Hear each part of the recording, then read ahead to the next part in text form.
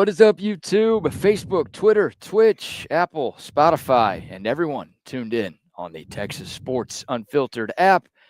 Welcome in to another edition of Bucky and BK live on Texas Sports Unfiltered and on the free TSU app. Today is Thursday, April 17th, 2025, and the Buck and I are with you for the next 2 hours live from our home away from home, Sue Patrick on 5222 Burnett Road. And Buck, we come here a lot. But Yes, normally when we do shows here, we're set up in front of their great selection of Texas Longhorn gear. But today, Jay threw us a curveball, and he's got us in front of the world-famous Jellycat wall. Got us in front of he threw us a money ball. That's what he threw us. Yeah, he did. Yeah, he did. Look at this. This is awesome. We've got bunnies. It is Easter weekend, after all. Basketball. Look We've at got this. the new Jellycat basketball with legs. Hey, the NBA playoffs get going There this you go. weekend. We've got a giant $1,200 dragon on the very top shelf. Yeah, get rid of that jag. Yeah, somebody needs to pick up that dragon today. You got little bears. You've got elephants. You've got potatoes. You've got turkeys. You've got frogs. everything. We got it all. They've got it all here. So you can come by and see us, or you can shop online at SuePatrick.com. Of course, we will have our world-famous QVC segment with Jay at some point in the 8 o'clock hour.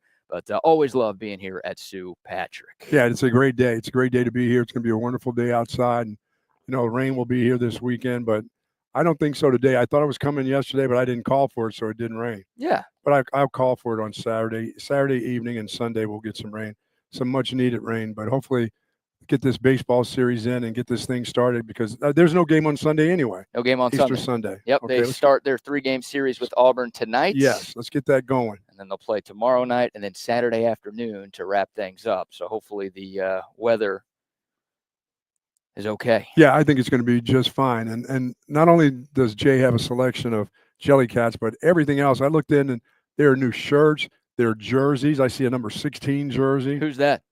I don't know, some kid who hasn't really started before. Started 2 games.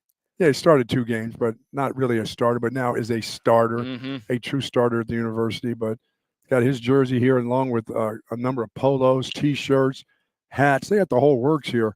This is great for the spring and the summer. Absolutely. It really is. I mean, shorts. I've never seen that many shorts here before. Jay's put the shorts out here, the golfing shorts out here. I'm going to have to be in shorts and show these legs. These massive legs that I got going on. No. Chicken legs. Chicken wings is right. Yeah, of course, it's shorts time. It was 90 degrees earlier this week. Man. Summer right around the corner. But the winds are blowing up all kinds of madness outside. Oh, yeah. It is something. If you have allergies, bless you.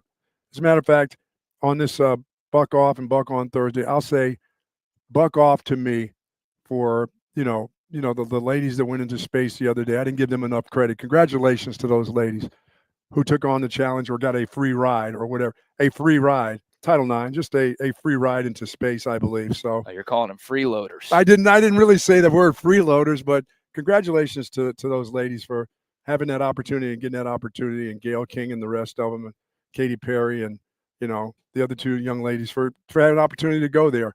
And would I have done that? I talked about I'd rather go here. No, I would have rather done that. If someone had offered me an opportunity to do that, hell yeah. So congratulations to them for having an opportunity to go into space. I think they are selling spots on future trips. No.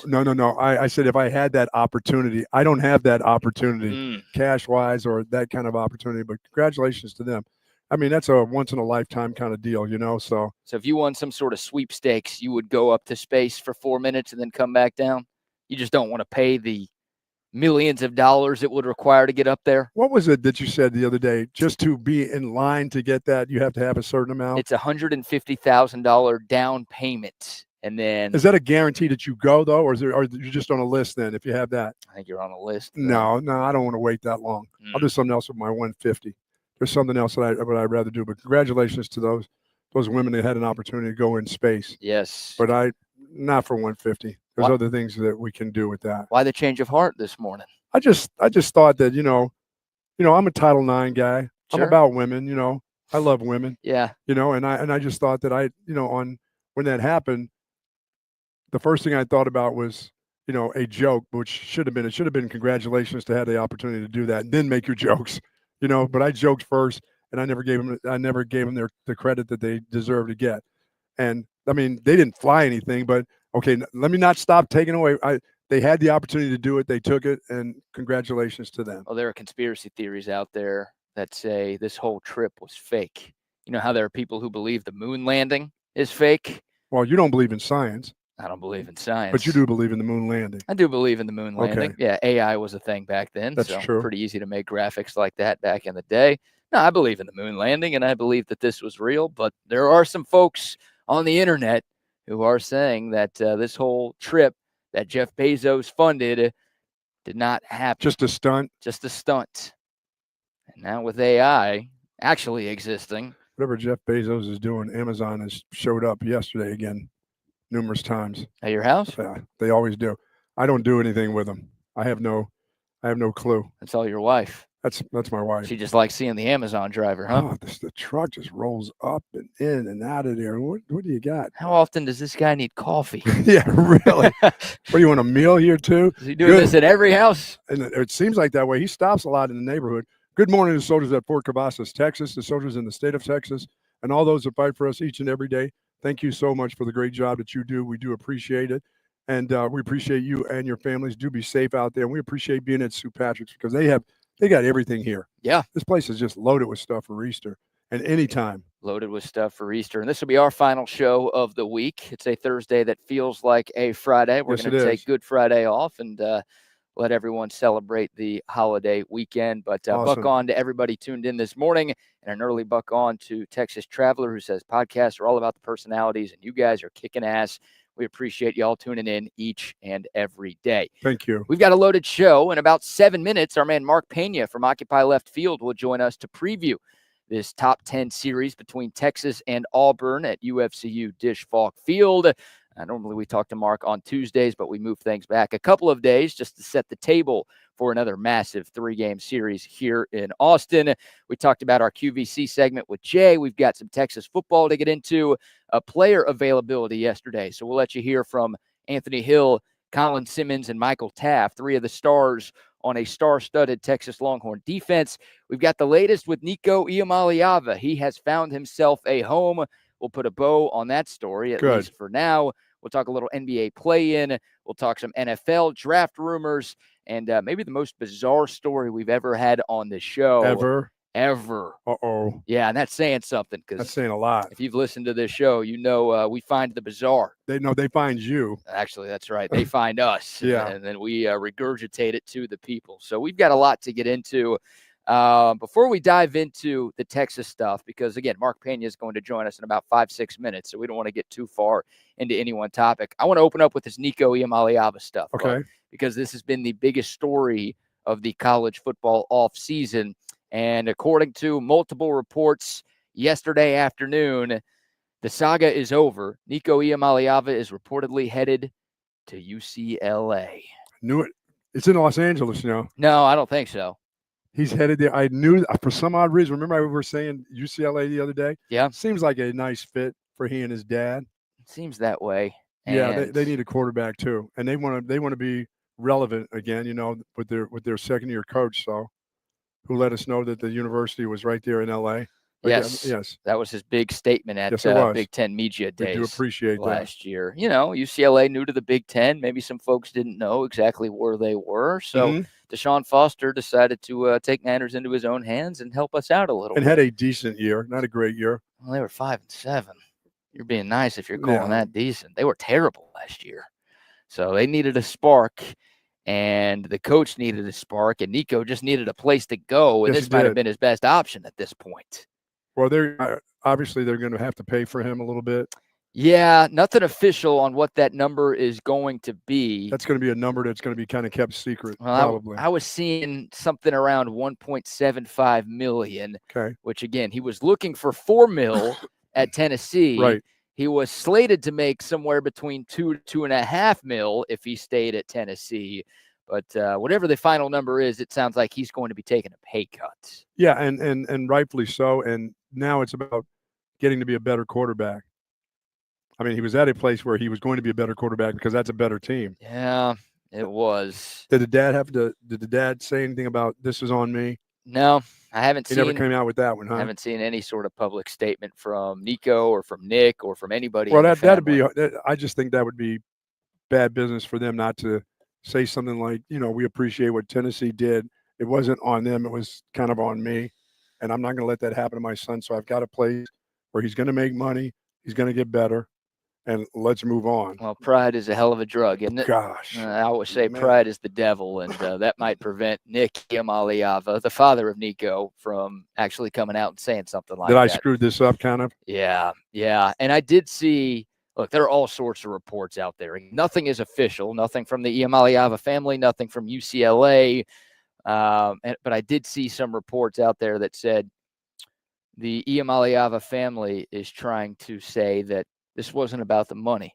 This was just about Nico not being a great fit with the Tennessee offense and wanting to be a part of what UCLA has going on.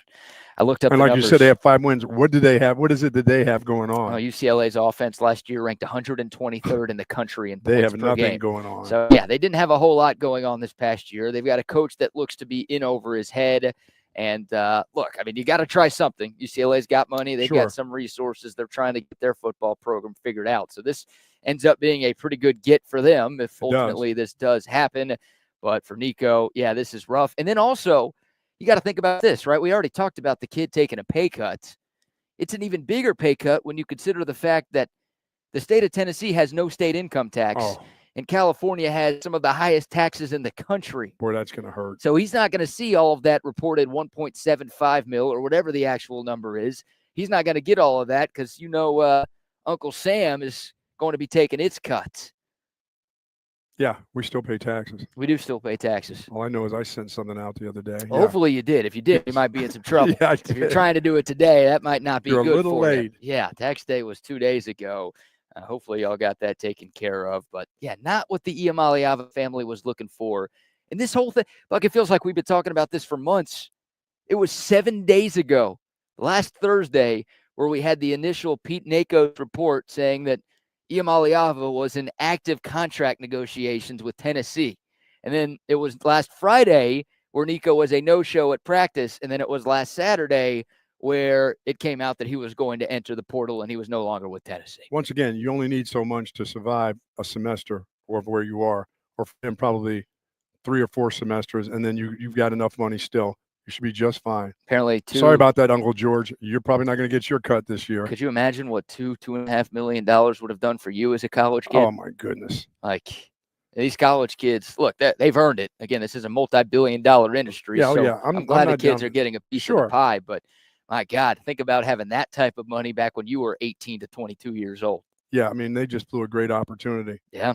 Because somebody got greedy, and it sounded like Pops got greedy. And too many hands, too many hands in the kitchen. Yeah.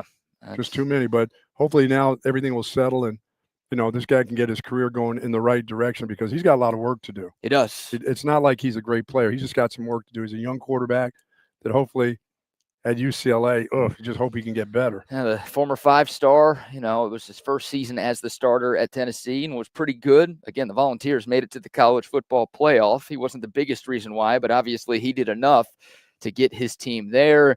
But, it's a guy with aspirations of playing on Sundays. And now that he cost himself some money on Saturdays, he better make sure he's doing enough to get to the league. All right, we'll continue to talk about that and keep you abreast of any updates going on with the Nico story. But, again, it seems like he is headed to Louisiana. Wow. Or Los Angeles. That'd be Los Angeles. Los Angeles. Thank you very California. much. I appreciate you letting me know. All right, let's localize things a little bit because we've got – it feels like we've said this every week, but another massive series coming to the dish. Of course, top 3 LSU was in town about a month ago.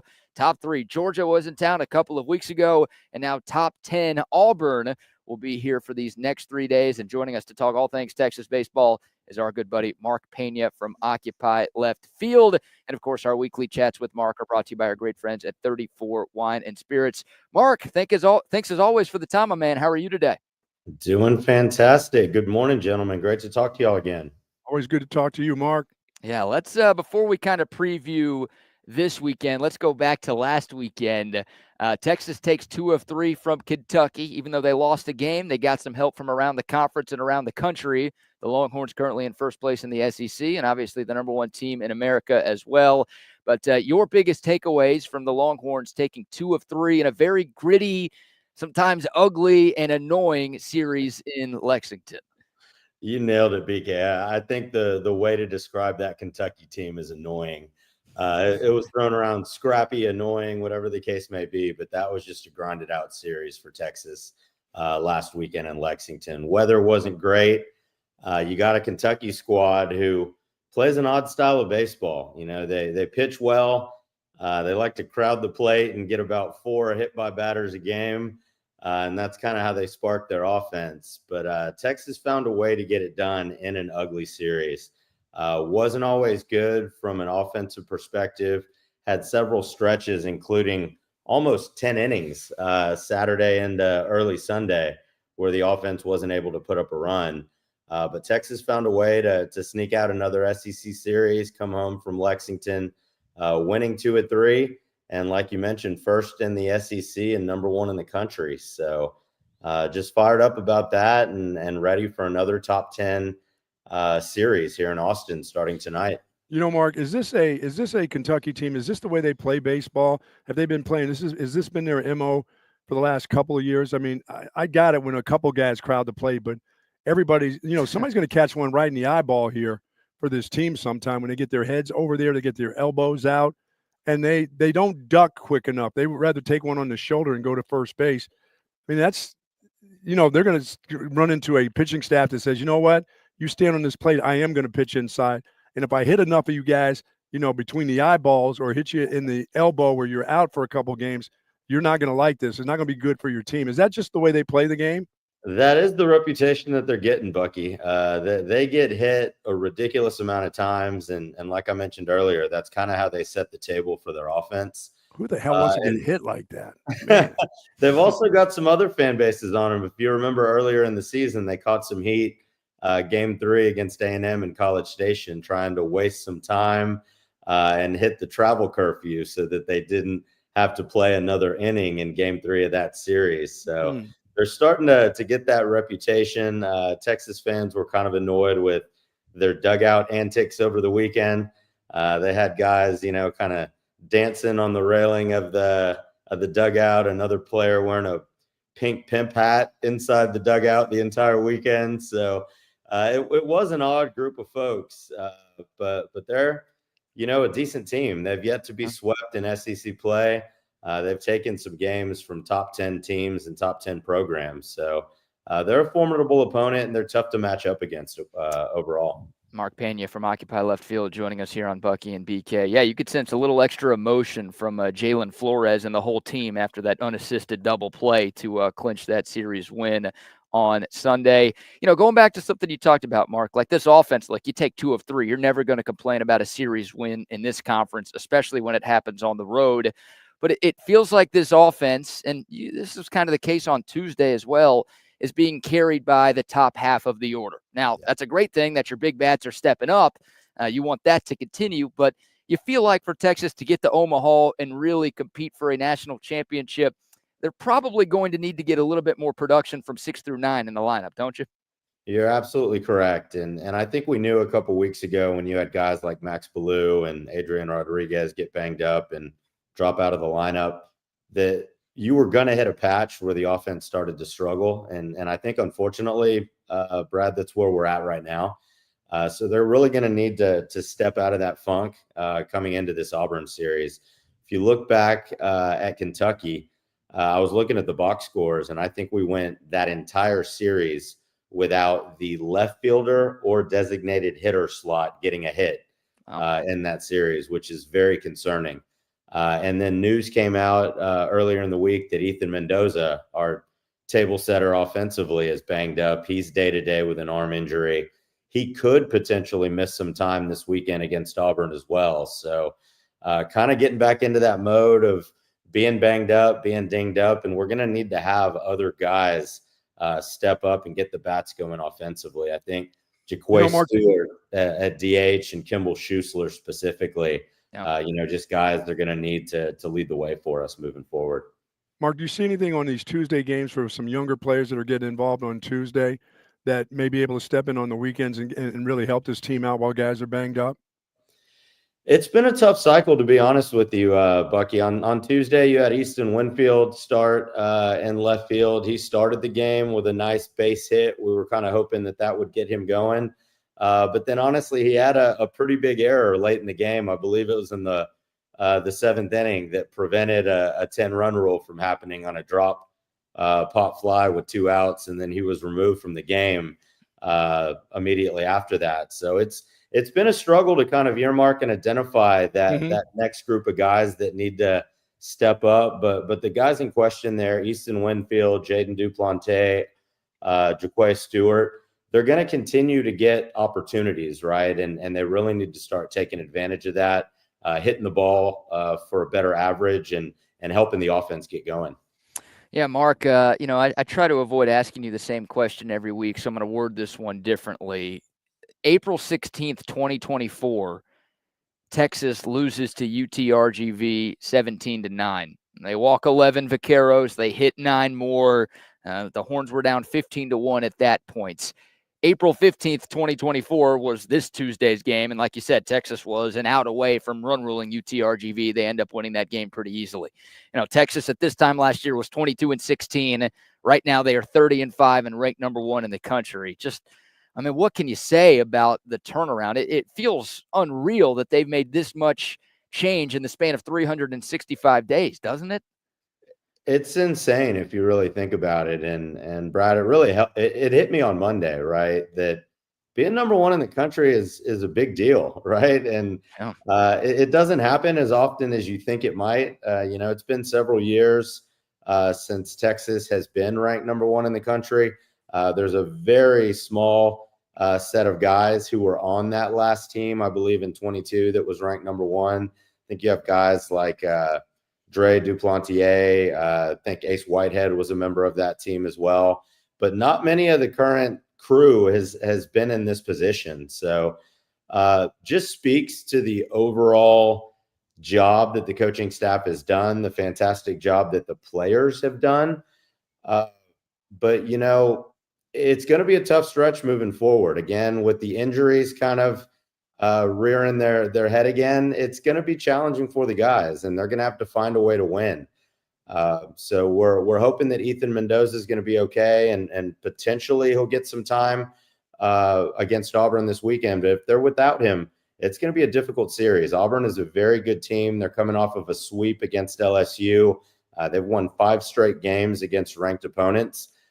So it's not really an opportunity to sit back and fall in love with that number 1 ranking. They're going to have to continue winning games if they want to keep it and if they want to stay at the top of the SEC standings. The way they pitch right now, and they're hitting just enough, but what's not happening is you don't see a bunch of errors, back-to-back errors, where in an inning you get 2 errors in an inning.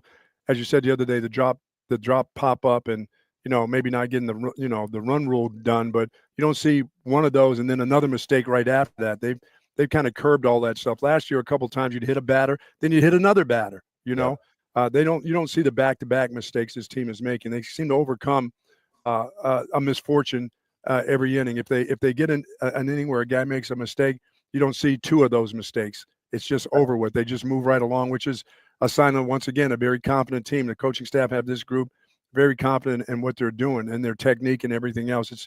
It's done well so far, but for me, it's how they handle losing a series. How is that going to be the following series or that next Tuesday? How they handle that? That's what I'm looking. As I said, they don't have to. They could win them all. Hopefully, we never find that out. We never find that out, but they're probably coming time where they saying that, right? We'll see what they're like after they lose the series, and they keep finding ways to win them. So hey, we're superstitious, right? We got something going. It's bad luck to not be superstitious. So I like you bringing that up, Buck. Mark, I do want to ask you this. Like, obviously, Auburn is a big series that starts tonight, and hopefully a bunch of people make it out to left field and make it out to the dish. But I think we all know what's coming next weekend. We'll preview that series a hell of a lot more when we get to our conversation next week. But are you guys already getting plans in order for the Aggie series next weekend? Interesting enough, Brad, we're going week by week, and It's we're just going to another series. Oh no, Yeah, we're I'm not getting saying coach that. speak from Pena now. Yeah, I love it. No, I'm not saying that. I'm telling you, next weekend is going to be the biggest baseball series we've had at Disch-Falk Field. But you got to get the job done this weekend in order for that weekend to mean as much, right? Yeah. So I want to be coming into that A&M series with another top 10 win There you go. under our belt. And man, A&M has also got their work cut out for them. They're going to play Arkansas in Fayetteville this weekend. And I think that's going to be the indicator to me if A&M has turned around their season or not, right? Obviously, 2 weeks ago, they had a good weekend in Knoxville where they started rough and got 10-run ruled, but they got out of Knoxville with a series win.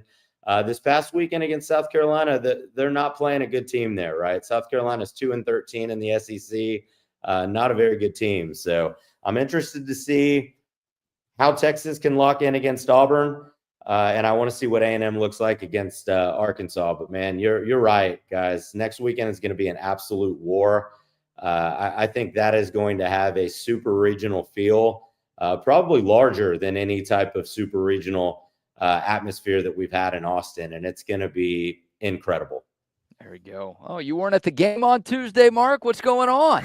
Oh, I was definitely at the game on Tuesday, so I don't know what that person is talking about. A miracle must have walked right by you. I was going to say, you don't take load management days. That's not in your nature.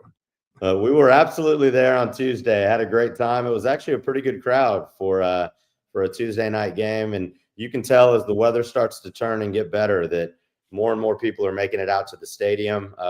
Kind of an odd situation this week with the Thursday, Friday, Saturday leading up to Easter, but really hoping that there's a ton of people out there tonight to kick that series off. Another huge opportunity for Schlossnagle and the boys, and we're looking forward to another top 10 series win.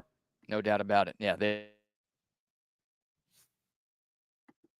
have earned your money. This team in the country right now, and hopefully they continue to play that way this weekend and beyond. Mark, always enjoy our weekly conversations, my man. Thanks so much for joining us, and have a great weekend and a great Easter. We appreciate you guys. Thank you. Thank you, Mark. All right, there he goes. Mark Pena, Occupy left field, kind enough to join us this morning. And we're taking you people for a ride here. There it is.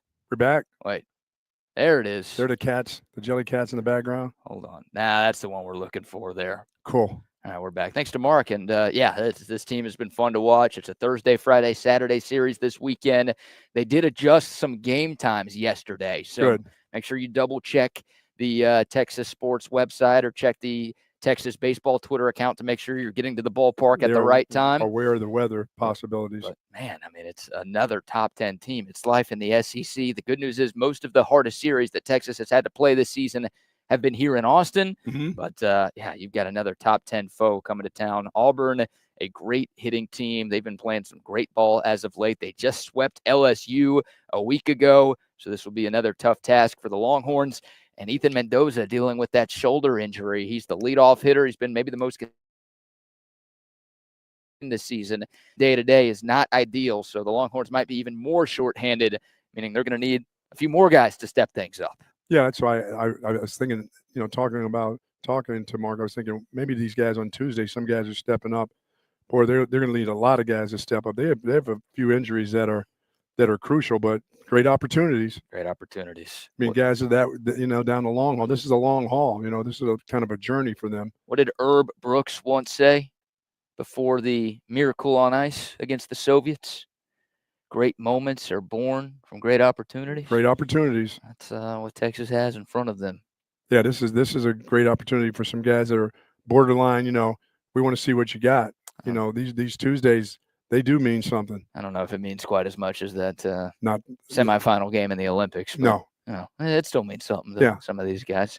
All right, we'll take your thoughts. The code text line 512-222-9328.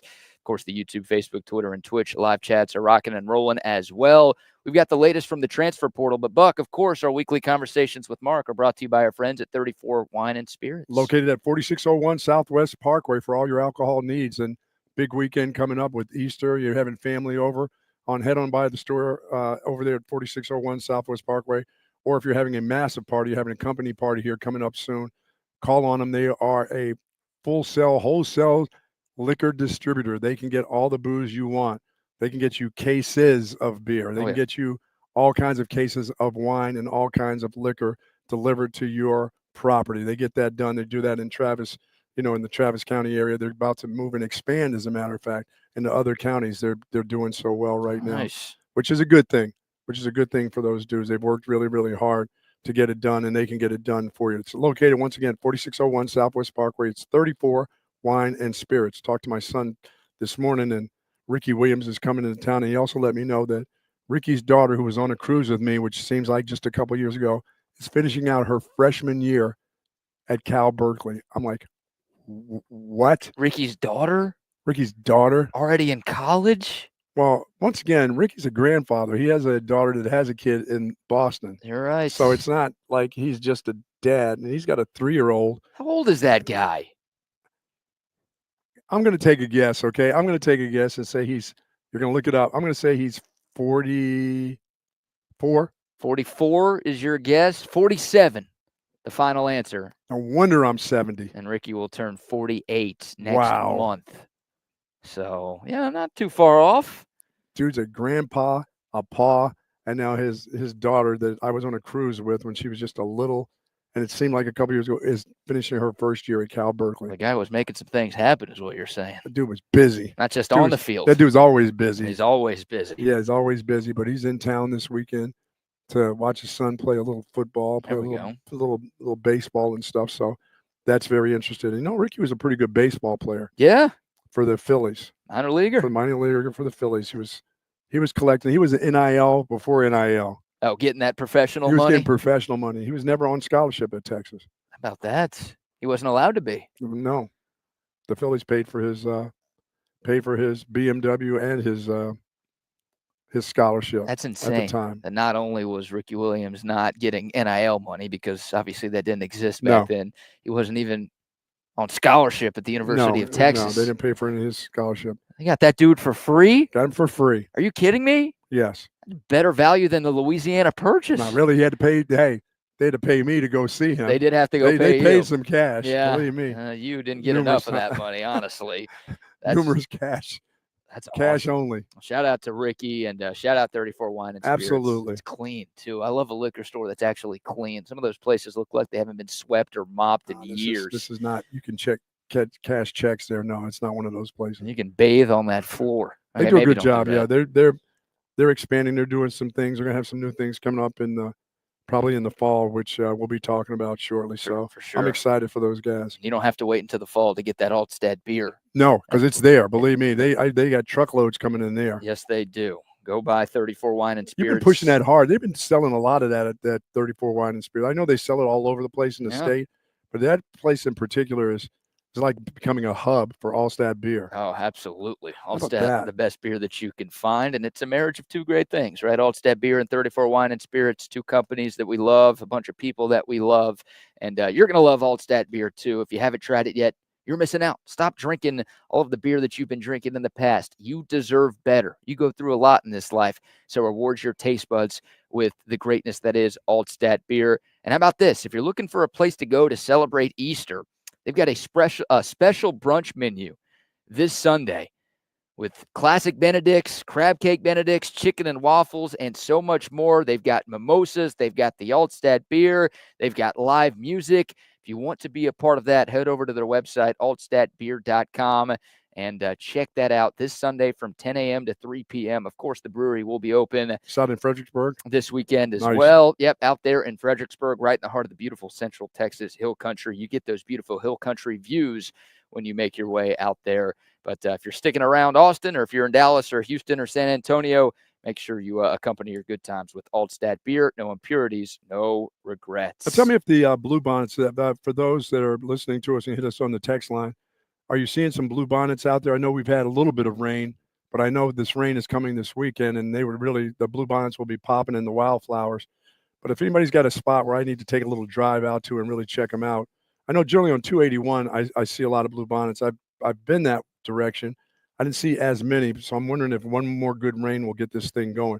I love the blue bonnets. I think that, the state flower is really, really special. actually put some in some spots on my property. So Nice. and that's a yearly thing for me until they start telling me the rattlesnakes like the blue bonnets, but that's okay. Our guy Eddie says there are lots of blue bonnets out there right now. I drove back from Houston last weekend. Did you see a bunch of them? Saw a bunch of blue bonnets on Nice. Highway 71. So they're out there. They're in Okay. bloom right now, which means you could take your nude photos once again. Next year, the year, I got to let mine on my property. I got to do, when I do naked photos in the blue bonnet, it's got to be on my own property. I just can't go out there on 71 and 290 and just lay out there in the blue bonnets. I need to do that on my own property. You probably get arrested if you try that. But it would make for some good content and some good pub for TSU. You know, anything, old black man gets arrested for posing anything nude. for some hits. Anything for some hits. That's what we need. I don't want to be sent to El Salvador. No, thanks. No, yeah, we don't want that either. No. I don't think they have good internet. It'd be tough to do shows. No, I don't want that. Oh, man. Hey, shout out to Nicholas, who texted in on the Coda text line saying, my name is Nicholas L. I'm from Omaha, Nebraska. I'm down here for my second ever time in Texas. It's the first ever time watching Texas play baseball at the Dish. Wow. So I don't know how you found us, Nicholas, but thank you for finding us. Awesome. Welcome to town and enjoy these 3 games. I assume you're going to all 3 games if you made that far of a trek, but enjoy the baseball this weekend. Very nice. All right, Buck. The transfer portal is open. We've got some rumors to talk about. 2 guys that are being linked to Texas. One guy at a very important position of need for the Longhorns, and the other guy who some would argue is at a position of need. But we'll start with the tight end. Cal tight end Jack Endries entered the portal yesterday, and he is reportedly going to visit Texas at some point in the not-too-distant future. Pete Thamel of ESPN had that story first yesterday afternoon. And our friends at Horns 24/7 have already put in a crystal ball forecast for Endries to come to Texas. I think we talked about him yesterday. 56 catches, 623 yards, 2 touchdowns this past season at Cal. He's officially in the portal, and the early signs are Texas is very much in the mix. Yeah, I mean, if he gets on campus, he'll end up here. This is just the kind of offense that he's looking for. I got to believe that Sark will get with him and let him see film of Gunnar Helm and what they did with Gunnar Helm, and they can show him 2 years of film and the different changes from Gunnar Helm from one year to the other. So, and this kid's already one of the top tight ends. You know, whether he's in the portal or not, he was one of the tight ends coming out. So This is a great opportunity for this young man to come to a place like this and an offense like this. Yeah, freshman All-American in 2023. And again, in 2024, he had 56 catches for 600. He sounds like a plug-in player. Yeah, 6'4", 240, 245. I mean, he would instantly become the best tight end that Texas has. And the Longhorns have plenty of tight ends on their roster, but I think most of those guys are a couple of years away from being true impact players. This Texas football program is not in a rebuild mode. They're not trying to win in a couple of years. They're trying to win right now. So you need players who are guaranteed to help you succeed right now. And I don't know if Spencer Shannon is that. I don't know if Jordan Washington is that. I don't know if Amari Winston is that. But you do know that Jack Endries, with what he's been able to do these past 2 years in a major conference, conference not as good as the SEC, but still in a major conference, like that's a guy who's experience. Yes. And that's what you're looking for there. That's what Texas got in Emmett Mosley V, the wide receiver from Stanford. And now they go to Stanford's biggest rival. And, of course, Buck, another ACC school, because that makes sense that Stanford and Cal are in the Atlantic Coast Conference, because when you think that ocean, you think of that state. I sure do. Pretty ridiculous there. But you mentioned it. According to Pro Football Focus, I think we had this stat yesterday, Jack Endries is the number 2 returning tight end in college football, not just for portal players. That's just in general.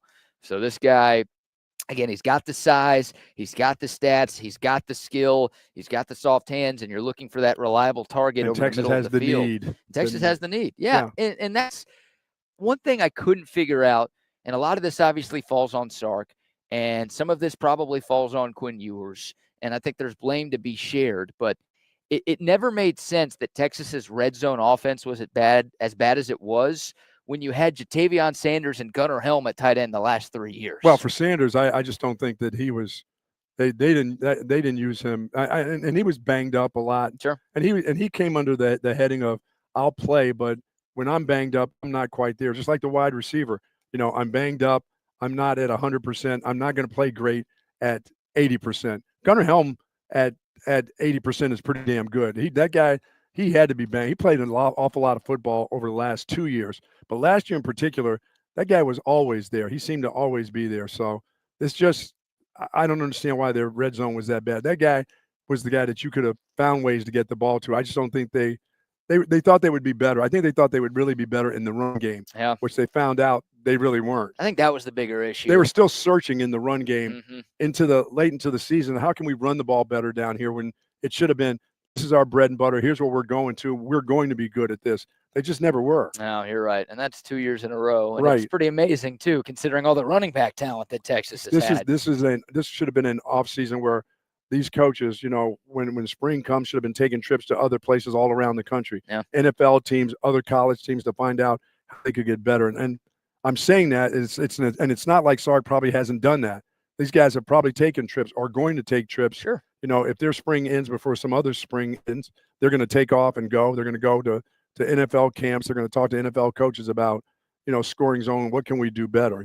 Yeah, these guys talk all the time. Absolutely. I mean, Sark said in his press conference on Monday that he just got off the phone with Kirby Smart. Sure. Right. And it's a huge rival in your conference and a coach that's had the better of you the last couple of years. But yeah, you're probably not going to get on Kirby's campus if you're Texas. No, but it's okay to call him, maybe pick his brain a little bit. But you can get on every NFL campus. Yeah, absolutely. And if you happen to be in Atlanta, where Bijan Robinson is, and you want to talk to Kirby, I'm pretty sure he would invite you down to sit and talk to him.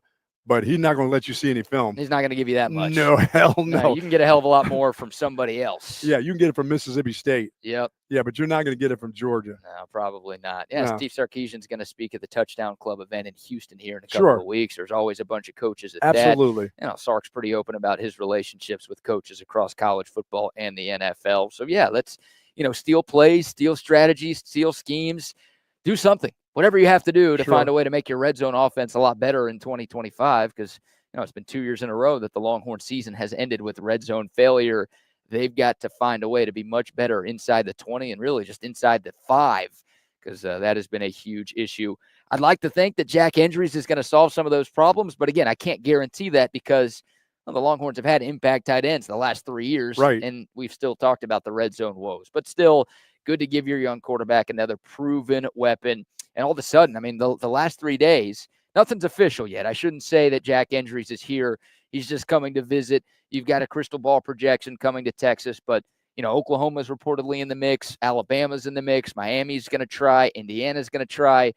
This won't be the easiest recruitment ever for Texas to win. But if Texas is able to land injuries, all of a sudden, you go from just 2 guys with returning production at wide receiver and tight end. You double that number to 4 pretty much in the blink of an eye. Yeah, and I've got to believe that they're going to work so hard. They're working hard in the spring, and they'll work hard in the summer on downhill running. 3rd and 2.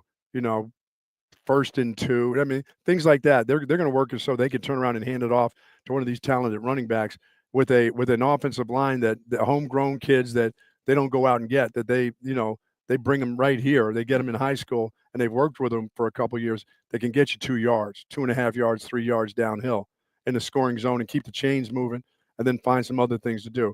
This should be a better running team in short yardage. Oh, it has to be. It just has to be. It feels like it can't be worse, right? Yeah. I don't want to say that because technically it can, but it can't be, right? Yeah, they've got some talented guys. They got big running backs. They have 2 big backs. I don't know about the other young guys that didn't get an opportunity to play, and some of them had injuries, but Gibson is a big runner. He looks big, and, he was okay for a freshman. Now going into his sophomore year, he ought to be a little bit more experienced where the cuts are, what the body lean is all about, and can get you to, even if it's not blocked properly, can get you 1.5 yards for a first down, keep chains moving, and get in that scoring zone and get into the end zone at the 2. No toss sweep. We're going downhill. We're coming. We're coming right at you. Here's where we're going to be. So you can all pile up there, but we're still going to get 1.5 yards, 2 yards. Yeah, it seems like we also have a 6'5", 230-pound quarterback that we can lean on a little bit in the run game too. Sure. Not just design runs that are gimmicky during the course of the season when you have another starting starting quarterback, but he's your backup quarterback. He's your starter, and we're going to use that guy to hurt you in games. That has to help, right? Sure. Like that's the thing I point to the most to say that Texas's red zone offense is going to be better this year because you've got a dual threat quarterback. Right.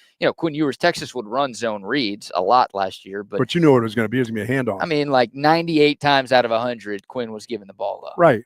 There were a couple of times where he kept it and it would work, but that's not Quinn's nature. That's not his MO. He's also very injury prone, so you didn't want him taking a lot of hits. So he just wasn't keeping it on those option plays very often. He's a big kid that can take a hit. Man, but Arch Manning, like you have to incorporate that element into your offense because that's a separator from Arch and Quinn. And that's what you look at with other college teams, how they use their quarterback, their dual threat quarterback. Sure. In those cases, you can get that from a lot of schools that have had success with that part of the game. Yeah, and I don't think Steve Sarkisian is going to turn Arch Manning into what Haynes King was at Georgia Tech last year. Like I still can't get that out of my head. The Georgia Tech-Georgia game that went to like 8 overtimes on Black Friday. Survived, yeah. And I mean, he did fumble at the end of regulation, maybe from taking too many hits early on in the game, but just felt like Haynes King. I think he had like 20-something carries in that one. But they had a lot of success in that game in the short yardage with him running the football. It's just, but you can't do that with Arch Manning. So you'd like to have a combination of guys who can help, but you need to have that quarterback run game as an element of this offense in 2025. And hopefully we get into the games early in the season to see what the backup quarterbacks are like too. Yeah. Because you always want to see that. Yeah, I think in games 2 through 4, right? I don't know if you're going to see much Trey Owens in Columbus. I feel like I should knock on wood when I say that. But, your 3 other non-conference games, you should be able to see some of the number 2s and maybe a little KJ Lacey as well, your third-string quarterback. That's fun. Also with the running backs, feels like everybody got bigger in that running back room.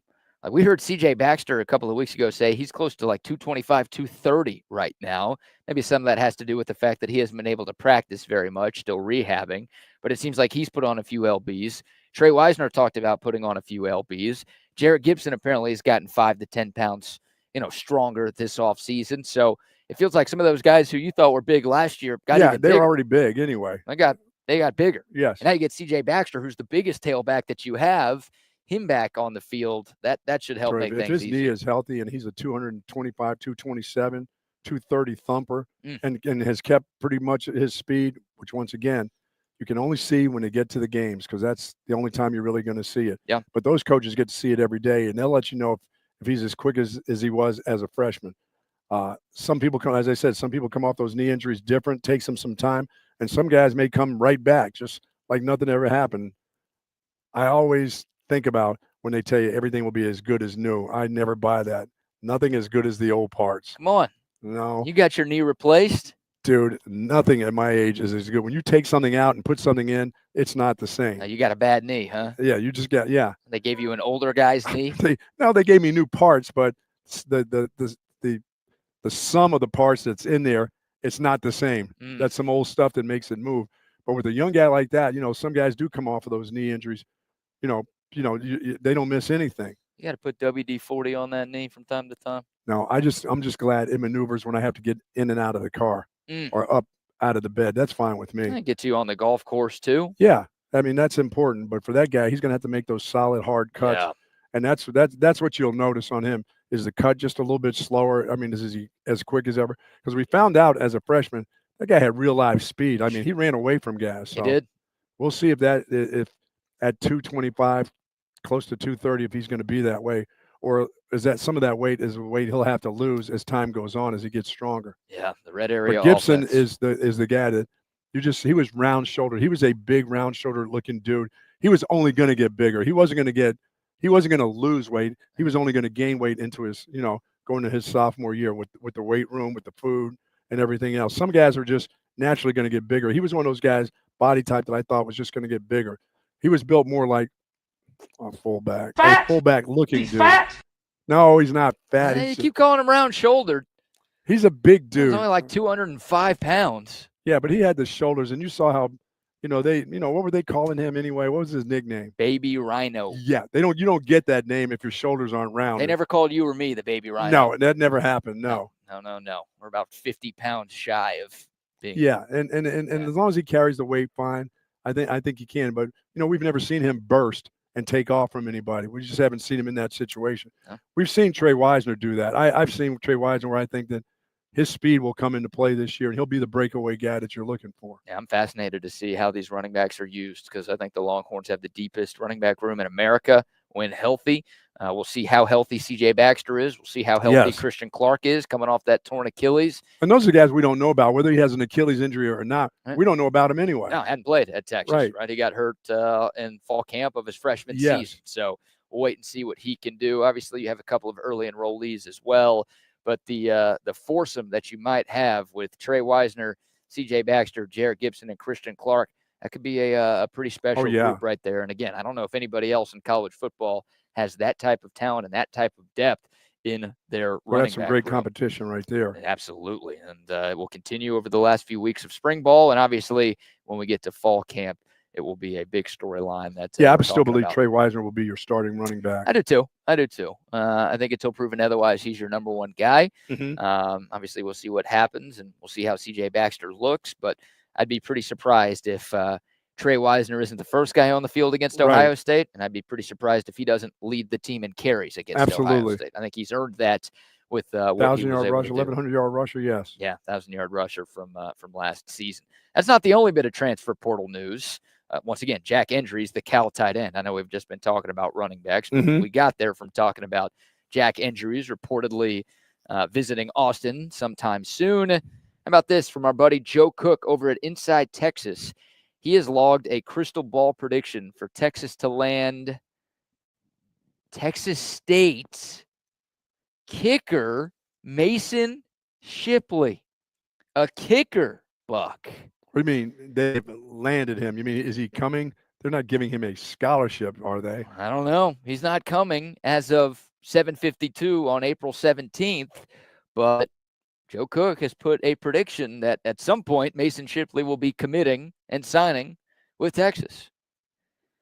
You got to wonder about these new scholarship limits. If they actually do take effect, it could increase the number of scholarships Texas has to 105. So maybe you'd have a little bit more to work with.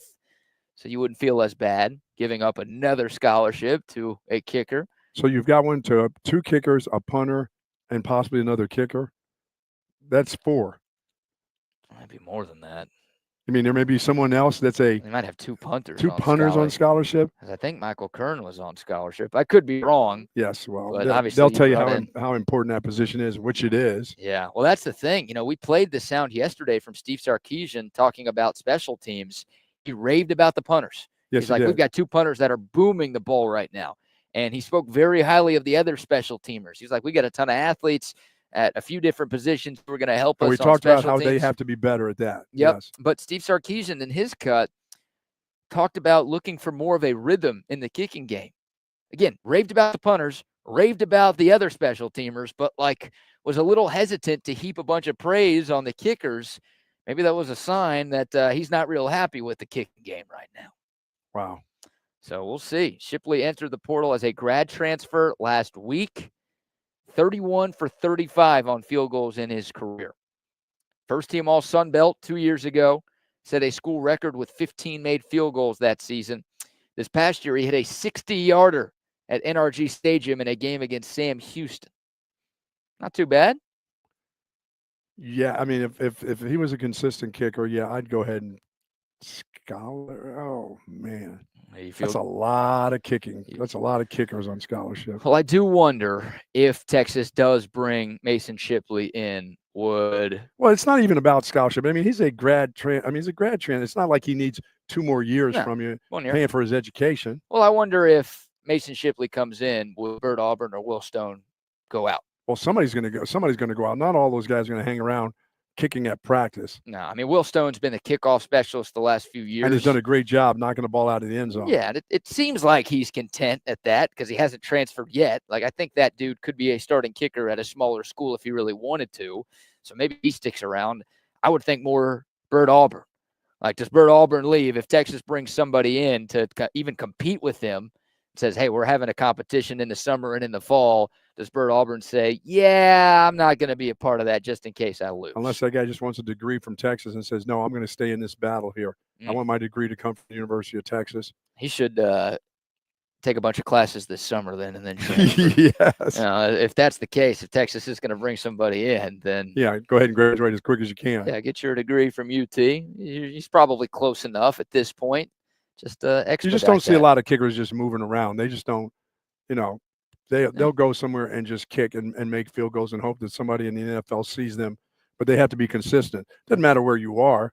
If you get out there and you kick 15 in a row and you've got that thing going for you, somebody will find you. Now the difference is NIL money. Like, you're right. In terms of the NFL, Mason Shipley, if he's good enough, he could stay in San Marcos for another year absolutely. and end up getting drafted, or at least getting invited to a camp to try out. Yeah, they don't give very many of those guys. They get to be free agents or get drafted in the 6th or 7th round. Yeah, that's unless you're Sebastian Janikowski, who for some reason went in the first a few years ago. But yeah, I think this is hey, Mason Shipley can make a little bit of money if he ends up coming to Texas. Right. Gets to kick at the University of Texas, and more people are going to see him, I guess. Dude, whatever you do now, your life is very short as a kicker at the university now. If you're looking for people and people are coming in, believe me, whoever it is, you miss a couple, you'll be gone too. They'll be gone too. That's what I'm saying. So it's either about NIL money. Yeah, that's okay. But it's not about how much it would cost you to come to school here for the semester, because you're only going to be around, a semester anyway? Yeah. Yeah, I mean, it would be about what can I get in NIL and how close am I to actually being your kicker? Am I the third guy in the list, or am I, if you decided you're going to bring me here, am I in the real competition? That's it. Like, what do you promise? Usually when you get somebody from the transfer portal. I can promise a wide receiver. Oh, no, you're the third guy. You are you're going to be playing for me. Exactly. Like, I'm sure Texas told Emmett Mosley, like, yes, look around. You're going to get some opportunities. I'm sure Texas is telling Jack Andrews, look at our tight end group. You're going to be the starter right now. Absolutely. That's right. So, I don't think Mason Shipley is the second coming of Cameron Dicker or anything like that, but I assume he's a guy who would have other opportunities out there in the portal. So for Texas to land him, are they telling him, you're our starting kicker? Like, no ifs, ands, or buts about it? You're our guy? Or you think he'd be willing to say, I'll just be a part of a competition and showcase that I'm good enough to get the job? No, somebody behind closed doors says you'll be there with one other guy right now.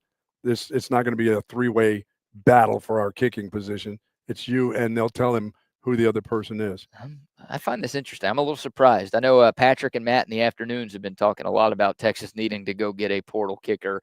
Look, I don't feel great about Bert Auburn right now, so I'm not going to complain too much if Texas actually ends up doing this. But I figure they would try to run it back with Auburn and Stone and get one of those guys right, but that might not be the case. They might feel like Bert Auburn is broken beyond repair, and they got to do something different. Yeah, it'll be interesting to see. I mean, I would think Bert Auburn, who had the year before, was fantastic.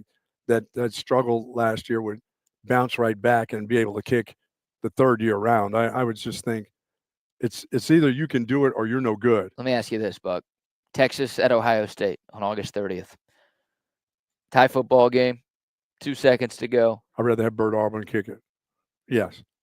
I would have enough faith that in the third time around, that guy can make the field goal. Really? From 46 yards. 46? I was going to ask you 35. I'm going to give you 46, yeah. I don't know if I'd feel good about 35. Now you're saying 46? He's going to do a lot of kicky kick during the summer. You know what I mean? Getcha, now kicky kick. He'll be doing a lot of kicky kick because he wants to still be a part of this team. I think he was doing kicky kick last year when he was sucking and it didn't do anything. No, he's doing a lot of that down at the other field, but I would give him every opportunity because you've seen him do it before. You've actually seen him do it. You've seen him screw up, but you've seen him actually, hit a bunch of field goals in a row like nobody's business where it was automatic. So you know how kickers work, though. Yeah, they are head cases. Like, Bert Auburn clearly has the physical abilities. Like you said, we saw that 2 seasons ago. And we saw that towards the beginning of last year, too. So get over it. Let's go. Let's not be going looking for kickers and giving them scholarships. Come on, man. Sometimes it's hard to mentally unbreak a kicker.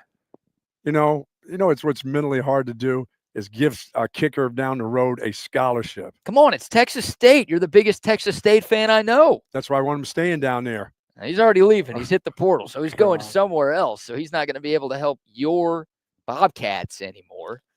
Yeah, I mean, if you told me that if he said, I don't need a scholarship, I just want to come here and compete, I'm better than the ones you have, I'm like, let's go. Okay. Let's see, if you wanted some NIL money and we could do it that way, but you don't need a scholarship because you're going to be here 3 years or 2 years. And he said, this is what I want to do, coach. I want to compete against your kickers. I want a little NIL money. Let's go. I don't need don't have to scholarship Come on, me. he's trying to get a grad degree. You want him to have to pay for that? He can pay for it. No. It'll be part of the NIL money. If he's making all of his kicks, he doesn't have to pay for school. There you go. That's true. Yeah. You don't even have to go to school, if you ask me. No, he's got to go to school. He's a grad guy, yes. Those grad guys have to go to school. No, grad school is harder than undergrad school? Yeah, they don't give you graduate degrees. You have to actually go to class or do something online. Challenge accepted. There you go. Let's see if I can do what I did in undergrad and get a graduate degree here. Let me Google what's the easiest grad program I could find at Texas. And please don't tell me kinesiology. Might be journalism, which was my undergrad. There you go. I don't even know if they have that. But yeah, sport management or kinesiology. Kinesiology. What about undergraduate studies? Is kinesiology still under the science of movement? Yeah, it's some sort of phys ed science. teacher, is that what it is? Yeah, it's in the science departments. That phys ed, kinesiology, sports management, and undergraduate studies. Yeah, when I was coaching at Texas, I had a bunch of people saying, "Oh no, it's not to be a gym teacher, kinesiology." I said, "Isn't it the science of movement? Like you're going to be a coach or you're going to be a gym teacher or something like that?" They said, "Oh no, it's much different. It's science." I'm like, "Science of movement? Mm-hmm. Are you gonna be a yoga instructor?"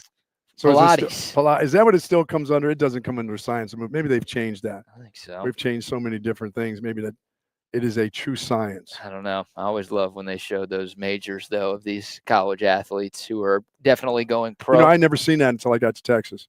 I didn't see that. I didn't have that at Boston College. Really? Or University of Illinois. I never saw kinesiology. When I came to Texas, I said, there's a bunch of football players in kinesiology. That must be a cool thing. And then they told me science of movement. I said, oh, they want to be coaches later on. Yeah. Or gym teachers. Behavioral studies. That's a good one there too, CB. Yeah, a lot of athlete majors out there. But hey, they're athlete students now. That's true. They're not student athletes. No, we're not buying into the student part of it. They don't need to be getting, real legit degrees, if you ask me. I don't care about that. No, just like you don't care about science. No, I don't care about science. I don't believe in it either. Well, I would say that a guy who wants to come and compete with the other two dudes and doesn't need to be, oh no, you got to tell everybody in the world, I need you to tell them I'm on scholarship. Okay, kick a few in your games and then we'll put you on scholarship. Well, that was the problem for Bert Auburn, right? Walk-on Bert was great. Then they put him on scholarship, and then last year happened. So you may be onto something there. Like, let's not give out our kicker scholarships until they earn it.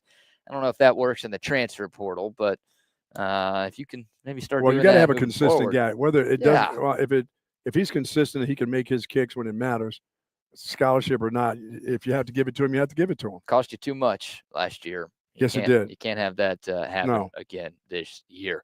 So we'll see. Again, nothing official yet, but Inside Texas's Joe Cook has logged a crystal ball prediction for Texas to land Texas State kicker Mason Shipley. Nice. It's your second bit of portal news. All right, we've got some sound from some current Texas players that will play here in a moment, including Anthony Hill, Colin Simmons, and Michael Taft. But before we do that, how about another round of sponsor shout-outs? So our good friends over Relax the Back, they embrace a holistic approach for a healthier lifestyle and based on 35 years of proven expertise, and my back could not be happier. Tempur-Pedic pillows, mattresses, the whole works, zero gravity recliners there, select human scale office chairs, desk, and all the accessories that you need to make your life a little bit better. Heal and recover, work smarter, sleep, reimagine, and live pain-free at Relax the Back for sure. Two great locations in BK's at the Hill Country Galleria, across from Whole Foods, and in North Austin, up here where we are, at the Gateway Shopping Center, across from the Container Store. As I said, live pain-free like the Buck at Relax the Back. I go to Relax the Back and get one of those butt pillows for my car. Oh, really? You know what I'm talking about? I know. They've got those. Yeah, I've been a little massage pillow for you. Driving around a lot. There you go. You're like me, truck driving. A little bit more comfortable in my own car. I've got the vibrating ball, which I love. Yeah, I'm not going to use your vibrator. You want to use my vibrating ball? It's just a round ball. No. It's not a prober. I don't want your beads. It doesn't prober. I don't want your beads, guy. It's not beads, dude. It's a round ball. Yeah, it's like the size of one of these Jellycats. It's almost the size of this baby right here. I heard you started with a smaller one. And I started with the snow globe. You've been able graduated. Don't even insinuate that you're using this beautiful snow globe for something like that. That's the size of the vibrating ball, brother. Where do you put that thing? Right on my back, lie in the big taco, and just that's the problem is the big taco. It's where I sit down. That's where you like to use your vibrator, huh? Just lay back on the big taco. Let it happen, baby. Very, very relaxing. Yes. Sorry about that. Relax the back. You deserved better than what I just gave you there. Shout out to them. Shout out CentexTickets.com. 3-game series. It's Texas. It's Auburn. Another top 10 tilt at the Dish this weekend. If you're looking for some last-minute tickets, head over to CentexTickets.com. And don't forget to use the promo code CENTEX10.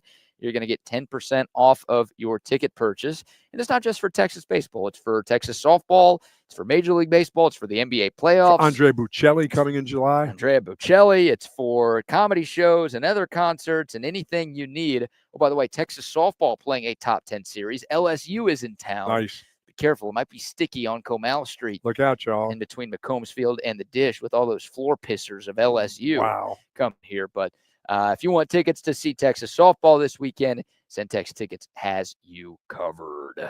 Yeah, and we've got you covered right here at St. Patrick's. This is awesome. I see the bunny rabbit colors. Look at the little bunny rabbits over there. No, I BK. can't wait for our QVC segment with Jay today Man. because he's got like so much stuff just right by our table, slightly off camera, that he's about to present to us. And it's going to be a fun one today. Jellycats, Longhorn gear, How about Easter the golf stuff. bag that he's giving me for the Mullet Open? That is a special bag there. That's going to be a great gift for somebody. Oh, somebody's going to get that as part of a raffle, guys. That is Longhorn awesome. themed golf bag. That's And big time. That's not just a bag. That's about a $300-some bag or more. There you go.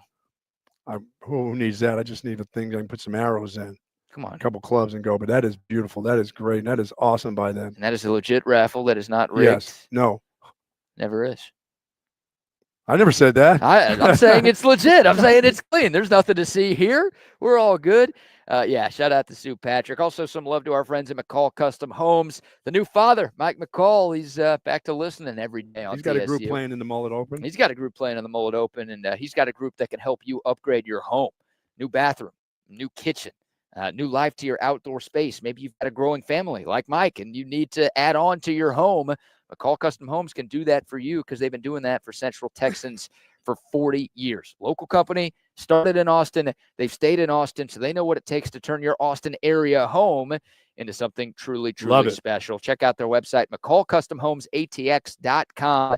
They're giving out free estimates to TSU listeners right now.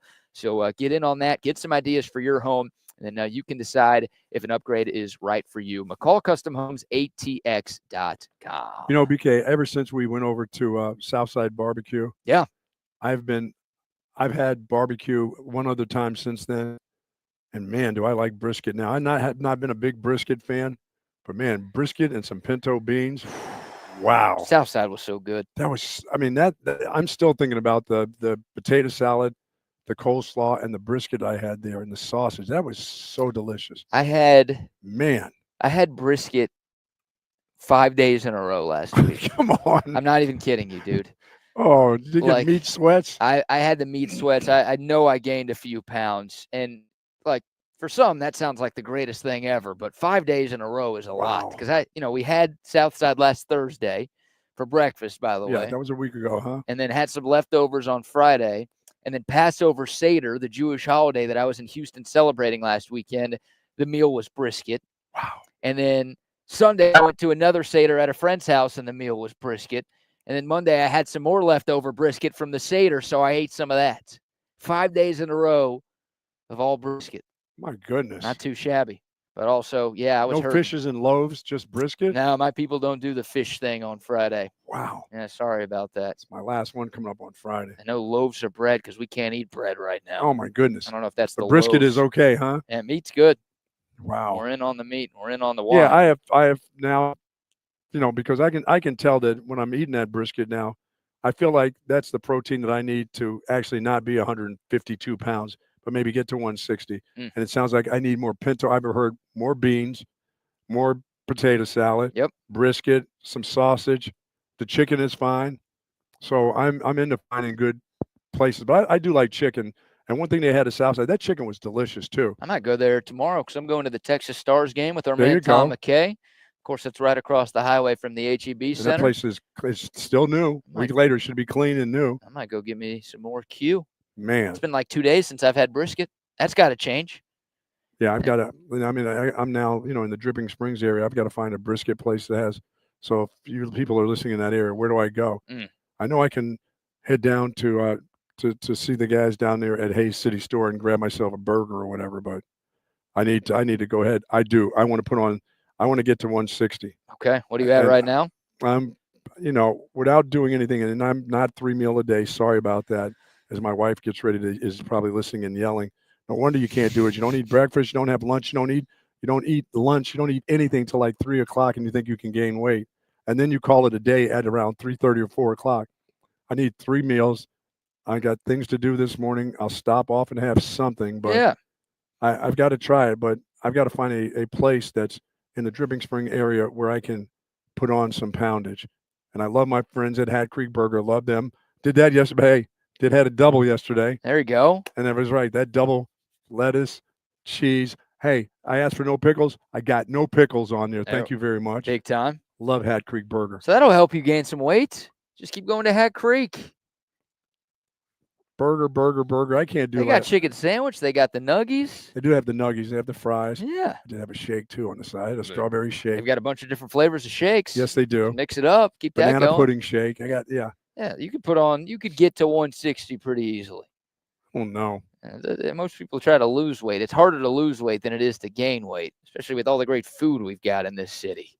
I don't know if that's necessarily true. I got something in my metabolism just doesn't allow me to gain. Now, if I can start drinking again, if you'll let me start having a few of those, let me have a couple of those Happy Jacks. How about just 3 meals a day? Yeah, that's a lot. Not just 2 meals a day. Doesn't sound like you're even doing that. I do probably one good one and some junk. You do 2 good ones and some junk, and you'll put on a couple of LBs. Think so? Yeah, absolutely. 2 good ones and a little junk. Okay. It's all about calories, man. Got to consume. Yeah, I need a personal trainer maybe. Tom McKay will help out with that. Yeah, he's buffed right now, though. Well, you'll probably die from working out. No, with that I don't need to work out like that. We could see if we can get Tori Becton to lead you through. Dude, I'm almost 70. I'm not trying to look like I'm 20. I just want to be 70. You want to be in your playing weight. Tori Becton will get you back into playing shape. By the way, I'm a month away from moving up to the front tees for good. Oh, 2 months. You're rounding up. Yes. Don't be saying 1 month. You're trying to cheat the system. June 20. Oh, that's 2 months. Yeah, You're right. It's April. Yeah, I'm about to move up. And when I move up, I'm not looking back there where those guys are. I go right to my tee box, and that means par 5s.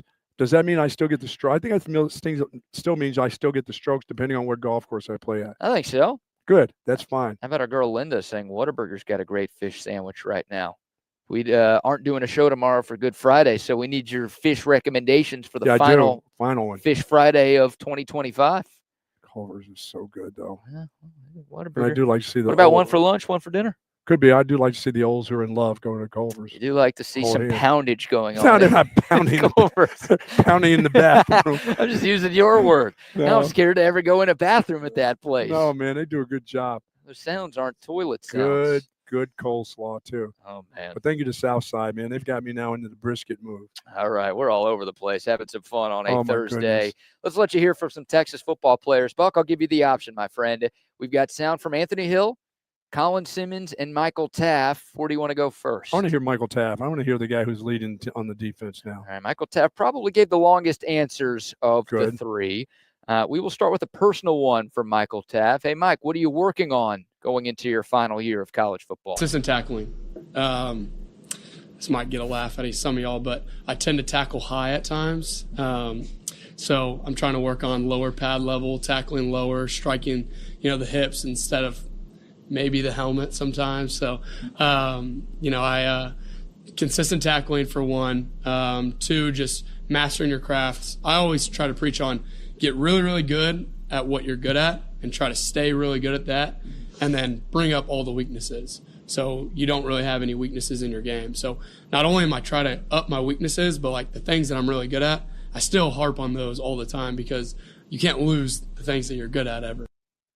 Yeah, I think the fact that he's talking about making sure he keeps his head out of the game, getting away from that helmet, that's everybody. That should be every year. That should be something that you talk about, that you practice all the time. And that tells you about what kind of guy he is and experience. He knows he can't afford to get a helmet to helmet, and he's in a position where there's a lot of contact, a lot of collisions back there, and he knows he's got to lower his helmet, get into that waist area where he can make those kind of solid tackles. That's just such a good answer. Yeah, I think there are 2 plays in that Arizona State win that stick out for Michael Taff and they're prime examples of him tackling a little higher. But that's something that they always should be working at, isn't it? For sure. One of them is the targeting, no targeting, Right. obviously, which wasn't even close to a penalty. What are we even talking about, guys? And then the other one was where he got stiff-armed by Cam Scatterbo. Like maybe the worst moment of Michael Taft's 2024 season, which ended with him as an All-American. There's some still shots out there of him just getting thrown to the ground by Cam Scatterbo. That guy's hard to tackle enough when you're doing it right. But if you're going too high on a dude like him, then you could end up on a poster somewhere. Yeah, you don't, and you don't have to make poster tackles all the time. You just got to bring a guy down. Yeah. You know, yeah. And it's nice to be able to have an individual tackle where you can bring a guy down without having guys who may be just right behind you making the tackle. They go down. And that means wrapping up around that, around that leg area, around those knees, and bringing both knees in and running through the ball. So that's a part. I mean, I love that answer. That's one of those things. If I asked a running back about toss sweep, what are you looking at? What is your point of attack? What about, pressure points on the ball for not fumbling? That's the kind of answer I'd like to get back from it. That's an experienced answer right there. Definitely. Michael Taft is an experienced dude, and yes. He was asked about becoming more of a leader. Last year he had his boys and his best friends and two great players with Jade Barron and Andrew Makuba by his side. They could do all the talking. Absolutely. Well, those guys are obviously gone. Jade Barron and Andrew Makuba are off to the NFL. Michael Taft was asked about being more of a leader and how he's trying to embrace that new role that he's got, again, going into his last year. Try to do a really good job of, the guy that maybe doesn't talk to a lot of people in the locker room, go reach out, like, hey, how are you doing? What school are you from again? Like, how many, are you the oldest, youngest? I try to get those questions out there early just because, I know what it's like being a freshman. And even more, I know it's like being a freshman walk-on where nobody even really knows who you are. So you don't have the stars to be on social media coming in as a freshman. So I know what that's like. I know what it's like just being, just kind of going through things, going through adversity, and not a lot of people know about it because you don't talk about it. But maybe somebody notices. So I try to do that my best. But yes, it has been a great step for me to know. I think it's gotten me out of my comfort zone. Is kind of the way to say it because. There's times where I could just rely on Andrew and Jade. Like they know what I'm talking about here. But I got to get different ways of communication and got to get out of my comfort zone in some aspect. And that's hard for people to do. And it's truly it's really believable. People don't care how much you know until they know how much you care. They even with us when we start talking about football and stuff, and I've been around football a long time, people want to know how much you care about them, what you think of their thoughts. They don't really they like the fact that you do this or you're a special person at whatever you do, your craft, but they want to know how much you care about them and their thoughts. So he seems like that guy. He's gotten to the point where he wants to be that guy. Yep. He wants to make sure that people know how much he cares about them than they care about, what he thinks and stuff. That's a good way to look at things. Yeah. Talk to the guys who don't Sure. always talk. No. Talk to some of the quieter guys on the team. Make sure everyone feels like they are a part of the team. Yeah, and they can say something and people will listen to them, that they're not just, shooting into the breeze, opening up their mouths and nothing really comes out. I mean, you can feel that way if you're a young guy. You can say things in the locker room and people will look at you like, you don't know. You haven't been here long enough. But he's going to find those guys out, seek them out, and talk to them. Michael Taft has to be one of the most respected people in that locker room, right? Maybe the most respected guy in the locker room. I mean, obviously he's one of the best players on the team, but we're talking about a guy who started as a walk-on, right? Who worked his way up to All-American, and he's got an NFL future when his college career is all said and done. So that's a story that I think can resonate with a lot of people. That guy's clearly put in the work that it takes to get to this moment. It takes that, yes. That's a guy you want to listen to. It's like our guy Jay. Nobody cares how much you know until they know how much you care, and Jay cares. Jay cares. Because look what he's brought for us. We'll have some more sound from Michael Taft a little bit later. But is this just solely for me? Which one do I get, Jay? What's Jay trying to do here? Did you see what he gave me? Oh, there we go. And he handed this one to me first. Is there a reason why I got this flavor of OLIPOP? Isn't that great? Isn't that something? What flavor is it, Buck? Watermelon lime. Have you had that one before? I have not. Oh, it's perfect then. What are you insinuating by? I'm insinuating that. What if I want to be creamed instead? Well, Jay knows the cream soda is my favorite flavor, so. And he also knows that this is a family program, so I don't think he wants you getting creamed on camera right now at his own store. The watermelon has, nice. Watermelon lime. Yeah. Shout out to Jay. It's Sue Patrick. What's going on, my friend? Not much. Great show, guys. Great show. Thank you. It's good to be here, man. It always is. Bucky, we're celebrating your birthday early.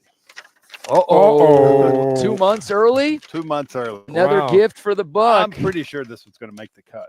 Are you? Yes. Okay, listen, what is it? Says It's in a giant brown paper bag. it says Big Boss on it. That's there not you- for you. That That's- ain't you. that's for my wife. Yeah, right. What do we have? Oh, it's a fruit maker. Fruit. Oh, I dessert. think it makes a little ice cream out Frozen. of fruit. Not real ice cream. Can I put real ice cream in it and mix with the fruit? Maybe. You know, I didn't read the directions. Which means I can. Which means I can probably keep this. That is a Oh, you sh- swirlio. Yes. And How much was it originally, Jay?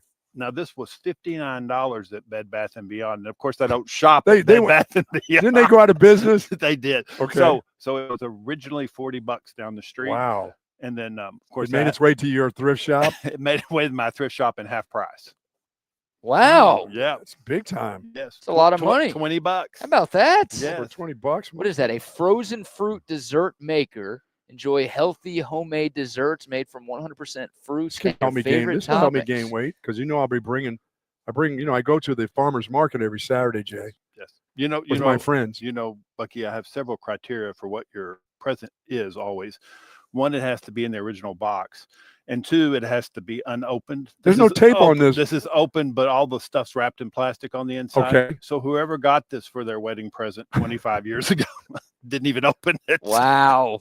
Which is bad. BK goes to a lot of weddings. You need to get him some of these presents that he. No, we have today, compliments of Corbin Teal. We have the absolute most perfect present for BK. Wow. because We don't want him to feel left out, Bucky. What is he getting I here? never feel left out. Thank Oh, you, Corbin. good. Thank you, guys. Because some of these Appreciate that. things that you get for me, Jay, that I couldn't keep, BK would have them displayed on his counter. I'm sure there's going to be a giant raffle at your. Oh, the mullet open, Double. yeah. Oh yeah, you have a display. We got a Delta meal voucher. What of government food? There's cheese in there. There's some government cheese in that thing. A ready-to-eat meal. That's for the end of days, BK. Don't open that up. This is a full meal right here. Yeah, What do we have? A pizza slice, a pepperoni pizza slice. Wags would know exactly what's in that thing. And according to Wags, that's the best one. Yeah, that's the one. I mean, I got like 4 of those when it was Fort Cabasas. No, before it was Yeah. Fort Cabasas. What was it before? Fort Hood. Fort Hood. Yeah, they sent me home with like 6 of those. I'm like, you can just give those. He goes, we got hundreds of these, thousands of these. And Bucky, is it true? Is there toilet tissue in that? No, they just use No. leaves. They don't waste paper. This right here would have been better than anything Delta Airlines actually Oh, gave. shit. Yes, absolutely. This is big time stuff right here. We'll Wow. never be sponsored by Delta Airlines. Oh, you might. You might. That's You think so? I should email the president and tell him to watch your show. Yeah. What you need And to do is watch him get slammed every tell- day. tell the people at Amtrak that they're getting plenty of business from us. Yes. Oh, well, y'all mentioned it on the air. When I Yeah. was about 10 years old, my stepmother wanted me to ride the train from Dallas to Austin 9 hours. Oh, Yes. And how I many stops? oh, like 100. hundreds. Goodness. Hundreds. Goodness. And the scenery is horrendous. It's junkyards. right. On those tracks on the backside. Yeah, yeah. It's not the best part of town those tracks go through. God Absolutely. bless it. And about 5 hours into the trip, this sweating chef guy comes out from the food cart and says, if you guys want anything, you need to get it now because I'm quitting. Right? No kidding. No kidding. Wow. Hell, I went from North Carolina to Yes. Philadelphia How many as a days? 5th grader, and it didn't take, and it wasn't even 9 hours. I don't believe. Oh gosh. Yeah. Oh, it was crazy. It was like Were they building the tracks as you were right, coming this right. way? Oh, yeah. Most of the trip was 5 miles an hour. Wow. Still better than Delta. Yeah. No matter what, still better than Oh, Delta. Bucky, BK, I feel your pain. I feel your pain. Right. We're still in talks to try to get something Yes. figured I out. got stuck in Montreal one day and I told the lady, it was French dressing. I said, you're going to get me home tonight. I'm not spending another night in Montreal. Oh, And she took me to Miami to get to Austin. and you did that? You I went did that way? Yep. Wow. Yeah, Yeah. they tried to get me to go to Minnesota to get to Austin. I said, I'm not doing that. I would have done it. Yeah. Just to get home. Right. Now that And I think spend about it, I would another have done day. it. Yeah. Yes. It's You hate the French that much, huh, Jay? oh, yeah. No, it was Wow, it this was is awesome, Jay. It was a birthday party for a worker there who was surprised to see me. And I'm not a big traveler. You know, I like my Sure. own bed. Why not? Yeah. We all do. I don't spend every single weekend going to somebody's wedding. Yeah. I'm right. jealous of Yes, you for yes, that. Yes. Oh, So what do we got man. on So, display? so here? this is my absolute favorite thing that's come in the last week or so. A really well priced Manning jersey at $72. in away color, small, medium, large, extra large, extra large. Oh, this is lightweight too. This feels This good. is great. And the beauty of NIL is Manning's name is actually on the back of this jersey. Yes, Manning's name's been on the back of everything for 2 years. It's awesome. So I don't know what they did with the NIL money he was getting the first 2 years that he said he didn't get.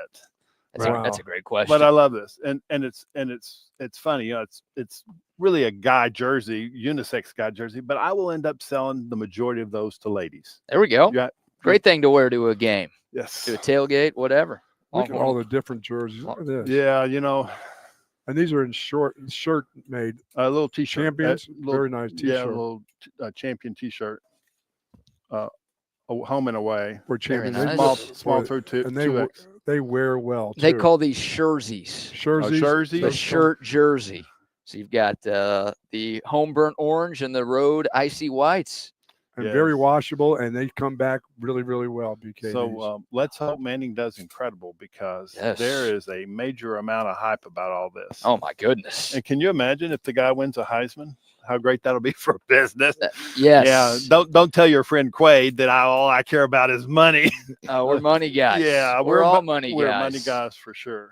Oh, and then man. we need the baseball. the number one team in the nation. The number one team in the nation. Big series coming up this weekend. Come by Sue Patrick, Love get that your feel gear. right there. And this year it really is come and take it. Come and take it. Yeah. I just dare you to try to come and take it. Right. Right. And we've There been you coming go. into the SEC and taking over. That's been Golly. working right now. Who would have expected that? It's Just crazy. me. Yeah, Bucky, it's funny, Jay, at SEC Media Days last summer, Bucky's telling all of these SEC people from other cities and other stations, like, we're coming into your conference to take over. Yes. And they were like, no, it's, you don't just walk in here and take over. I said, You "Oh, yeah." didn't tell that to Kim Mulkey, did you? I wish if I would have seen her, I would have let her know that. Oh, she too. wasn't at Media Days? No, she wasn't. She No. wasn't at football. media day. Football only. So This is new, Jay. The stripe. Look, A restock, a stripe Is it? stripe from Antigua. Really, Look at that. really great shirt. nice polo. Oh, this is that moisture wicking material. because you're going to sweat here eventually. Yeah, and perfect for the summer right And here. these- This is a nice one. Yeah, and these are a great price at $79. Very nice. These polos are I nice. forgot what they called this. This has got a great name, I think. Yeah, Whirl. Yes, Whirl? Whirl. I like that. Look at that. WHIRL. That's Whirl. different. That's If you're different. looking it up at SuePatrick.com. I like we it. have to Never get closes. those, Jay, because we wear these are the ones. Those are now. These are Now, the sellers right here. I aren't have home, and BK has away. they? These are the ones. Look at that. Unbelievable. Uncoordinated, unplanned. This just absolutely keeps selling. It's unbelievable. I don't know if it's because you guys talk about it almost. Well, we every wear single, these in the pregame. Yeah, almost every single game. Crazy. Best thing I've had in 40 years of retail. Every time I How wear it about at the that? golf course, Yeah. I get stopped Of- by somebody that says, "Hey, listen, how can we get these?" 40 acres. It's awesome. Yes. Awesome shirt. Yes. Most They still comfortable shirt I own. Do you have these in all sizes, Jay? I do. I got restocked. Small through 3X. And you said the women's, and- women's sizes too. Yeah, and if you're buying it online, size up if you're a lady because they're running skimpy. And congratulations, Bucky. 52 minutes before you start talking about me being fat. Oh, Yes. Did you say Fif- Jay was I fat? didn't say that. 52 minutes. Oh man. I loved it. That after you shattered my childhood song about Puff the Magic Dragon, Yeah. telling me it was about drugs Oh, that was before the show before started. the show. He Oh, was on a downer. Started showing a downer. For I Jay. still haven't gotten over it. I love this. You need that with your straw hat I gave you. This is the one you go. This is going out to dinner right here, Jay. Wouldn't that be great? Yeah, this is Easter dinner. This is if you're going to dinner this weekend. Oh, it's This is great. the one. And if you want this shirt, you really should hurry. I got in about 140 of them, and I've already sold like 90. What is that called? A Gaiabara? Guayavera. Yeah. And I wish I could roll my R's. Boy, I gringoed that one, didn't I? Yeah, I mean, Gaiabara. I'm the worst. But Wow. Bucky, that would be so good for you with a straw hat. You got. Yeah, here we go. Oh, that's a great combination. This is awesome. Jay's trying to get me straw hat, that shirt, and watermelon olipop. Yeah, I almost got you right next to. This is a true story, Bucky. Right next to the OLIPOP aisle, which is about 6 feet at HEB, so they must be selling Yeah, they've taken over HEBs now. tons. Above that on the shelf were mini moon pies. And Ooh. Corbin told me, no, Jay, you can't do it. I said, Bucky would love a mini moon pie. Come on, we just had a full moon last weekend. It's the time to eat your moon Yes, pie. By yes. the way, I still have that case of pies from the last. Oh, we haven't told Joyce, have we? Is she listening today? Do you know? I don't know. If she was, she isn't She's not anymore. anymore. Yeah, She's just wait for me to come through the door. And then up above we have the big dragon, which used to be the big moon. That's Right. sold, right? I sold like 2 days after we got it. Yes, which is great. How about? Okay, we'll get to Jellycats, Yeah. I'm sure, in a moment. I'm Yeah. jumping the gun here. No, it's all good. Although jumping the gun, I am extremely disappointed. Oh, I'm not disappointed. It's behind you. What happened? The They came- groom. They came The in. groom. Is this the groom? That's the groom. The egg groom? Absolutely perfect. How about that? Yes, just in case girlfriend's listening. Hope she's egg not. groom. So Brad, when you propose to her to get married, Hang on. are you going to do it on air? That would be kind of cool, wouldn't Wouldn't it? Oh it'd be my great. God, she'd kill me, and that'd be hilarious. And then his mom would kill him There's too. the bride. How about that? I thought I was out of The these. bride and groom. Yeah, you said that earlier. I didn't realize you meant egg bride and egg groom. Yeah. You got the hard-boiled bride and the deviled groom Oh, Oh, here. these things are As it- selling like nobody's business. They are selling like nobody's business. So y'all graced us with your presence for an Easter show, which I appreciate because No problem. holiday shows are even more special. Like when you were here on Christmas Eve, Yeah. that was absolutely wonderful. We had a blast. So I thought I'd throw in a few Easter things. there we Look at go. that. Look at that That's color. our little Austin cow there, full of Look at that. Easter things. Comfort Wow. colors. Comfort color, Very comfortable brand of shirt. very very comfortable There you and go. super hip. Super hip. And then Amber and Shelby Lynn have graced us with a whole bunch of hooked Easter pillows. How about that? Some pillows too. Oh, very nice. Look at that. Isn't that great? Jay, are you a throw pillow guy? I am.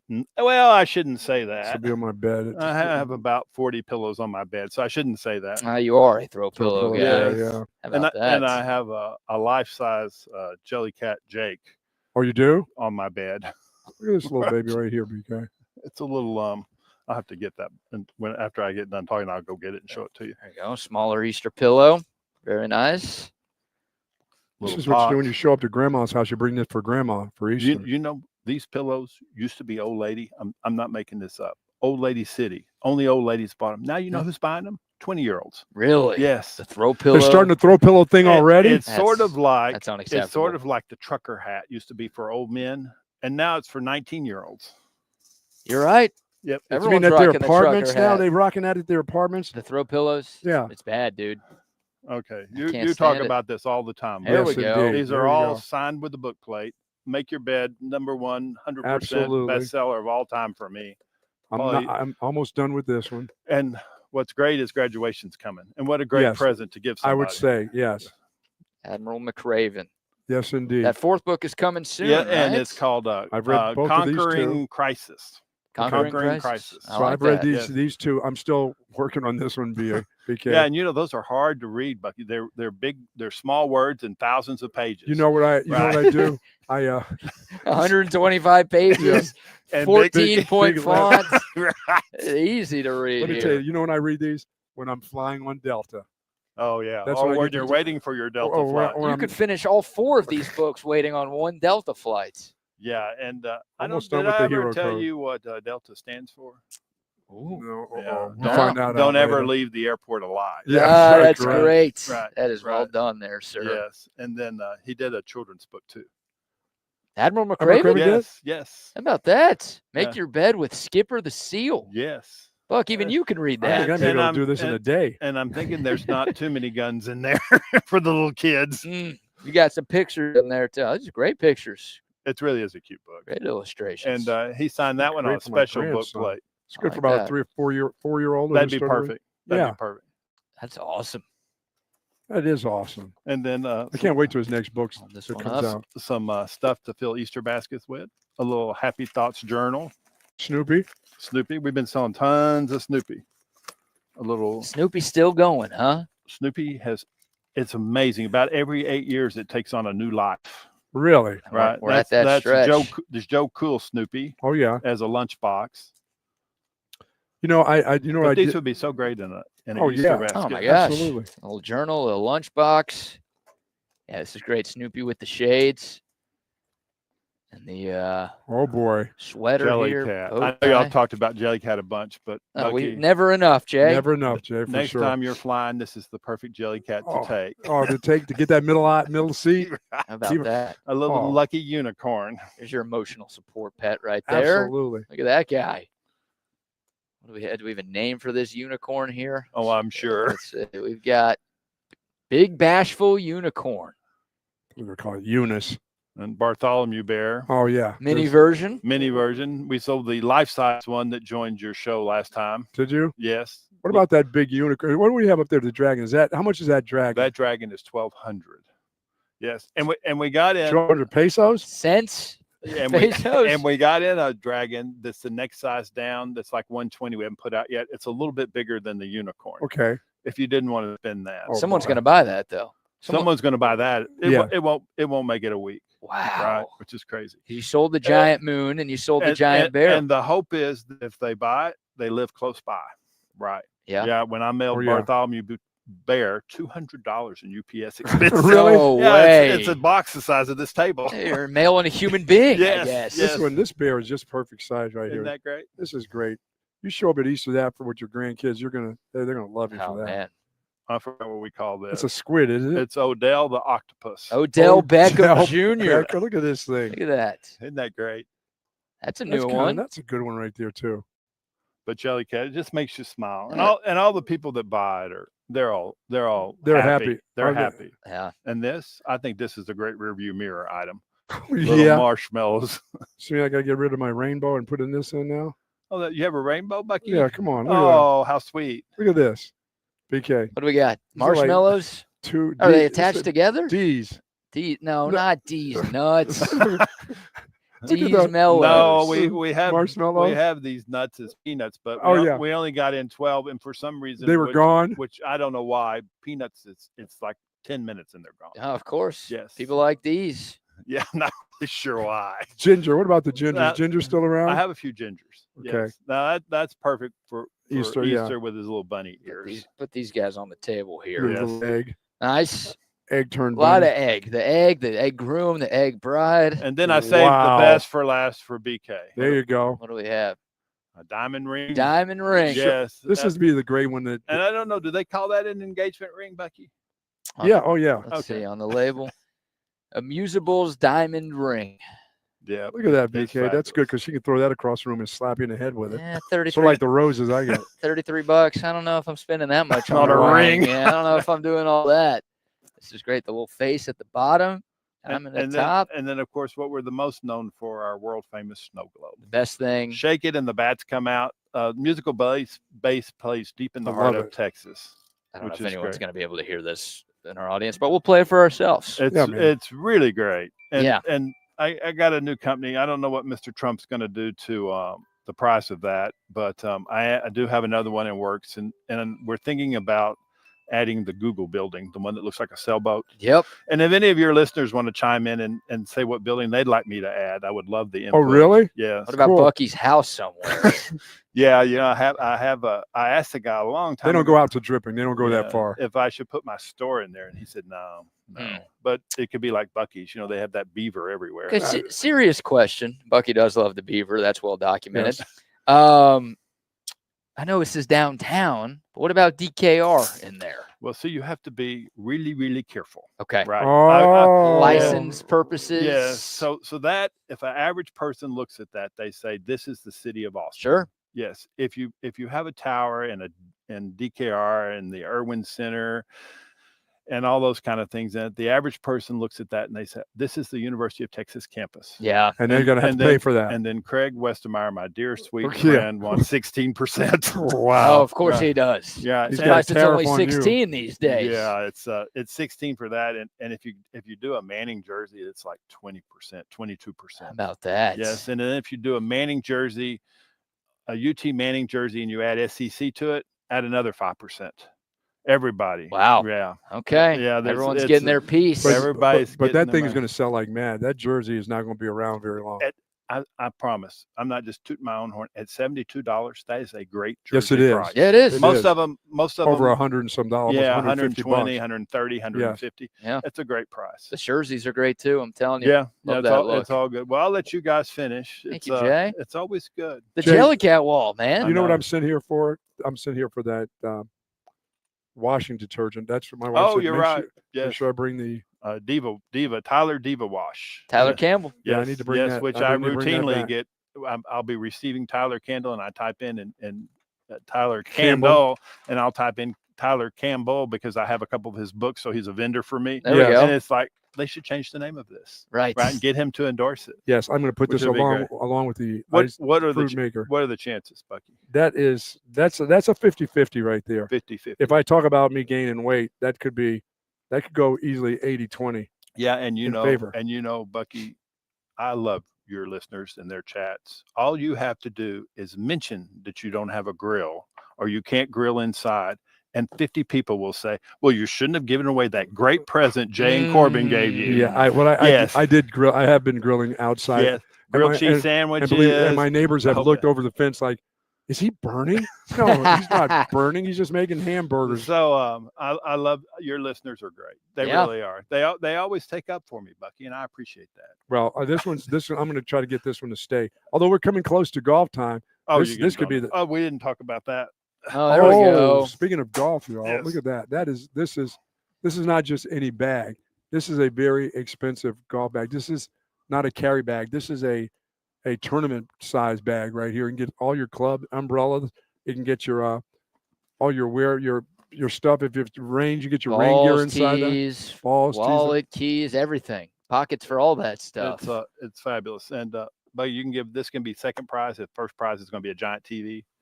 Oh, we have the giant TV. Oh, AV Yes. That guy's so sweet to give y'all stuff. Oh, he's wonderful, man. Did the other guy ever pick his up? The TV? Yeah, the one that won the March Madness tournament? Yes, it's getting dropped off. Fabulous. I believe tomorrow. Fabulous. To his place. So. Or it's going to the wedding. The next wedding that goes to the BK's taking that with him. Oh, I ain't giving no TVs out. Those things are too valuable. That's too much trouble. I love my friends. I don't love them that much. Ain't happening. Let me tell you, so this is an over $300 bag. This is not just any bag. This is a wonderful bag. And Jay, thank you. About that. Oh, The you're guys at the welcome. Mall Open will love and this. Best of luck with your tournament. Yes, for this sure. is year 24. I don't know how many more years I'm going to do it, but Yeah, I got it. Yeah.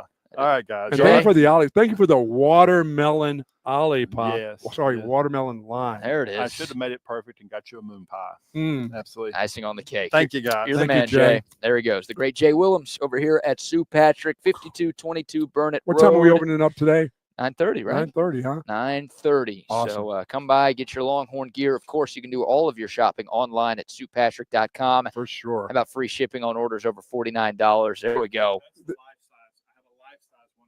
Another Jellycat. Look at this thing. Oh, my God.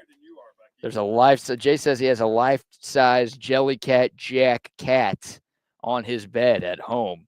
Fondling the Jellycats at night. Very nice. That's what you like to do. Look at that. Yeah, that's good Oh, stuff. there's my granddaughter. Love that. This is cool being in front of the Jellycat wall today. Yeah, because all this stuff will be gone, guys. That's Oh, how yeah. quick it goes. Oh, yeah. Oh, yeah. This is as full as this wall has been in a while, and it will be. There's my favorite. I just knocked it down too, BK. Sorry about that. What, your coin purse? No, yeah. I mean, I've got Are you carrying a purse with you these days? no, but Everything okay? I know I've got a little 6-year-old granddaughter that these Jellycats right here. I mean, you unzipping these they become purses, right? Yeah. Wow. Is that for you? Maybe I was thinking, why can't I have one of these? Put your phone, your keys, your wallet in there. Take this on the golf course when we put golf balls and tees inside of I'm this sure the bag. Texas cheaters would be They would say things. very happy to see you wearing that. This is awesome. It's free content for them right there. Yeah. Yeah, the best Jellycat selection in the city, the best I've seen anywhere in the country. You said you had a place you went down in Houston. and Place saw in it? Houston I saw that was Didn't selling have this stuff? Jellycat. No, they had some good stuff, but not nearly the amount that you could choose from here at Sue Patrick. So they've got you covered, but also the best selection of Texas Longhorn gear that you can Wow. find. Usually we're set up in front This of the gear is unbelievable. UT gear, the great polos, the great shirts. I mean, it's springtime. It's about to be summertime. So you got to get your short sleeves and your shorts. They've got you covered with all of the Longhorn gear that you could ever need at Sue Patrick. Yeah, and that by the way, that Manning jersey for $72, that's a steal. Yeah, it is. It is. Great deals here all around. All right. One more cut from Michael Taff here today. We might save some of the other bits of sound for next week, but we started playing Michael Taff. We've got one more here. What about Dwayne Aquina? Of course, Coach Aquina is back at Texas for the first time in more than a decade. Here's Michael Taff when he was asked about what it's been like getting to work with Coach Aquina over the last month. Yeah, it's been awesome. He demands excellence out of you. He doesn't do a lot of patting on your back, which I love and I appreciate because, I'd been in that spot all my life where it's like, look down, look down, look down. and then I have a really good season, and it's All-American status. You're the guy, you're the guy, you're the guy. Well, now Dwayne Aquina, Coach Aquina comes in. He's like, no, your standard's up here. You're here. Your standard's all the way up here. If you want to act like you're good, I've coached Michael Huff. The standard has been upped and upped and upped. Yeah, it changes with that guy walking into town. Yeah, he doesn't care. No. Oh, congrats. Here's what you did last year. That's great. I wasn't here last year. What are you going to do for me now? Yeah. And, you don't just want to be an All-American once. Hey, you just saw your teammate, Jade Barron, win the Thorpe Award. That's right. Don't you want that to be you this year? I've coached a couple of those guys. Man. Wouldn't you like to be next in line there? To be coached by somebody like that. Yeah, you talk about commanding respect. That's what Dwayne Aquina does with his resume, and obviously with what he was able to do during his first stint at the University of Texas. What a great person for Michael Taft to get to learn from to end his college career. Yeah, I mean, that just carries over to the younger guys. And, as you said, Michael Taft has a lot of experience, even without Dwayne Aquina here. Yeah. He's had a lot of experience over the last couple of years. And now with this only enhances how good that guy can be. Yeah, it's going to help him. It's also going to help the younger goodness. guys. I mean, I think every Longhorn fan is excited about the return of Dwayne Aquina. Obviously, a few new coaches on this staff for 2025, but Aquina's the dude that every Longhorn fan knows and loves, and it sounds like he is making an early impact with the current Texas Longhorn roster. All right, we will take your thoughts. The Dakota text line, 512-222-9328. We've got to get to maybe the most bizarre story we've ever talked about on TSU. We'll do that here most bizarre one in a moment. But before we do that, Buck, how about a few more sponsor shout-outs? I say hello to folks up here since we're up north here at Leaf Landscape and Supply Company. Love the folks over there. Pond Springs Road up north here, and, of course, down in Monterey Oaks down south for all your landscaping needs. It's time. This is the weekend. If you've waited for a while and you wanted to know, should I put tomatoes in? Should I put roses in? This, to me, is the kind of the last of the last weekends, really, to get those type of things done before the heat starts to set in. Although the temperatures are going to drop a little bit, this is the weekend to get it done. You'll get your Easter egg hunt, and after the hunt, get out there in the yard, become that yard dog, get it done. And you can do that at Leaf Landscape and Supply Company. They have roses, they've got shrubs, they got oak trees. If you want to still plant them, still got some time to get that done. You want to plant them, that's fine. But if you want to have it done yourself, have a contractor come out, talk to the folks there. They'll talk to you about the right areas in Central Texas and where you are and what you need to use for fertilizing and, of course, soil when you start to plant things. Been doing it myself for a long, long time. I started doing this. My mother was a gardener and started me doing this just before my coaching days, and I have been doing it ever since. Thank you, Mom. I do appreciate that. But now we got some real experts in Leaf Landscape and Supply Company. They can get it done. Once again, they're at Pond Springs Road up north here and Monterey Oaks down south. You'll love the folks at Leaf Landscape and Supply Company. You also love the folks at Covert BK. Yes, you do. If you're in the market for a new or pre-owned car, truck, or SUV, go see our friends at Covert BK off of Highway 71 because they've got everything you're looking for in a car buying experience. They've got the best selection, about 7 different brands, 3 dealerships, 42 acres of vehicles, all in one spot. You can only find that at Covert BK. They've got a ton of cars to choose from, and they've got the great people as well. Mike and Dan and Stacy and Jerome and Cameron and Ron and the whole squad out there. They will take care of you. They're going to treat you like family the way that they've treated us like family. And of course, Buck, what do they say about those Covert deals? Nobody beats a Covert deal. Not now, not ever. Best price, best selection, best service. Again, everything you want in a car buying experience, you're going to find from the Covert family. That's why they've been around for more than 100 years. Check them out online. It's covertbcave.com. Nice. All right. Bizarre story time? Yeah, give me that bizarre story. I think this is... It's not the worst. I don't know if it's the worst. I just think it's maybe the strangest story that we've ever talked about on Bucky and BK here on Texas Sports Unfiltered. And I do realize that that is a very lofty statement. Yeah, yes, it is. Because we have found the bizarre. Really, the bizarre has found us over the last year and a half on this network. We go to Connect I Cut for this one. Yes. I believe that's how it's pronounced. Yes, I have family there, living there. There we go. I stumbled upon this one this past weekend in the New York Times. That's adulting, isn't it? I read a New York Times article during the weekend. I feel like I'm way too young for that, right? Did you pick it up at Starbucks and just start reading, or did you actually pay for the? You pay for the paper? No. Okay. Yeah, I get it. I'm glad you did. Got away with just reading it. Go behind paywalls for free online. Good job. It's kind of nice. Yeah. Think I support journalism when I do that? No. I'm only in the field. No, I found a way around it. But still, I read a New York Times article on Sunday. And anyways, this article is about a guy from Waterbury, Connecticut. Waterbury, yes. Is that where your family's from? No, they're not.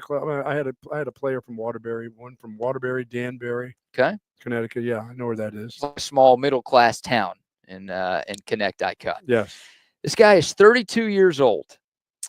And this article is about this guy. He's 32 years old. And a few weeks ago, he was found when the home that he was living in was set ablaze. Yes, I did read the story. I saw the story on my court TV yesterday.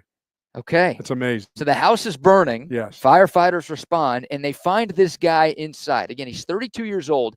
He was described when they found him as looking like a Holocaust survivor. 68 pounds. You think you're small. How about 5'9", 68 pounds? Yeah. And he was covered in filth.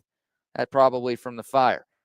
Turns out that this guy, again, 32 years old, has been in an attic for 20 years. Yeah, his mom and dad. Since he was 12, completely cut off from society. He lived at the house with his stepmom. The dad had passed away. Apparently, the dad only passed away a year or two ago, so he was in on this bit as well. But it was a stepmom. The guy also had two sisters around his age, but they were all separated at birth. The neighborhood knew about the sisters, and older people knew about the boy, but people who had moved to that area within the last 2 decades had no idea that this boy existed. He's 32 years old now. He'd been in an attic for 2 decades, like Bart Simpson's evil in the show. The stepmom, 57 years of age, has been charged with kidnapping, assault, cruelty, kind of implied, unlawful restraint, and reckless endangerment. Also charged with not being nice. It basically should have been the whole charge. Again, the biological mom was out of the picture. The dad died just a year or two ago, but the stepmom had her son trapped in an attic for 20 years. I heard her lawyer say that she's never chained him up. He's never been chained. There's food in the house. He had access to food. He's not ever been beat. He's not ever been hit. He just never left. I don't know. The kid set the fire, which makes me very skeptical. Yeah, of that all tells of me that tells me enough. Kid was looking for a way out. He Yeah. found a way somehow, some way to start a fire to burn the house down. That was his cry for help. And again, he found it. Like this guy was found, and now he's in care because of that fire. So I have a tough time believing that he had free reign in this place. And there was an incredible letter that was sent out. I don't know if it was through an attorney or through the kid who had articulated BK about thank you for the help. I appreciate those, that have done, have found me. And, I hope these people are prosecuted the way they've treated me over this time. But it sounded like such an articulate letter. And I'm thinking, was this crafted by the lawyer, or did this person who's now 32 years old from 11 years old to then still be able? I said, no, he couldn't articulate that well. Yeah, I've got some questions about all of this, Yeah. right? Like the guy was 12, so he probably knew how to read before he got stuck in the attic, right? Mm-hmm. And he knew how to read and write. You would think going to school early on. Maybe they he threw learned. some papers in there at him. So apparently he had some books up there. Okay. I don't think they were giving him a whole lot to choose from. Might have been like the start of Shawshank Redemption, where he just had a Gee. few to pick from, and this guy just had to entertain himself with that. I'm very for 20 interested years. to know if that was a letter was crafted by that particular person, because I want to keep saying a kid. I mean, but he's 32 years old 32 now. years old. Chat GPT maybe helped him out with that. There's no way this guy knows what that is. No. But I don't know. Maybe I feel like you would forget how to read if you didn't have to read for 20 years. Yeah, you might have known how to do it, but if you didn't read or write for 20 years, would you still know how to read or write? But it happened when you were 11 years old, 12 years old. 12 years old. I don't know. He had some books. Maybe he just read those a bunch, and that kept his Dude, I forget from day to day, much less years to years to years. Yeah. And the mom said, I never did anything. We've never beat this kid. He had a radio up there. Apparently, he would listen to Yukon hoops and NASCAR to pass some time. Been a good couple of years with how good the Huskies Wow. have been, right? Another question I have here. You think this guy could self-love? He wasn't getting any real love up there. He was trapped in an attic. That dude had no clue about any of that kind of stuff. You don't think so? No. Come on, he went through puberty, right? You feel things. I know you don't get much stimulation from the outside world, but Now, at some point, you think he figured it out on his own? I don't think so. Start playing with it around that age. No. No? Yeah, I don't think he had any. That lady needs to go to jail for a long time. Forever. But I don't know. She may get out of this deal somehow. Just by saying that, oh, the guy actually could have left. He just chose to do that on his own. Chose to stay. Like they said, he wasn't. They didn't have him in shackles. He wasn't like chained up or anything. And when the authorities got there was plenty of food at the house. And at the house, the kid was in the attic. Again, the kid. He's 32 now, so I don't know. He's older than me. He went through a kid. He went through kiddom. He said he would sometimes get a sandwich. That was what he said his eating consisted of. So they may have had food in the house, and the mom could say, well, we offered him food. He just didn't want it. But come on, 68 pounds? I know. What kind of mom or stepmom are you? And then the dad was alive for most of this. Like, you got to give your son some food. She wouldn't get out of that with me, but they're going to try to weasel some. Oh, of course they're going to try, but can it work? No, it shouldn't work. 5'9", 68 pounds there for 20 years? I saw that yesterday. That was bizarre. So I saw that. I did see that. That was on my court TV. How about that? So it found you and it found me over these last few days. Wow. That's nuts. But I do think he could self-love. I think that's the skill that he is best at right now in the world. Because that's all he's been able to do. 68 pounds. 68 pounds. I also wonder how he set the fire. Why would people do that to somebody? I don't know, man. We got some evil people in this world. To your own kin, too. Yeah. Like, that is nuts. Residents have offered to help with his care.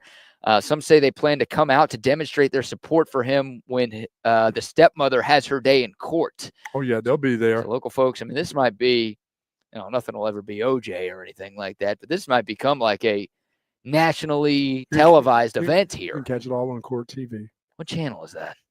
I have no clue. I get it. I see cases all over the place. I don't know how to find court. This feels bigger than court TV because I don't watch court TV. I don't know what channel it is.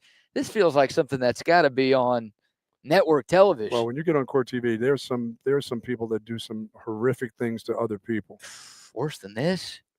And then get away with things. God. I need a 30 for 30 on this story here. That's awful. By the way, there's been a fundraiser organized by Safe Haven of Greater Waterbury, which is a nonprofit that serves people facing domestic violence. That's what this is. To this point, it has raised more than $299,000 to help this young man recover.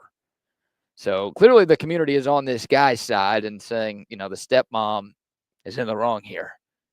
How can you not know there's a kid there? Could you imagine that? Like, you're a neighbor, you've lived in the next door neighbor's house, let's say for 18 years. You see the parents all the time. You think it's all good. And then you find out that they've had a dude up in the attic? A dude living in the attic for 2 decades. Wow. You're thinking, oh, man, I've got some great neighbors. Sounds like a horror movie. These guys are normal. They're perfectly fine. Nothing to see here. And then, boom, that. Yeah, and, when they show pictures of the stepmom, I mean, she doesn't look crazy, but she is. She is. You see the 68-pounder walk out of this house after the fire, and you're thinking, what the hell is going on here? They'll have to relearn how to walk and everything else. I don't know. I don't know how big the attic was. It doesn't say. Like, maybe he was walking around up there, but I don't know how much. Do you have the energy or the strength to do that when you're that size? Not much. The occasional sandwich. So there you go. I never read anything like that. I think that's the strangest thing. How cruel people are. We've ever talked about. But yeah, that is incredibly cruel right there. And she was charged with cruelty, so I guess that makes some sense there. Man, oh man. So there's your bizarro story for the day. Yeah, I saw it yesterday. I just thought that's just another indication of somebody that's just sick. Step parents sick. Obviously, the dad before he died knew what was going on. It'd been years. Yeah, sick. Just sick. Just sick. All right. Did you watch any NBA basketball last night? I did not get a chance to see it. I got another good night's sleep, brother. And the 9-10 play-in games last night, and the 10 seats in the East and the West both won. The road teams taking care of business. Miami went into Chicago and dominated the Heat, and the Little Mavericks go to Sacramento and take down the Sacramento Queens. This game was over at halftime. The Mavs outscored Sacramento 44-19 in the second quarter to take control, and the game was kind of a laugher. Did Anthony after Davis that. play? Anthony Davis played pretty well. Mavs got a lot of contributions from a number of different players. Klay Thompson was huge in that second quarter. PJ Washington had a nice night as well. So the Mavs, much to the chagrin of a lot of Mavericks fans out there, if anybody still claims to be one of those, They keep their season alive. Dallas will take on Memphis. You got Memphis now? On Friday. The winner of that will get the 8th seed in the Western Conference. Okay. Grizzlies are a 6.5-point favorite. Any unit plays on that one? I'm going to have to take the Grizzlies. -6.5? Yes, that's there, right? It's in Memphis? That is in Memphis. I'll take Memphis. How many units are you going on that one? 5,000. 5,000 units on that. You also have an Eastern Conference play-in game tomorrow. That will be Miami at Atlanta. Miami, actually a 1.5-point road favorite. I'm going to take 5,000 units on Miami. Okay, you're taking the road team in that one. Yes. So you're 0-1 so far in the play-in tournament. You're going 5,000 units on the Grizzlies, -6.5 at home. And then 5,000 units on Miami on the road, -1.5. Yes. Very good. All right. Winner of that Mavs game will get Oklahoma City. And the winner of that Hawks Heat game will get Cleveland. All right. I see the fellas. I know you got to roll here in a minute, Buck. So let's bring on the boys for a little bit of crosstalk. Real quick, though, before I do that, quick note here. I lost my cool on one of you listeners out there yesterday, one of you people. I apologize for that. That's on me. I will do better. I appreciate you tuning in. We appreciate each and every one of you tuning in. So I just wanted to get that out there before we bring on the guys. All right. Any plans for we'll bring the guys on, Buck, but any plans for you for Easter weekend before we ask the others? No, I'm headed off to do yeah, it's been awesome. A podcast with a dude named Matt. Right there in Dripping Springs. Nice young guy. I'm going to go do, I think, an hour with him here. So I've got to go out to his ranch. He's got some Bevos out there. There you go. So I said that you and I need to go do a show out there sometime with Bevo. One of the Bevos out there in the background. It's not the original Bevo, or the official Bevo, but he's got some steers out there. So that should be fun. Very nice. And then, no, nothing big planned. I'll have services on Sunday morning, early service, 7 a.m. How about that? On the weekend? Yeah, brother. I guess it's a big day for you people. Yeah, well, it's not football season, so you know what I mean? That's true. The 11 o'clock service before 12, they understand. But the 7 o'clock service, that damn thing could go on forever. It could go on There's forever. no NFL football. Before we wrap things up, guys, again, we got to get out of here pretty quickly. Wags, I got to show you what Jay and Corbin at Now look, today. read the instructions. All right, I'm not bullshitting you. Read. It says, pull out the instructions. It says, in case of emergency. It says, sit it on a rock or something. I swear to God, or something is listed in the instructions. This is a pepperoni pizza slice, Wags. Menu number 23. Your government military food. I don't want to open this up. I feel like I got to save this for the end of times. Yeah, we got to wait for the end of times, right? I'm dying to see what the pepperoni pizza slice. It's got to be. Is it that you miss this? Do you miss this stuff or something? I never had that. I've never had a pepperoni pizza slice. That's new to the menu. You know what, Wags? You and I need to hang out soon, and we'll post a video of us opening this and preparing this, and we will take a bite of this together. We have to. Can you at least open it up to see what the heater looks like? No, those things. You know how hard it is to get into one of those things? Oh, that's why you have a K-bar. That's why you have your knife. Yeah, well smells like Little Caesars. BK doesn't have his blade with him this morning. No, I don't. Delta meal voucher. He carried his blade. The Jets and the what is it? The Sharks and the Jets. Oh yeah, Benny and the Jets. That's what there it is. All right, boys. We got to bounce a little early. Thanks again to Sue Patrick for hosting us.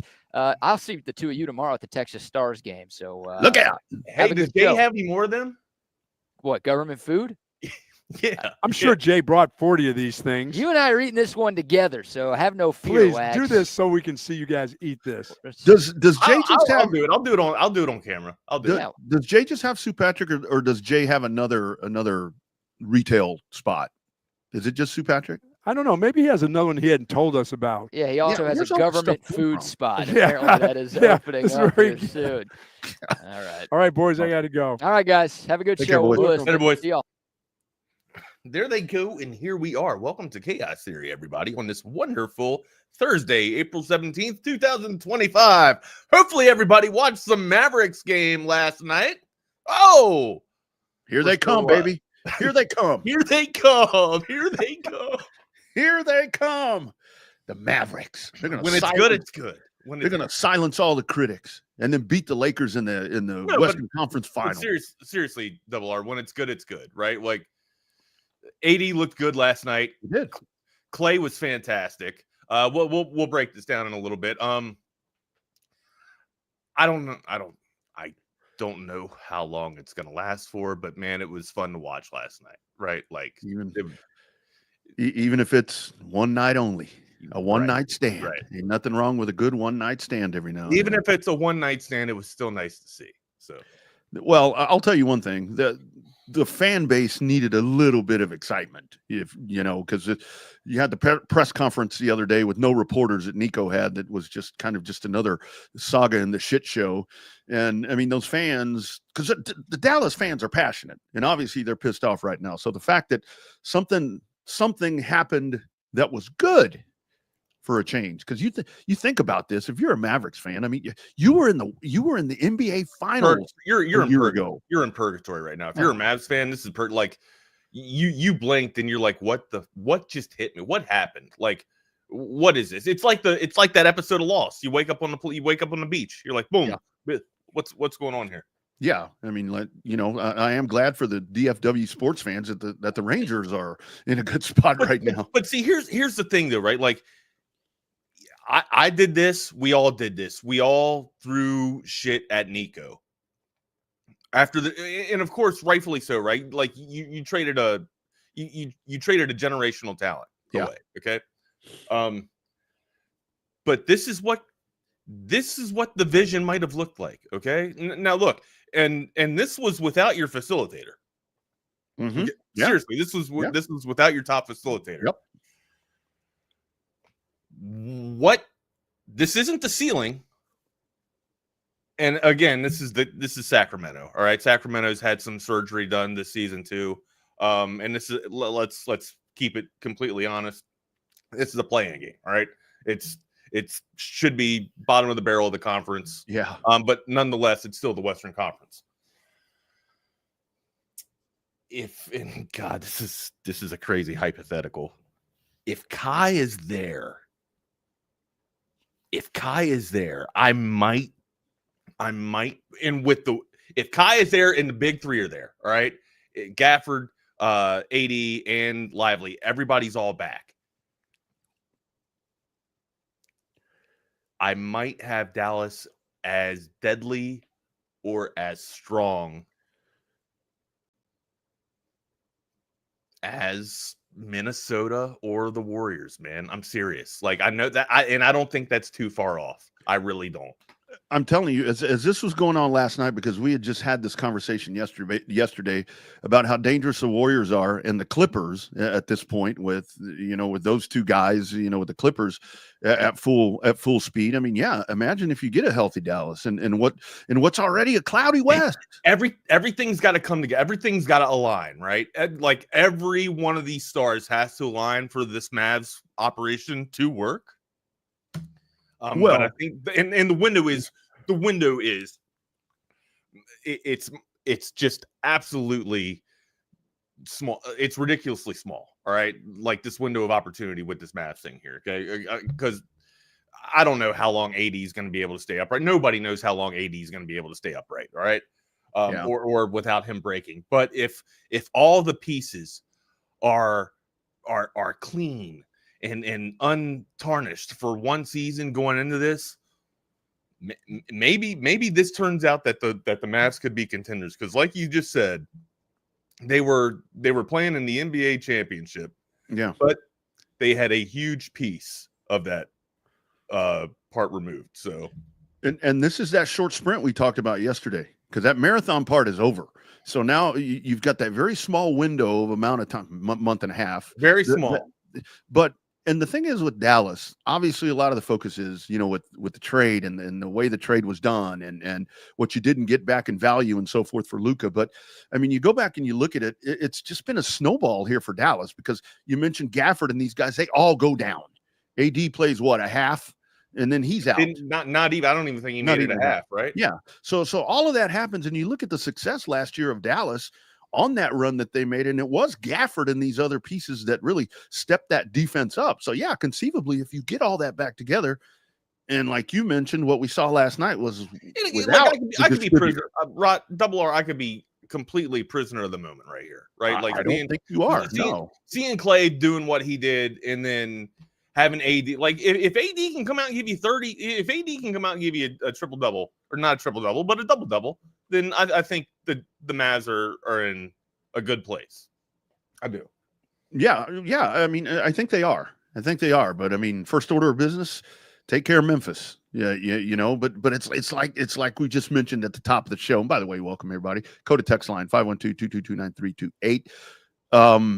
It could be an anomaly last night. You know, they come out Friday flat as a pancake, and then it doesn't matter.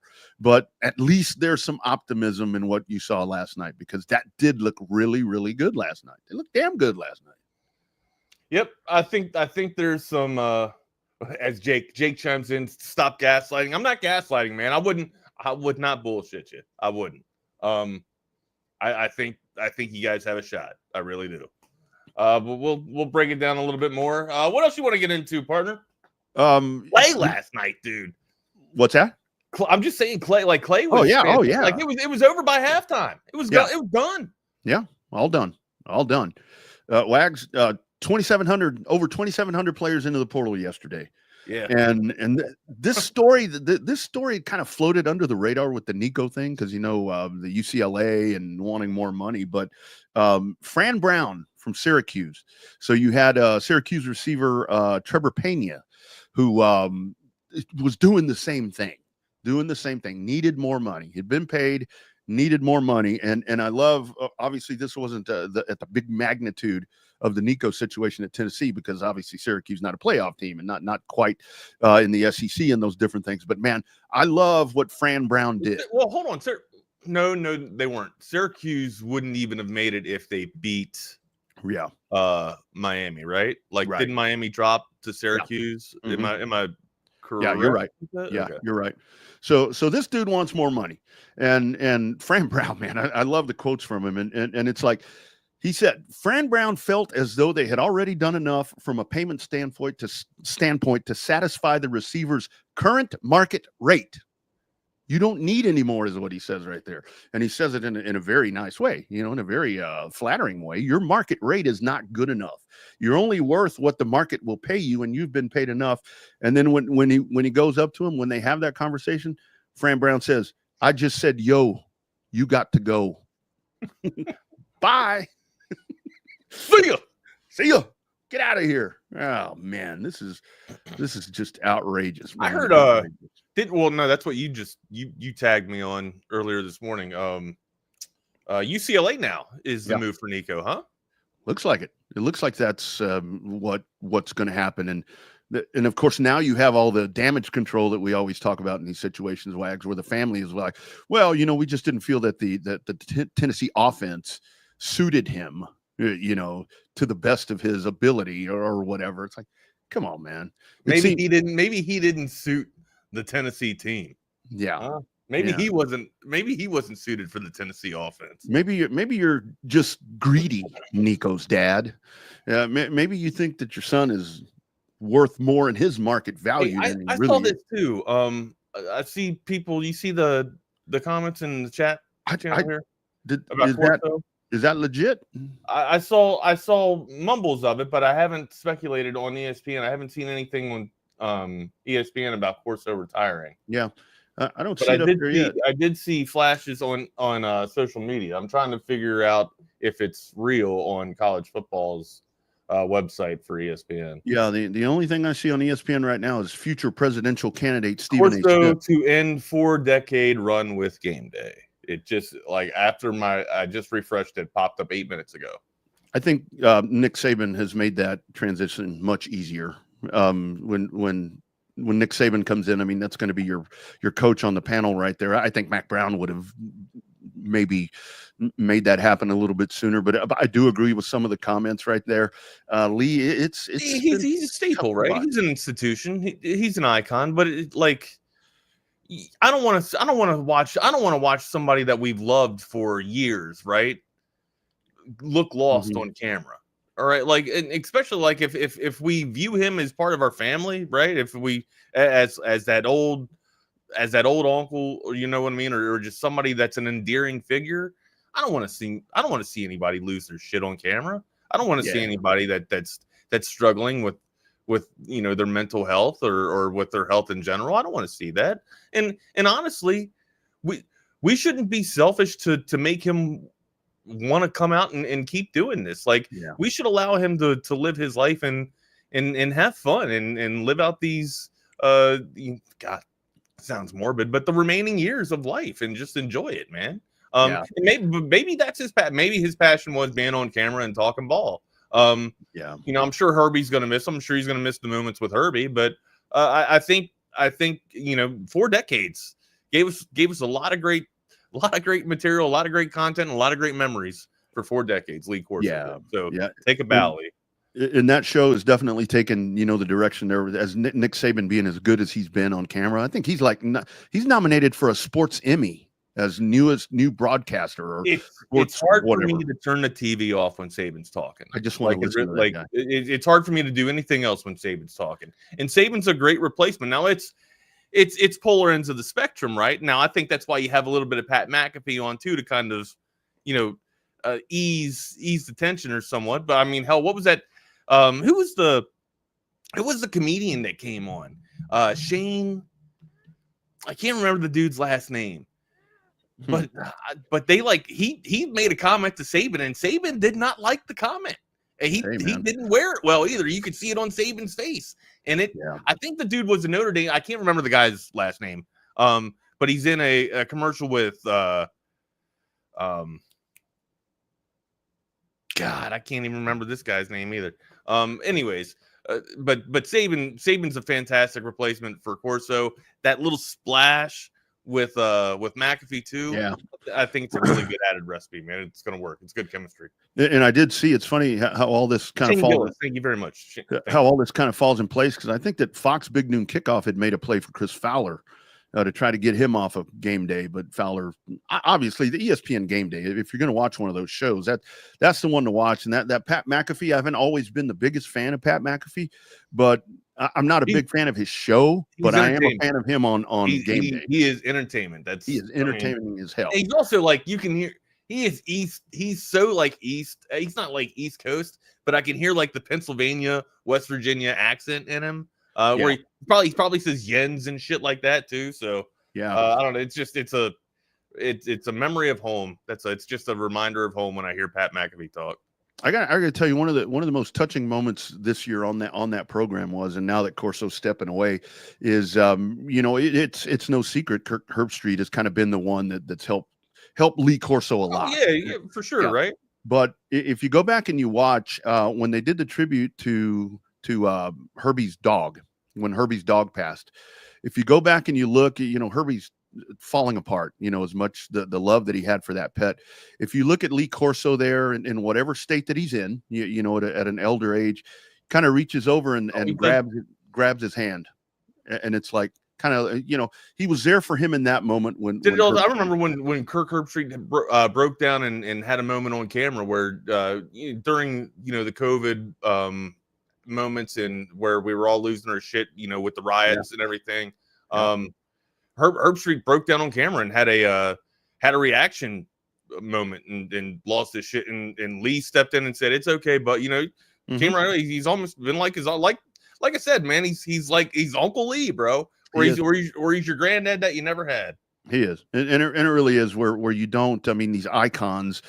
Keith Jackson, up until the end of his career, he was, very, he still sounded a little bit older, but it was still Keith Jackson. I mean, I know a lot of people would rail on Pat Summerall, but it was well, that dude was hammered. That's why he sounded kind of weird. John knows exactly what I'm talking about here with that Gillis comment that he made on the McAfee show, or it might not even have been McAfee's show. It might have just been ESPN. Oh, that one, yeah, I saw that. He said something to Saban, and Saban absolutely lost his shit. Absolutely, and then Gillis did walk it back. He's just and then Gillis came on another show a couple of days later, and then started thumping his chest even more about it. And well, look, he didn't take it well, so I backed off a little bit. Well, yeah, no shit. You're talking to the God. You're talking to the goat. Yeah. Yeah, exactly. No, but I had thought all along that if it ever came up, and we did have it for a little bit, that if Corso was actually going to step away, that it would be Mac that would take that spot, because Mac was really good on TV when he did that before he went back to North Carolina. I'm curious to see what Mac does now. Do we have top 5 play-by-play callers in this wheel? Oh man, I don't think we have top that. 5. Do we have top 5 personalities? Oh shit! You know what sucks? We don't get to do the top 5 tomorrow. We're off. We are off. This is the last. We should have just did the top 5 today. Then, damn. That's you know what that's called? That's called proper planning. No, I'll tell you what that's called, Wags. It's called that you and I don't know what freaking day it is, because I still thought today was Wednesday. I'm a day behind. I don't know where I lost a day somewhere. Well, I knew today was Thursday though. Today, like I got another seminar in workshop today. So look at you, very busy, man. My fingers are going to be hurt. I sense a lot of excitement in you. It's like you got a bounce in your step, man. Not. I wouldn't necessarily call it excitement. A little anxious, right? Yeah, anxious. I don't know where we're going. You know what I mean? Which is a little concerning. You know what I mean? It's also, I guess there is some excitement with it. But we're kind of jumping. You know, we're taking a leap of faith, and you know, usually I land on my feet, but again, you know, I think I've always preached. You know, if you're stuck in a rut, or you're looking for growth, and you see that platform up there with growth, you can't be afraid to jump in and try and reach the platform. You're stuck. You're not going to go anywhere where you're at just sitting there. You got to kind of make a move, right? Yep. Your hands forced. You got to make a play. So don't just sit there on the sideline. Get in the game. Get involved. And that's kind of what I'm trying to do. Well, that's the thing, and it's something that you have a passion for. So right. It's one of those things where you know, I'm sure people told you this at the same time, to where it was like in the past where it's like you had to chase the radio dream, and you had to chase, and it's like, yes, obviously it would be great to drop everything. I actually told people to tell me to stick in the government and don't go. Oh, is that right? Yeah. I got a lot of, you know, to try to do this or whatever. Now we are doing it full time. I mean, that's the whole thing. They said there's no money in radio. That was always the key to where it's. I knew that, but it was labor love, right? You should do this. I'm like, yeah, man, but I got to pay for a house. I got to pay for a car. I got to pay for kids.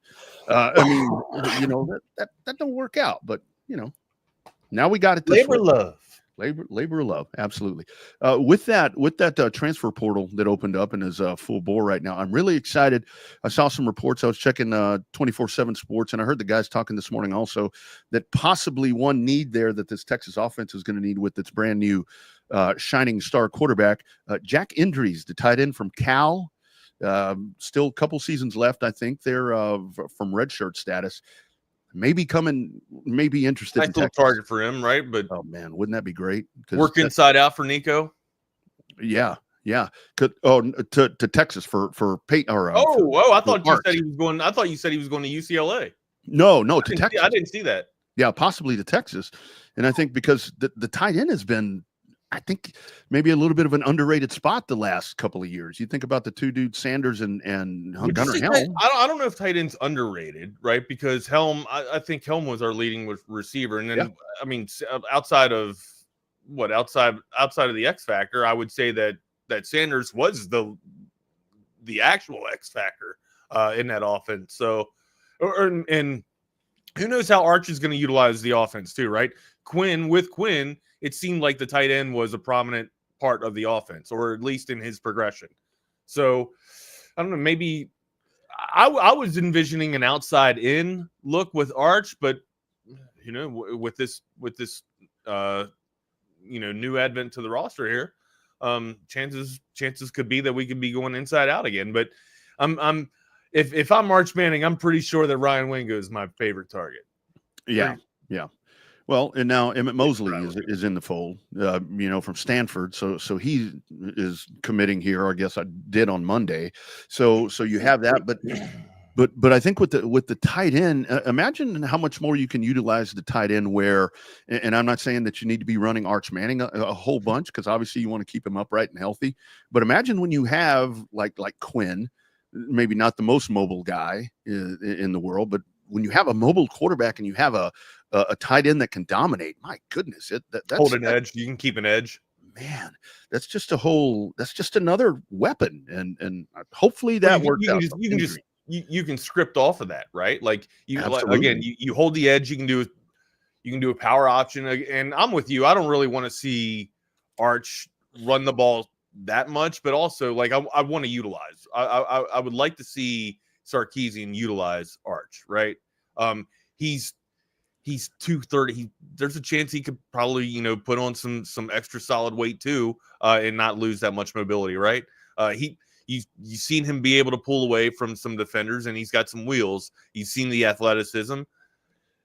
Sure, and keeping him upright is the most important part of it, but also I'd love to be able to utilize his ability to run the ball, right? If you could do some tush pushes, right? Or get that involved too, or maybe even I don't even think you have to do gimmick stuff with like what Florida did with Tebow, where you do the fake run and then the toss and stuff like that. I think with Arch, his skill set is it seemed to be so complete that, I mean, you can run an option off the dude, you can get to the edge with him, and he can throw off the run. I think there's so much of the playbook that's extended with Arch just because of his escapability and his and I don't want to sell Quinn short, because Quinn had some wheels. It seemed like Quinn was reluctant to use them. Yeah. Right. Or with Arch, what I envision with Arch, if the pocket starts to collapse and he doesn't have any of his routes available or open, instead of throwing the ball away, or instead of throwing it into poor coverage or a chance for an interception, there's a chance where Arch can maybe tuck this thing and get 4 or 5 yards. And instead of looking at second and 10 or second and 12, we're looking at second and 7 or second and 6. That changes the optics so much, or changes the sequence of play calling so much when you get positive plays instead of negative plays. You don't have to be a goddamn rocket science to know that. And I think the other part of it is now, I mean, with the Steve Sarkisian offense, I mean, when Quinn ran the zone read, he's probably going to hand it off. That was pretty clear, sure. Pretty certain. Now, not so much. But again, like if you have that edge, right? If you can hold that edge and keep that at the point of attack and win the point of attack. Now with a quarterback that can run the ball, Rodney, and oh, by the way, take your pick of deadliness coming out of the backfield with Wisner, Baxter, Gibson. Just take your damn pick. I'm probably Wisner on an option, but honestly, dude, there's not much option in the offense for Texas, right? It's usually like it's RPO. It's either a keeper from Arch, or hand the ball off, or throw the damn ball. So it's not really much of an option. And this injuries thing, why it has me so excited at that potential is, I mean, the scouting report on him is this: really adjusts well to the ball. Excellent blocker, which is what I want to see. Excellent blocker. Yeah. Positions his body athletically and reads coverage as well. Boom. I mean, if you look at the ESPN scouting report on him, he's listed as a tight end, but they're saying he is one of the best receivers in the portal right now. Not tight end, receivers. So there you go. So, well, as long as you can block, right? As long as you can block. Yeah, lots of options in this offense. I think it's good. And that's another thing too. I want to see our receivers hold blocks. That's kind of like an oxymoron there. I want to see our receivers stay on their blocks a little bit more downfield to enable more chunk plays coming from the backfield too, right? It's great to see, the 4 or 6 yard pops, but I'd also like to see a lot more like 20-yard springs and I mean, Wisner's great after first hit and first contact and stays upright too, like tough sledding, but I'd also like to see Wisner not get hit till like the 8 yards after the carry, or maybe even not even get hit at all sometimes, where he's, running downfield and doesn't have to carve his way through much because he's got, Wingo or said wide receiver, blocking downfield and getting pancake blocks. That's what I would love to see. Absolute domination on the field. But hey, let's squish in one hand and shit in the other. going back to the way that CFP semifinal. And sorry to interrupt, Rodney, Yeah. but what Jake just said. Oh yeah, Jay Witt. Not everybody's going to be able to block like Jay Witt, not everybody's going to give a shit like Jay Witt. right. Like that was like Jay Witt was a ball player, man. Like he is just a ball player, bro. Yeah, absolutely. I'll be curious to see, with some of those play calling things, we can talk about all these additions and this, that, and the other, but play calling was something that came up, and the way the season ended, we were talking about play calling. I'm curious to see when you get in those, not so much a red zone, but inside the 10-yard line, these scenarios with this quarterback, I'm curious to see if that play calling philosophy and mentality changes, or if you're still going to want to try to run toss sweeps and all these different things but look, that's a part of Sark's offense. Right. The field the shrinks situational considerably when you get down there, right? Yeah. The field shrinks considerably when you get down into the goal and get down in there on the goal line. Does that, and I think we all know the answer to this, that is an absolute disadvantage for the way that Sarkisian calls plays when he gets down the goal line, and clearly that's a deficiency, right? So instead of being cute with it, let's size up, let's get hat on hat, and let's put the ball where it needs to go, and that's forward instead of side to side, right? Right. Okay. I mean, the play. We should not be doing student body sweeps. Yeah. Right. The play the play in question, you're running out of the shotgun. You toss it back 5 more yards. Shit, you've just penalized yourself fucking 9 yards. That's where I'm at. Yeah. Yeah, it's like just gouge, control the line of scrimmage. We talk about the trenches. We talk about that all the time. That's what I want to see here. I want to see that tenacity in this offense to where situational. There shouldn't be a question. We are going to run the ball, right, or not go sideways. Go sideways. I've always said it doesn't matter what you do. Right, it's how you execute. Like the team can know what you're going to do, but as long as you execute right, you're going to come out with positive yards, or you're going to get the touchdown. Right? Yeah. It's not it's not rocket science. You line up on the goal line, hat on hat, and honestly, it's the ability. Who wants it more? Who gets lower, and who wants it more? That's ball, man. That is 3 yard in the cloud of dust ball right there, Woody. And when I was doing play-by-play, I had a parent that got frustrated with a call that I made one time because his son was running. You had someone in the stands not like your call, what they said about their little boy. No way. So somebody went to the head coach and said I was being just a little bit harsh because this dude takes off running and he's running sideways and backwards. This guy's being critical in football. And so I mean I make the play call and I'm like so and so, runs 40 yards but he only gains 2, and they're like, well, that's an observation. Yeah, I'm like, he literally ran 40 yards. Sideways, backwards, to the left, to the right. He was doing what's that song? To the left, that's what he was doing. Macarena. He was doing the Macarena. Macarena, and he gets 2 yards. You're being a little harsh. I'm not being a little harsh. I'm just telling you what I saw. That's his job. Anyway, trench warfare. Get in there. Jeez Louise, I tell you. But Timmy is a great boy and a good student. He's agile. He's so agile. Did you see how he avoided the tackles? I'm like, they're not trying to tackle him. He's fucking running backwards. Keep going.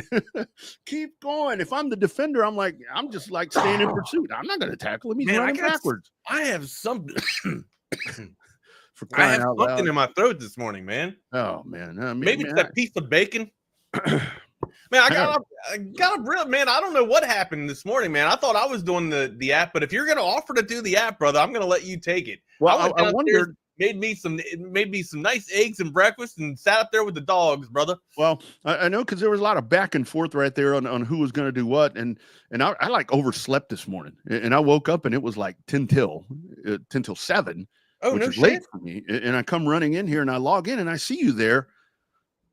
I'm like, do I need to do I didn't know that. I would have just stayed on the computer. I thought you were up and ready to rock, man. No. I mean, it's all right. I mean, the dog woke me up. The alarm clock woke me up. So the damn dog woke me up. What else we got going on here, brother? What's in your notes? Hey, man, before we talk about Covert BK, I did want to mention that I saw, do you see NFL drafts coming up? That's next week. and we'll have you some good coverage. We're not going to be at the Pluckers like we talked about. We used to get to do. Do you want to have a party though? Do you want to do a draft party for the people? We had to do a live broadcast. That's what I'm saying. We should do like a that could get out of control. Like a live viewing of the draft, right? We don't have to be at Pluckers. We can do something like this, and we don't have to. Of course, we should probably have a conversation with the rest of the team before we do this, right? Like I don't want to volunteer or volunteer people what they're doing. But this is a pretty good idea, I would think. It's like when I do those race revved up ATX specials, and I'm like, yeah, we're going to do a show on TSU on Sunday.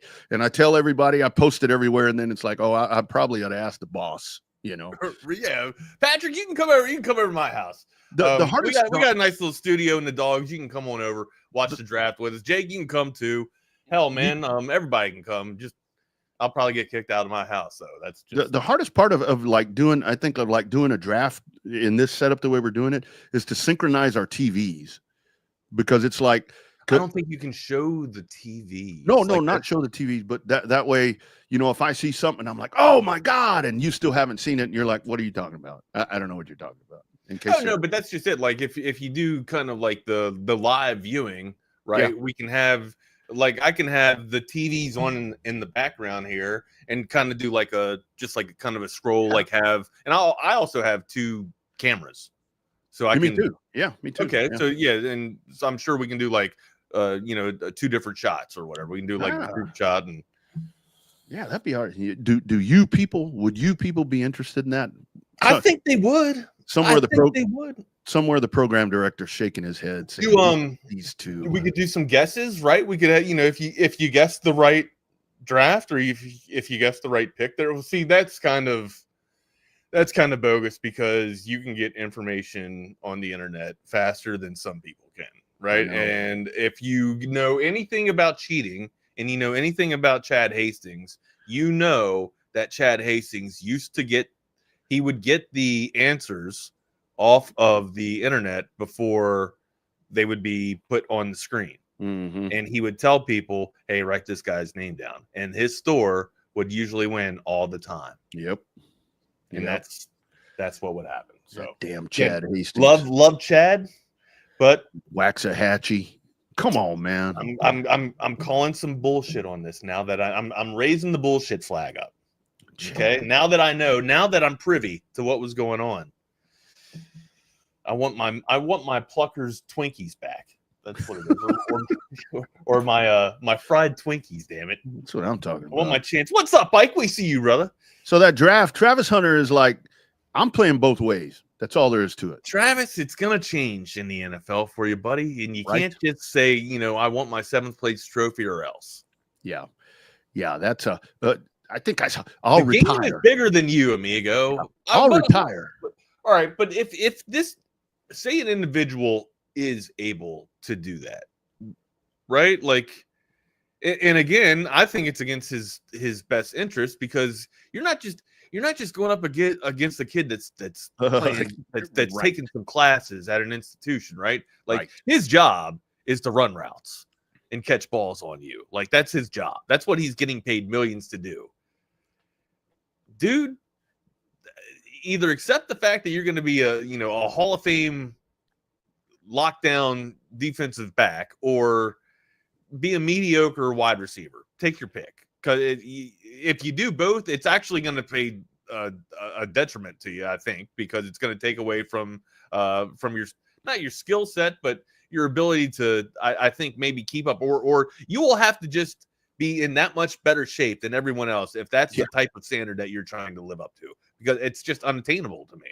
This is a totally different level that this dude is stepping into. It is. And it sounds cliche saying that, Rodney, but it just is. Yeah. And look, man, I'm nothing but an old washed up play-by-play guy, but I would say he better get his ass to wherever he goes and go learn how to be a receiver, because I think that's where he's going to see the difference.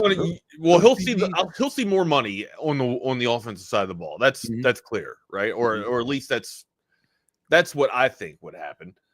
I just don't know the fame or the recognition that he would get. If you're trying to leave a legacy behind, I would say I would sit on the defensive side of the ball, but if you're trying to pad your pocket and you're trying to pad your bank account, go offensive. I mean, that's where I'm at with Travis Hunter. And I think in the league, I mean, I think that's going to be the bigger adjustment for him is to learn receiver, to learn the speed, to learn those defenders to where not that being a defensive back is easy. I mean, by all means, that's expecting this dude to come in here and look like Darrell Revis off day one, right? Or at least that's kind of the picture I'm painting, and that's not reality. And if he does, great. Then we might want to address the conversation of maybe the dude can play both ways. All right, but. Let's take this systematically, right? As steps, barriers. Okay. Yeah. Let's get to one spot before we chew off more than we can chew, or chew off more than we can eat, bite off more than we can chew. There it is. And Deion did it. Yeah, but Deion played for some pretty good Atlanta teams, really good San Francisco teams, and really good Dallas teams. This dude isn't going to the money wasn't there for defensive backs until Deion came into the league, right? Like that was part of Deion's, exploit in college football was to get the dollar up for the defensive backs. Yeah. That was what prime time was. Yeah. So it's kind of like this Nico thing and this other dude at Syracuse. Let's kind of tap the brakes on the demands right here before you all retire. Dude, you ain't started. How are you going to retire? You play college football in the Big 12. I mean, just kind of hold on there on the demands, just to kind of be patient. Yeah, I'm gonna text the boss when we get out of here and see what's up with a live. I think we put something together on at least for the I'll probably get cussed out. What the fuck are you making recommendations like that about, man? Yeah, it's gonna be like X is going crazy. Everybody wants that show. Now we have to do it. Millions of people are chiming in that they want to hear that. That's what we're gonna get. Millions of people have bought covert. Yeah, I'm with John too. Ain't nobody walking away from $1 million opportunity if they don't get to play both ways. Stop crying, dude. Are you kidding? Grow up, be an adult. It's time to be an adult, dude. I'm an underachiever. You told me I can go one way, I'm good. No, but hold on. There is something about that, right? Because there is. When I was at Spectrum, and I'm not gonna put any names out there, but I was given an option. Basically, I could go one route and basically cap at a certain amount of dollars, but my job would be absolutely easy. I mean, like show up, turn on an automated system and monitor it, basically. Just watch it. Like that is as easy as it can get. I was not into that at all. Well, and it wasn't the money that I was chasing after. It's the fact that I can't just show up to my job, turn something on, and just sit there. Like that would absolutely drive me nuts. Sure, it's lack of, I guess you can just kind of automate yourself too, and kind of do what else you need. But even when we were, in the production booth during radio, like sure, you're supposed to get the guys on and kind of monitor stuff. But honestly, as a producer, you're the final line of defense for that station, right? Like if something bad goes out, it's on you. Like you're the one that license is your ass. It's on your back, dude. So you kind of have a lot of responsibility. And for when I would just see producers come in there and just sit there, right, and kind of just not do anything, or just on their own, doing their own little shit, I'd be like, man, bro, what are you? You're the security here. Like, what's going on? Yeah. And then I had that opportunity come up in Spectrum and be like, hey, you could just chill and do this. You get some decent money, but again, like you're just monitoring an automated system. That's not cool to me. Like that's not. I think I've stated what I want to do, right? Like my ultimate goal, sure, it's to go back for game development, but it's also to develop an anti-cheat so that people can't, go in there and wreck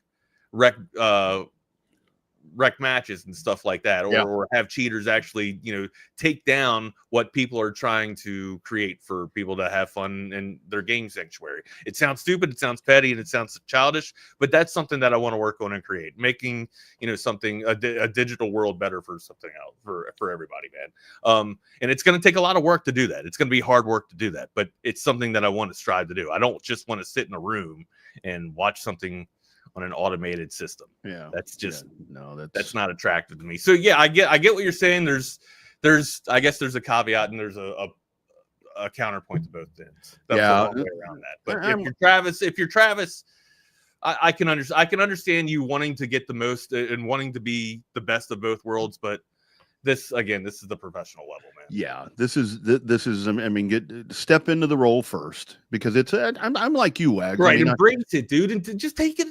Embrace your rookie season. Absolutely, first, right? Enjoy this shit. I mean, don't make comments like that, and then don't do these things to where you're setting yourself in a situation to where it's like, when you fail, because you're probably going to fail somewhere along the line, it's going to be magnified, because now when he can't play both. His first mistake or the first touchdown that he gives up, it's gonna it'll be ESPN highlight, and it'll be on this show, because I'll be like, hey, remember back on April 17th when we were talking about this guy? I'll retire.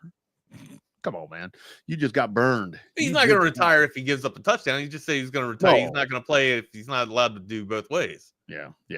Go play both ways in the WFL or the UFL or whatever it's called. There he might be able to do the AFL, man. Or no, it's the UFL. Yeah, but not in the NFL. Friends, McCall Custom Homes, yesterday, the final touch, my glass shower enclosure installed yesterday. Unbelievable. Tonight, I'm going to have me the best shower that I've had in a long time. Hell, I may go live in there, Wags. I just may go live in there in my new shower. It's just that badass. Came in yesterday, and that's all courtesy of our friends at McCall Custom Homes, McCall Custom Homes, ATX.com. Whether it is that shower or bathroom remodel that we just had done with Mike and the crew, a kitchen remodel, a brand new home build, whatever it is, it's McCall Custom Homes. They can take care of you. Remember, if you're a TSU watcher, viewer, listener, however you consume this amazing content, 512-633-9580 or that website, McCall Custom Homes, ATX.com. Free estimates for you. And the whole thing about it is, with that estimate, you're also going to get ideas. Like I talked about when we initially got our estimate, the wife was like, oh, I don't know. And Mike said, well, but you know what? If you do this and maybe don't do that, but do this, that, and the other, maybe that's something that's going to work better.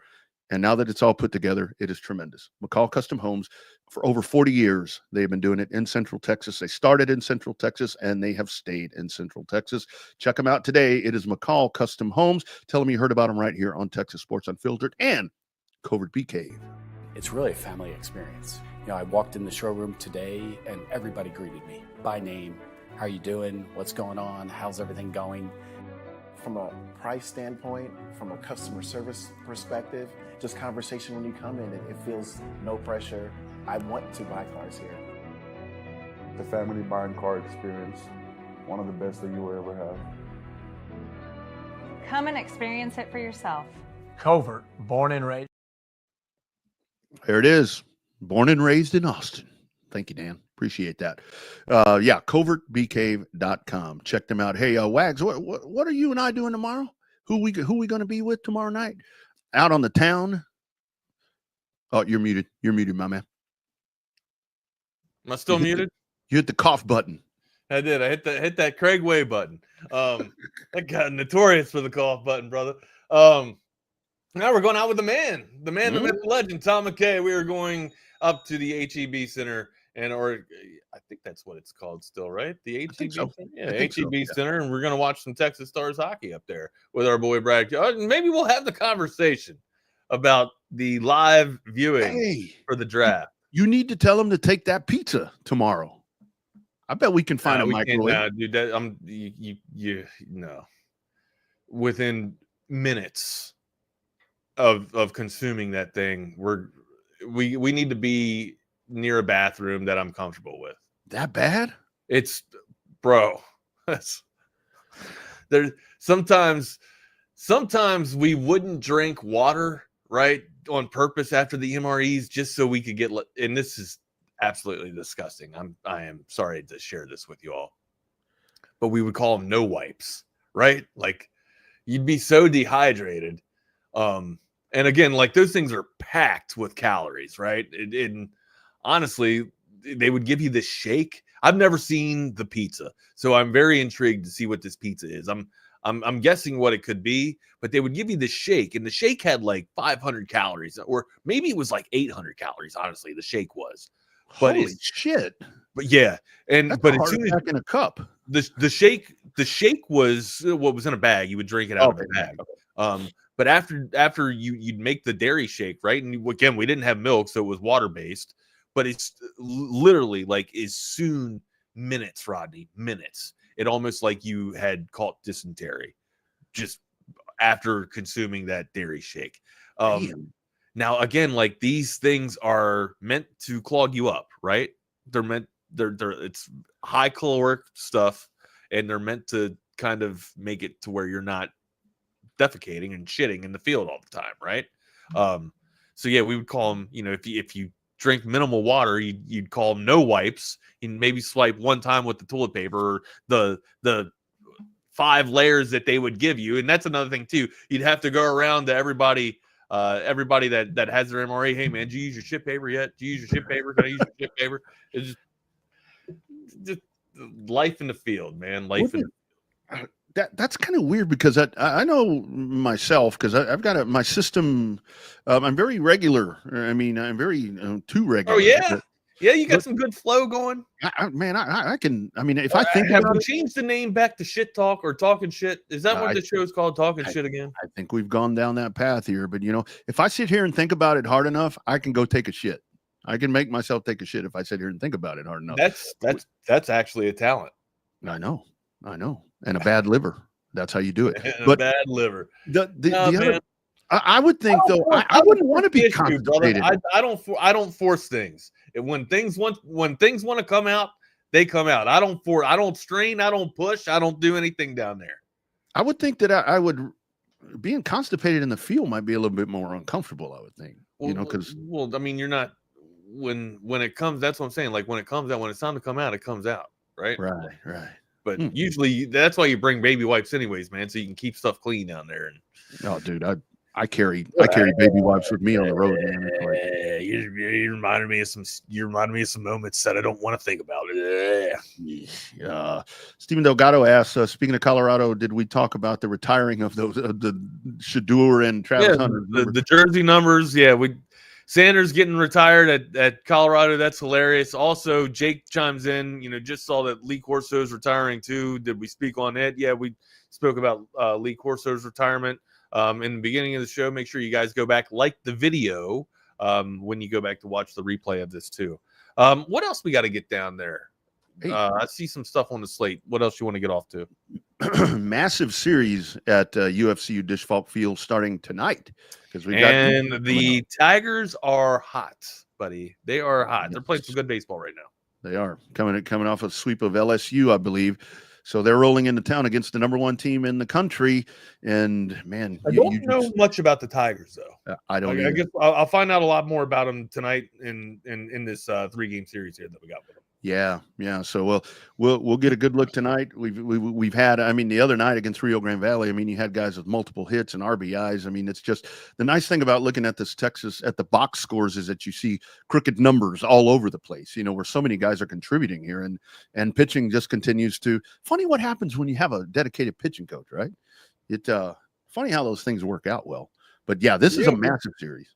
Yeah, we mentioned the pitching code. We mentioned Max Wieners multiple times on this show. Seems to be the common denominator here for the success, or maybe the reason for the success here, right? That's kind of where we're kind of pointing to and pointing our hats to here. No, it's good series coming in. Again, I'll be completely transparent. Don't know much about the Auburn Tigers. Plan to find out a lot more about them this weekend. And be sure and check if you're heading out to the Dish, or if you're trying to catch the game on TV or on your Tom McKay system, be sure and check the times. I know the times changed a little bit. And again, remember, this is Thursday, Friday, Saturday, because we've got Easter Sunday. I know they adjusted some times yesterday. Are we supposed to get like a gully washer on Saturday or something? Because I saw something where the tornado threats up north and all of these different things. I kind of don't put a lot of stock in that, because I'm like, oh, it's going to rain, and it doesn't. I put stuff off and no rain. So I don't know if that's supposed to happen or not. I didn't see the weather, Mr. Weatherman. I think I'll do some digging. I'll do some digging. Well, it doesn't do any good. I can't do a weather report tomorrow. Saturday noon time, nooner. What are y'all doing for Easter? I don't know. Usually we have her father come up and the sister come over, and it's not really. I don't really do a turkey. Usually do a ham or Cornish hens or something like that. But I just made a pot of chili, man. You know what I mean? Like I'm trying to eat this damn chili. I got some. And look, hey, shout out. You know what? Again, shout out to my homie Troy, because you chili how you chili, bro. I no longer have grief or no longer have shame when I make my chili down here in Texas, as I'm buying beans for it. You chili how you chili, bro. I even showed it off yesterday. I showed off my chili to all my neighbors and said, look, check this out, man. Oh, yeah, I'll let Mr. Bill taste it. Matter of fact, he didn't complain one bit about the beans. He actually made a comment about, did you put some sugar in there? As a matter of fact, I did. I put a little bit of sugar in there with the spice to kind of throw off the acids. A little secret sauce. Little bit. Sauce. Must have been those sirens that I heard yesterday when you were letting Mr. Bill taste your chili. Woo, Mr. Bill. Oh, nah, Mr. man, Bill. it's spice. So I also fire roasted tomatoes is what I started putting in there too, to give it just a little bit more of a kick, brother. Yep. Like that's so you got your sweet with your barbecue tomato sauce put in there. Oh yeah. Well, I put ketchup in there, right? Yeah. Ketchup in there, and I put the grease from the meat in there. My wife likes to drain the grease and shit. Nah, man, throw it all in there. I don't add any water to it. I maybe used a little bit of water in the barbecue sauce just to rinse out the remaining barbecue sauce, but it was maybe just like a touch of water. Threw it in there, let that thing simmer and seep, and let them all get nice and cozy with one another. The beans, the meat, like that Kevin Malone quote from The Office. They're all gonna get to know each other in the pot. Right. Yeah, that's right. Hey, Wax, do you eat or make meatloaf? No. As a matter of fact, I'm not even a fan of meatloaf. I used to. My wife loved it, but I'm not a fan of it. My grandmother made the most amazing meatloaf ever, and I was kind of infatuated with it from there on. But I've kind of always had the back and forth with people when it comes to making meatloaf. If you actually put like tomato paste or tomato something on your meatloaf, or if you put ketchup. I see a lot of people put ketchup on there. I've seen ketchup on meatloaf. I've seen ketchup on meatloaf, and that wasn't what I was used to. That was something totally new when I saw that. Anyway, just a curious question. Oh, Troy. I used a little. I didn't use a lot of barbecue sauce. I used a little bit of barbecue sauce just for that spice to it, and then the ketchup goes in there for a little bit of the savory sweetness in there. Yeah, it's great. And then the Fritos. You guys told me to go out and get the Fritos. I got the Texas corn chips for it, man. We made ourselves some Frito pie. Frito pie, brother. Like being at the football game. Yeah, the beer in the barbecue sauce when you make your own sauce is unbelievable. And it would be like when I would do a lot of grilling here, when I would actually smoke meat outside when I was a go-getter. Barbecue sauce. Throw me your recipe for that, because I didn't do any beer with it. Yeah, I would. That.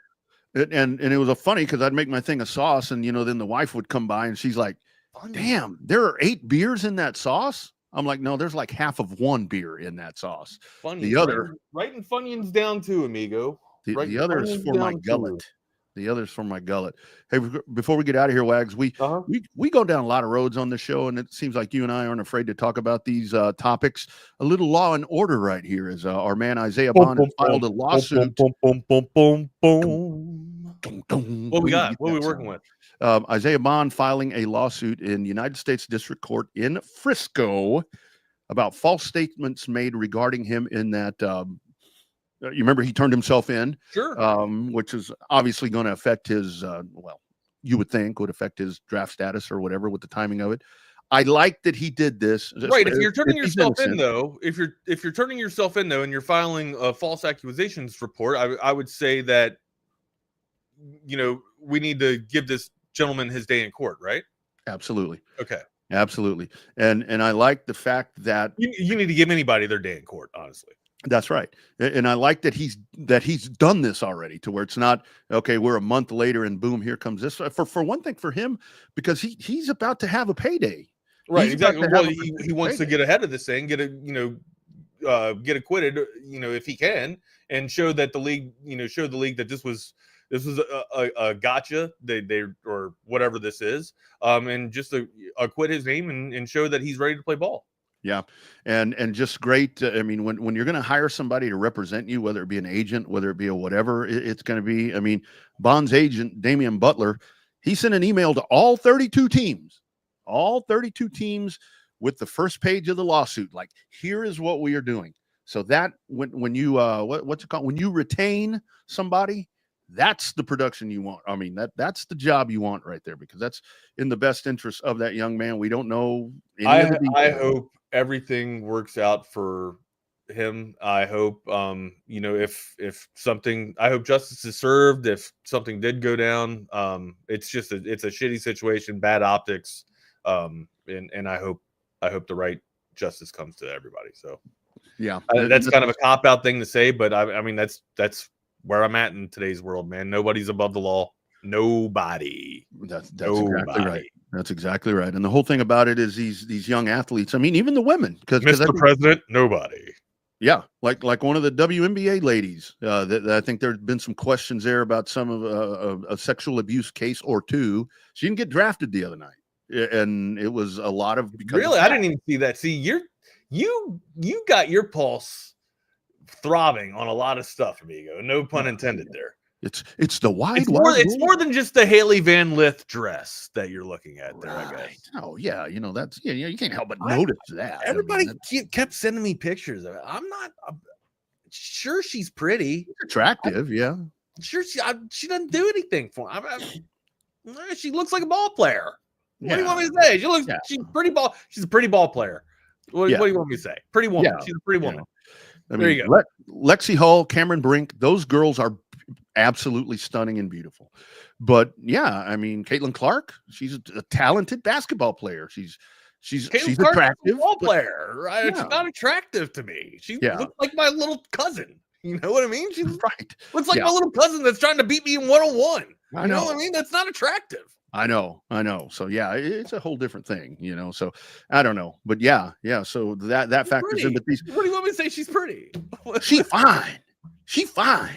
Yeah, I'm more interested in reading what you guys want me to put in my chili. Damn it, that's what I'm more interested in. Chili recipe. Cheeto puffs. I'll tell you, I think what I'm going to do this weekend, because I haven't had brisket in a while, haven't had barbecue. I think I'm going to have to run out to the south side over in Leander. That's exactly what I said to my wife last night. She was rode hard and put away wet. That's exactly what I said. You're fucking lying to me, Troy, or you got my house bugged.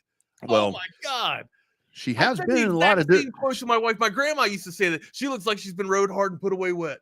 We used to have that saying too. She has been in a lot of stops. So she kind of has with her career, she's kind of been back and forth in a lot of different places. But and I'm with Michael C. Caitlin Clark is pretty good at basketball.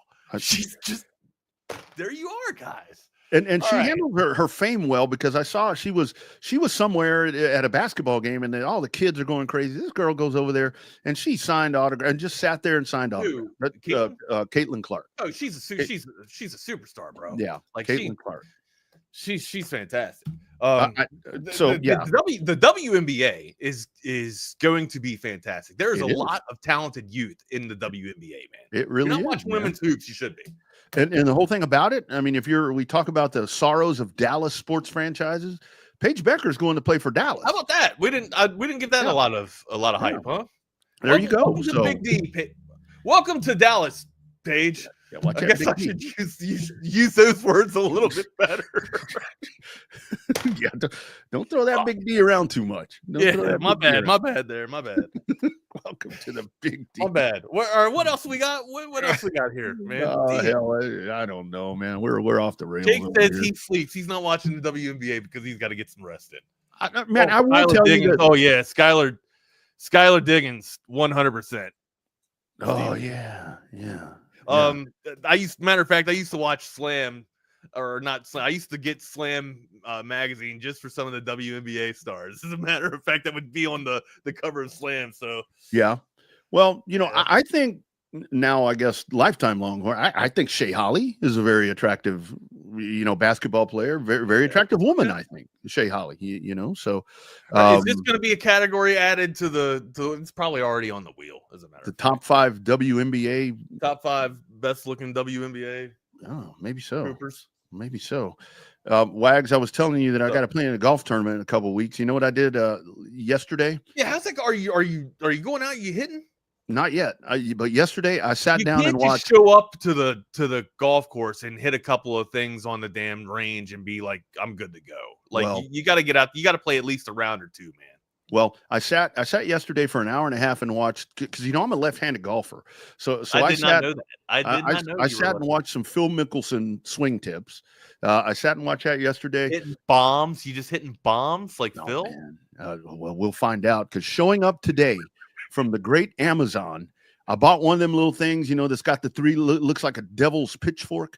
You stick it in the ground, it comes up, and it's got the little ball hanging. And you swing and you hit that thing.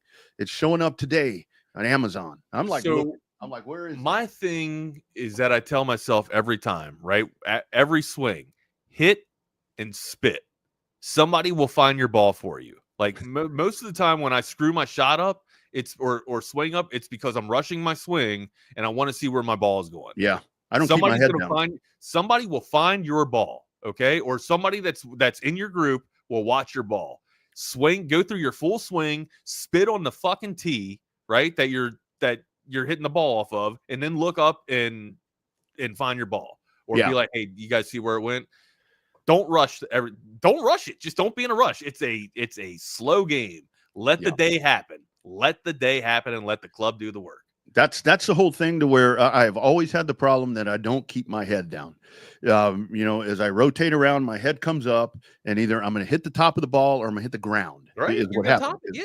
Yeah. So I'm gonna try to absorb, and then when my thing shows up today, I hope it doesn't rain today, because I'm gonna go put it in the backyard and I'm gonna go swing a few. There you go, Stephen Delgado. I hope to be playing in the Mullet Open. If there's a spot in the Mullet Open, I'd love to be playing in there. I wouldn't mind playing in that either. Yeah, I've tried to get in. I was supposed to play in the tournament last year. As a matter of fact, I had a team for me last year, but I had something come up to where I had to work with EA, or I had to do something with EA to where I couldn't work, or I couldn't get off. As a matter of fact, you couldn't get off with Aaron Andrews. Well, no, we were rolling out college football 25. That's why I couldn't get off. I remember that you were like in panic mode. You're like, dude, I've got to go do this work.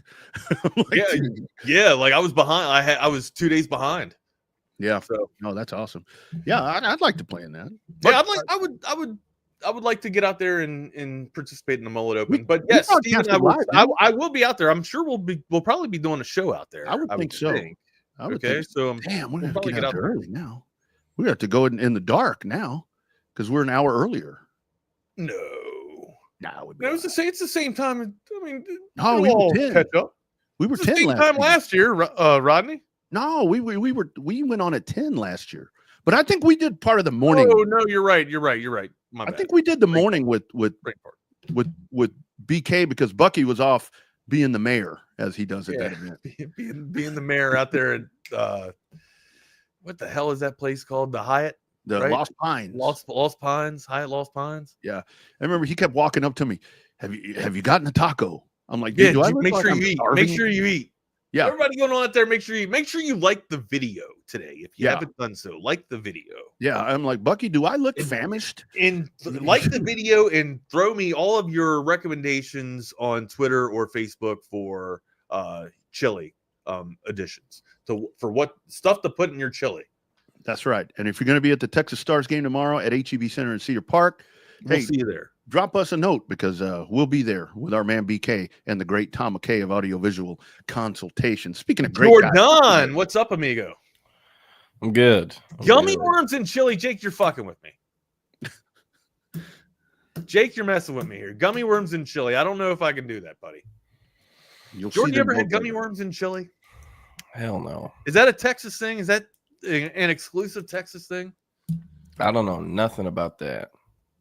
chili don't need much. No, just a couple of things. But I'm interested in the Cheetos, the cheese puffs that Troy's talking about here. Throwing in the Funyuns. I'll put some Cheez-Its, just some classic Cheez-Its in there. Ritz crackers usually for some added texture. But anyways, well, I don't know what's the craziest shit you put in your chili, Jordan? Nothing really. Not a big fan of chili, to be honest. Really? My mom never really made chili growing up, and my stepmom did, and she's from Port Arthur. So a lot of different stuff going in there, and Gotcha.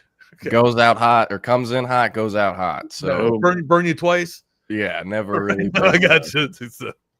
The biggest fan of chili for that reason, but I mean, I don't know. To each their own. But yeah. What we got on the plate? Some portal recruiting stuff, or portal recruiting stuff. Nothing really new on the Texas front. They moved up a scrimmage. It was supposed to be on Friday or Saturday till tonight, so that they could have a longer weekend for Easter weekend. But not a ton new.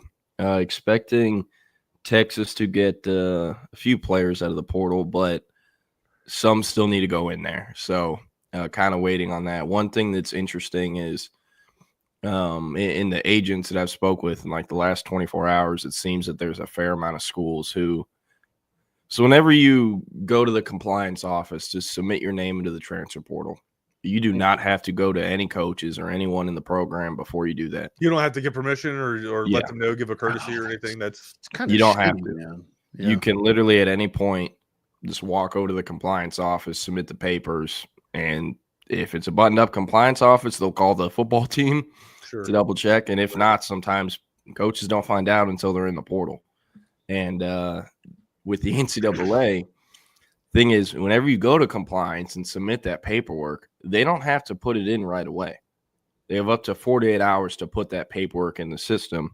And then once it goes in the system, it can take 1 hour for it to pop up in the database, or it can take 72 hours. So there are several players who have plans to enter the portal that are not in the portal yet, and their teams are trying to negotiate and talk with them for those 48 hours they have before they have to submit it into the system. So there's like a few guys I've heard of that are kind of in that situation.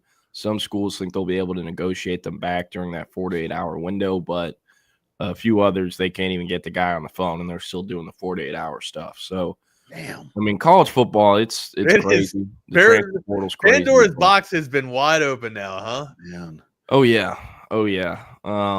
So with Texas, there are a few names I've heard that that I'm interested in, but those guys need to get in the portal first. So there's that. But yeah, I don't know. It's kind of gone about how I thought.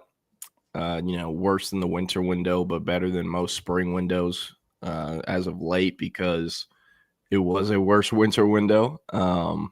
But yeah, just a lot of moving parts going on right now. So Jordan, what is the thought with that? Like, if you don't have to tell the school, that you're going to go in the portal, is there like an unwritten rule where it's like a courtesy, the courtesy thing where you tell them, or is it fuck it, I'll do whatever I want? I mean, I think it's a courtesy thing. Most of the time, schools are aware because they do exit meetings before the winter window. And, I'm sure in the spring they meet with guys they think might be at risk to go in the portal. So I'd say most of the time they get a heads up, or at least are aware. But, I mean, it's hard, and it's a new staff that just got there. Like, I doubt North Carolina was thinking Bo Atkinson would go in the portal. If you don't know who Bo Atkinson is, he's an edge rusher that had like 7.5, 8.5 sacks for UNC last year. Ooh, was going to start and is going to be an NFL draft pick. So they definitely would, I assume, wanted to have kept him, but also, he wasn't recruited by Bill Belichick and Lombardi. He was recruited by Mac Brown. So, hard to blame him. I'm also sure that money was part of it. Belichick and Lombardi, I'm sure they are using budgeting and sticking to certain numbers, not going over certain numbers more than other programs are, considering they have NFL experience and they're trying to run it like an NFL team. But I can tell you, just or an easy assumption is that they definitely did not want Bo Atkinson going in the portal. Sure, yeah. No doubt about that. What's you speak of all the turmoil that's going out there right now? What is some of these things that are going down in the SEC besides that? What Texas is dealing with? Any of the opposition or anybody in the conference dealing with some of this fallout that potentially you're talking about? I mean, it's going on all over college football. Everyone's involved. The main thing, most of the SEC programs are buttoned up enough to where the guys they were going to push out or guys that were going to leave left back in December or January. So most of these schools are adding more than they're, I guess, expending or losing. Yeah, or losing. But I mean, I don't know. It's the portal's interesting. Like Bud Elliott, who is on the Cover 3 podcast, works for 24/7 CBS. I had a tweet this morning that really got me thinking. And it was a quote tweet to a report that said Mississippi State is very likely to get a Virginia offensive tackle from the portal, who's ranked as the number 3 offensive tackle in the portal. It is a right tackle and was maybe in the bottom quadrant of tackles. The bottom, if we're going to split up the ACC's offensive tackles into 4 units, he's likely the bottom one. But he's a number 3 offensive tackle in the portal. Overall, he's like number 504, right? And he will be at best average at Mississippi State, who is the worst team in the SEC, and it's not close. So that is why I was like, hey, Texas can't miss on another offensive tackle this year after the Michael Vasusi ordeal. He went to Oklahoma.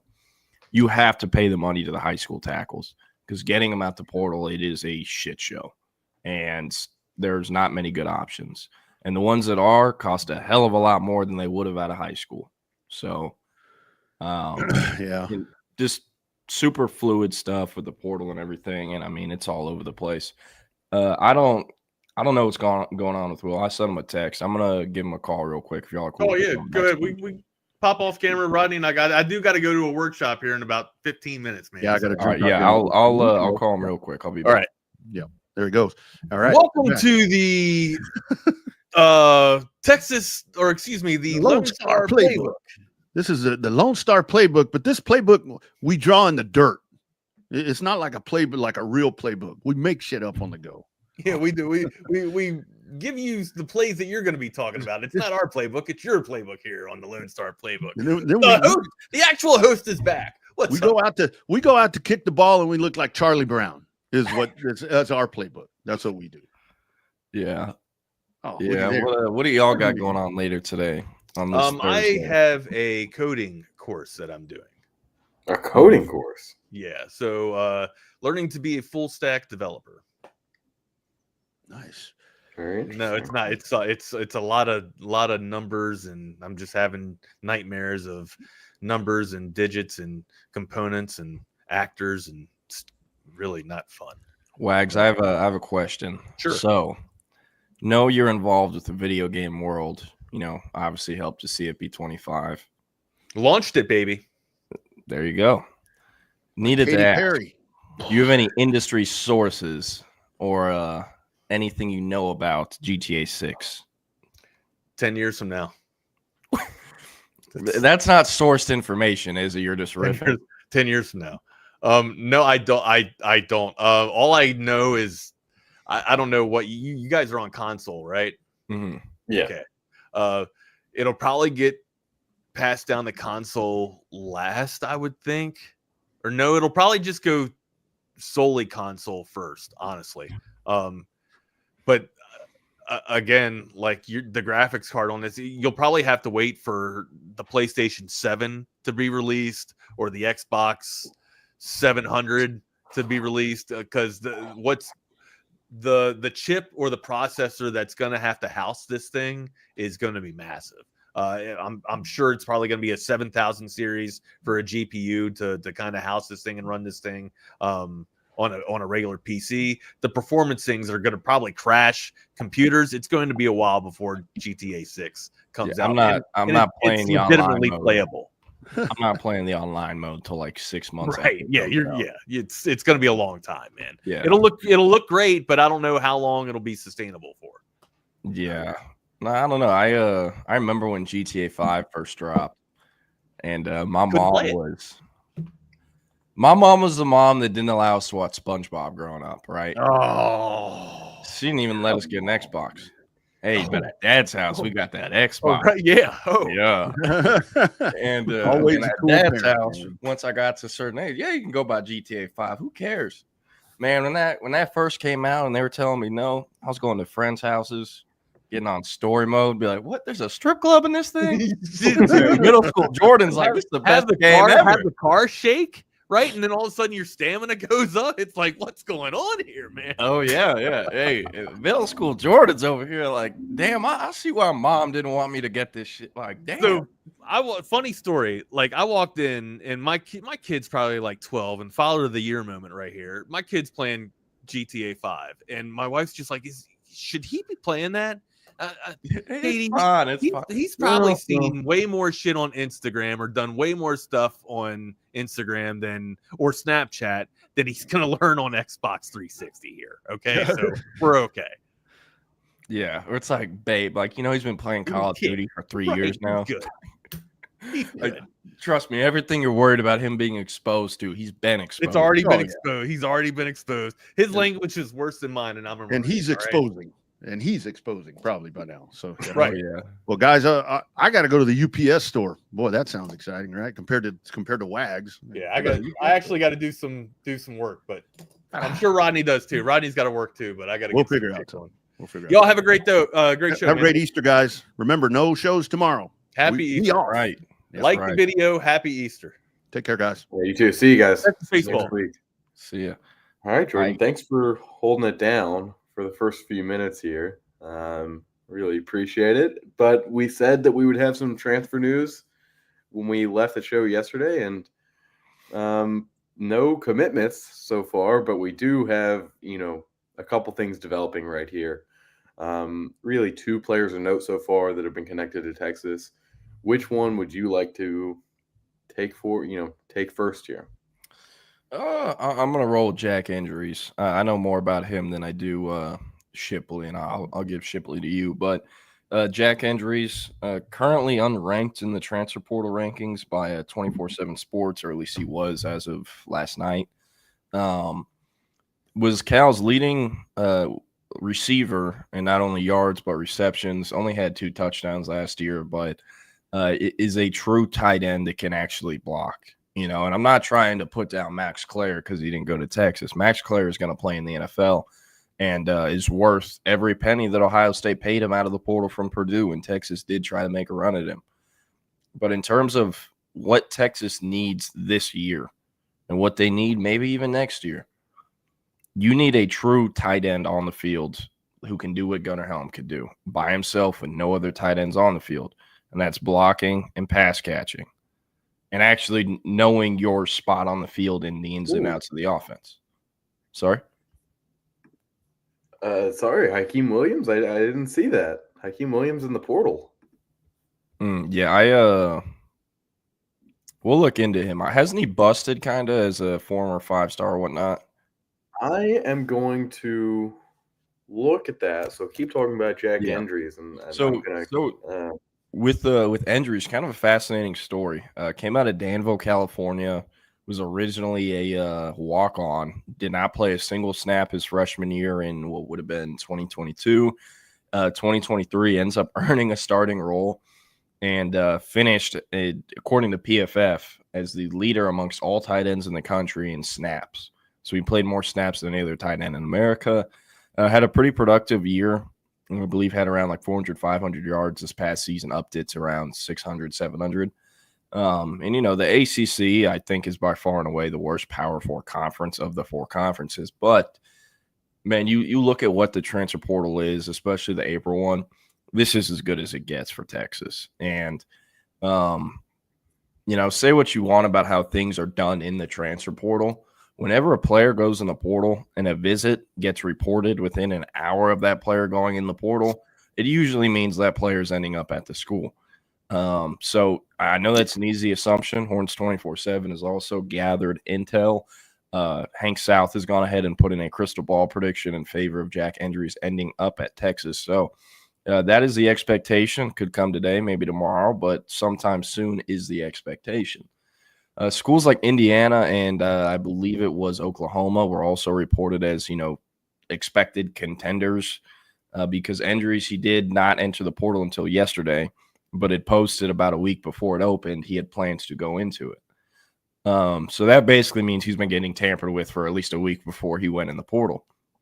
The Indiana connection. I was going to say, he just wanted to prepare everyone to get a pitch. Oh, yeah. The Indiana. That week, no one talked to him. Yeah, no one talked to him, but the agent. But Indiana, their connection to Endries came from the fact that Fernando Mendoza, the former Cal quarterback, is now the Hoosiers' quarterback and was obviously Endries' QB the past 2 seasons. So that was kind of their end. That one was weird, though, because he is, I think, without doubt, the top available tight end in the portal, and those guys usually don't end up at Indiana. And then Oklahoma, on the flip side, their name was kind of brought up because, well, they kind of need everything. And at tight end, they have like 6 or 7 scholarship tight ends. They don't have confidence in any of those guys, or at least that is what I've been told. So that is a need for them. It makes sense why they were brought up. But again, the expectation is Jack Endries visits Texas, commits to Texas, and that should happen sometime soon. Another position of need, which has kind of been an interesting one, because for the most part, I had assumed that if Texas was going to replace Bert Auburn or move on from him, we would have pushed him out in December and would have gotten his replacement in December or January, whenever the winter portal window is. But they haven't.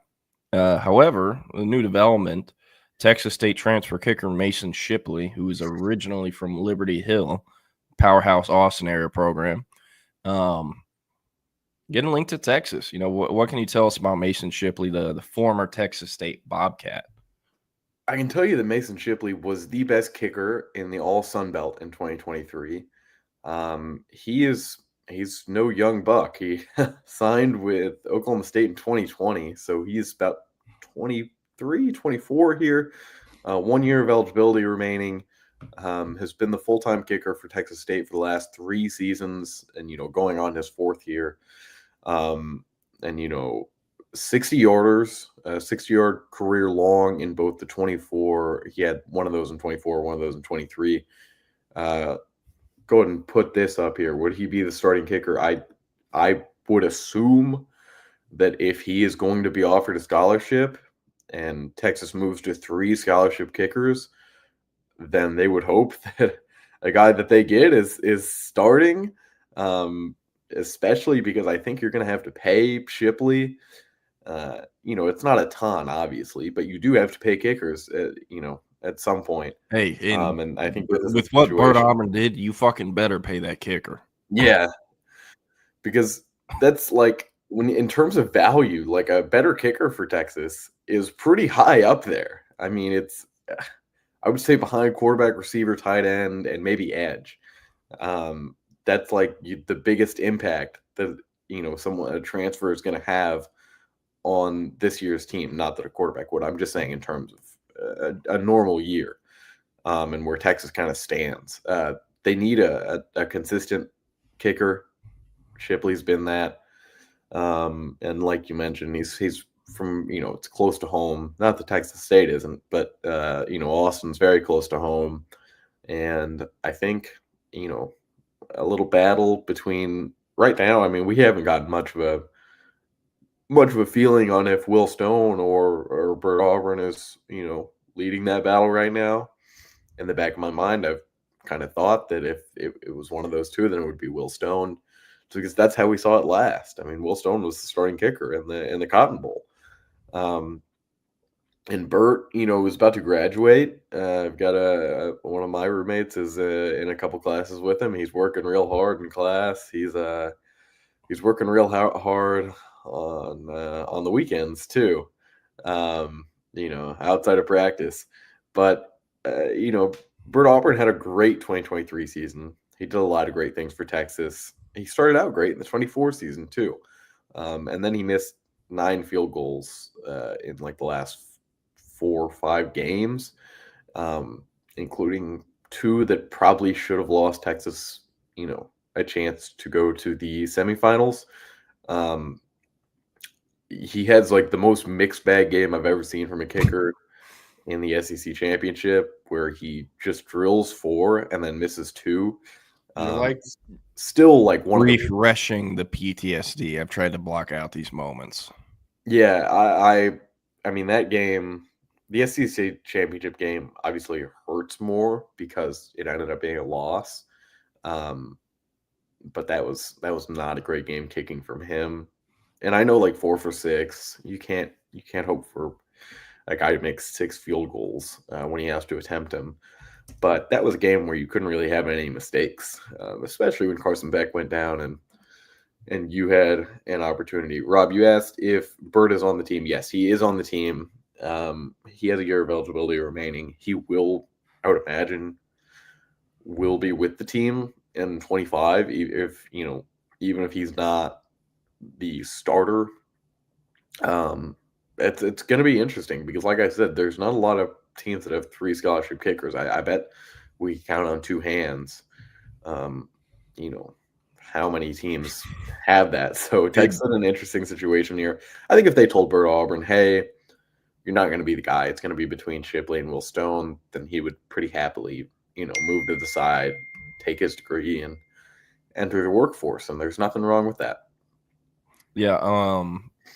So Bert has 1 year of eligibility left. So does Shipley. Shipley's going to be in year 6. He originally was at Oklahoma State his freshman year and then transferred into Texas State. Who was one of the coaches that coached him at Oklahoma State? It was recently hired kind of fullbacks coach, cowboy backs coach, whatever you want to call it. That can do. There you go. It's from Stillwater. Was part of the staff that had to be fired for Gundy to keep his job going into this upcoming season. And what did Sarkisian do like he does every single offseason? Pick up a random, recently fired coach, make him an analyst, and he'll have another job in a year or 2. So I think that'll be a big help here in this recruitment as far as getting it back to Texas. And, I mean, as far as Shipley goes, like, think about all the success they've had with local kickers. Cameron Dicker, born and raised in China, almost, I think no one knows that, but that he was born and raised in China. Lake Travis product, has not had a good run in the last few months, but Justin Tucker, Westlake product, I love the Austin area. Anytime Austin area kids can get an opportunity to go to the University of Texas, I love it. But, man, I'm kind of the mindset just literally anyone but Bert Auburn at this point. I thought it was kind of ridiculous that they brought him back. I think at any other position, if they were to have – I mean, I know it's different because kicker's obviously a unique position in football, but, like, if – DeAndre Moore had problems catching the ball last year and averaged like 2 to 3 drops a game. He either doesn't have a spot on the roster this year or he's backing up guys. Like they make adjustments, they make changes. So with Shipley having 1 year of eligibility left, if Texas gets him, I expect him to be the place kicker. Will Stone, he'll probably still do kickoffs if he's around, and maybe his time comes in the 2026 season. But I do think that them still continuing to roll with Auburn after he continued to have misses kind of shows you that they also do not have a high confidence level in Will Stone. So, hoping that they can get Shipley in the boat. He'll be in year 6 next year. He already has a wife, older guy, pretty advanced guy, one that you won't have to worry about, and one that is likely going to kick in the NFL. So, not nearly as big, I think, on the surface level to a casual fan is a need as a tight end, but like getting a legitimate kicker that you're not biting your nails on the edge of your seat for even PATs is a humongous upgrade, I think, for everyone involved. So, and there you go, CB2, Shipley at Texas.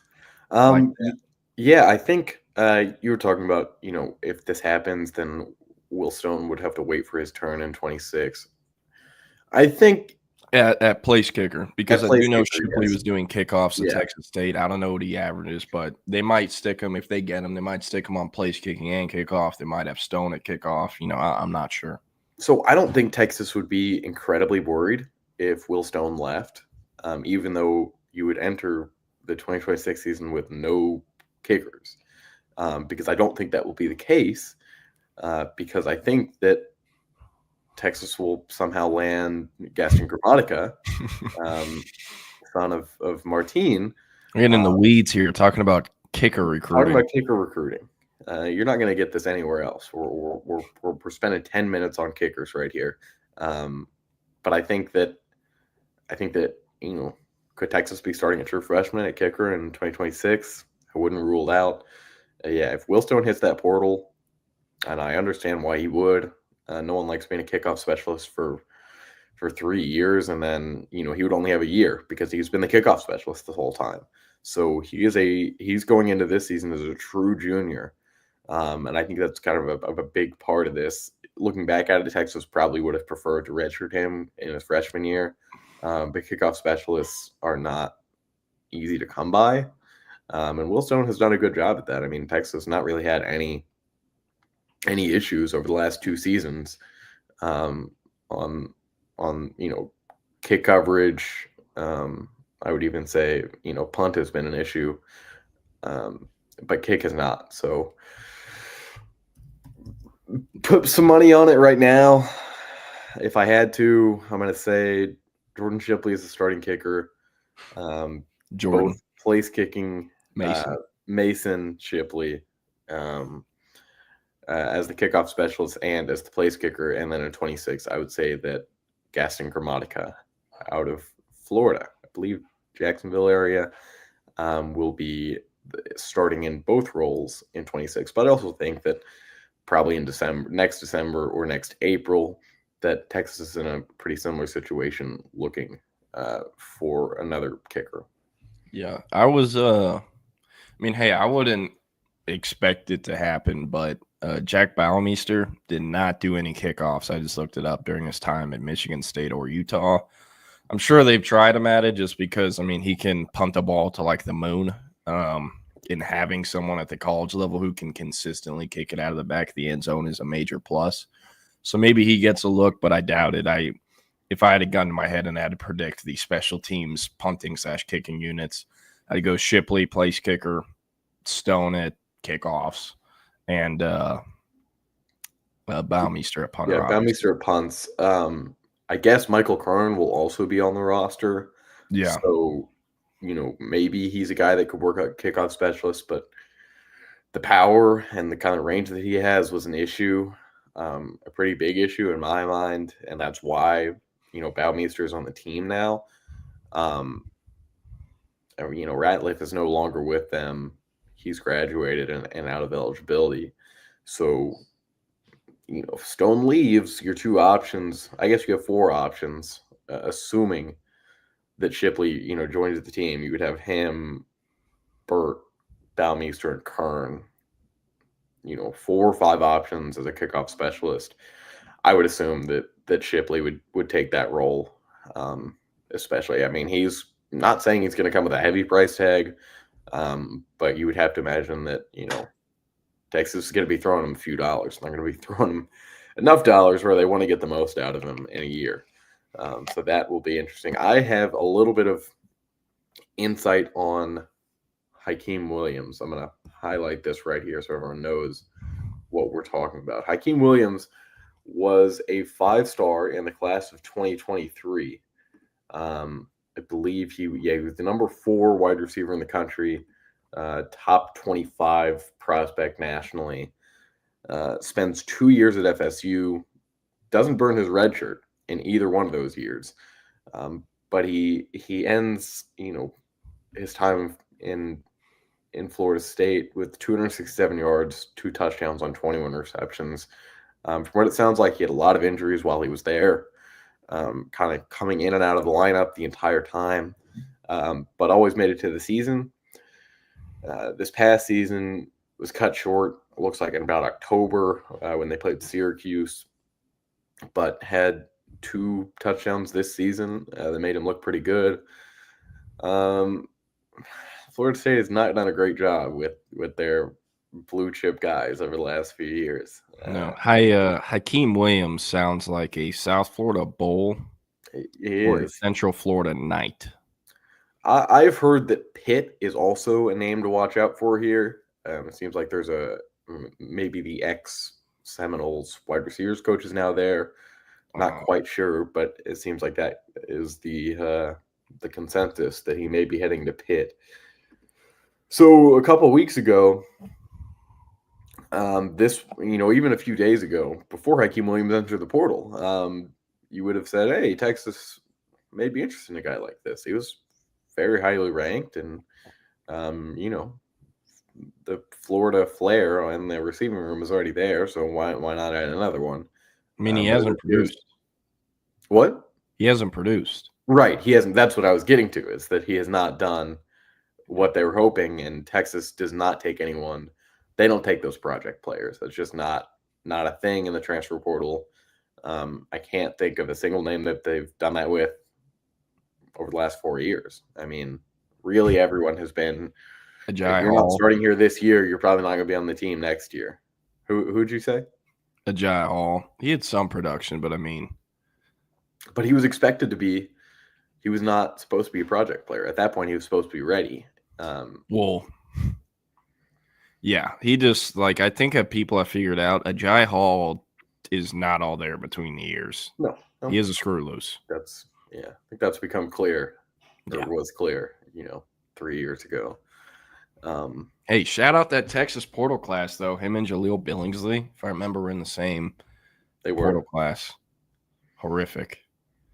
I think we kind of talked about this the other day, but Texas has had some not great luck recruiting tight ends in the portal between Jaleel Billingsley and Amari Niblack, both Alabama guys that Niblack finishes with having done more with the team because Jaleel Billingsley didn't even make it past October, I think.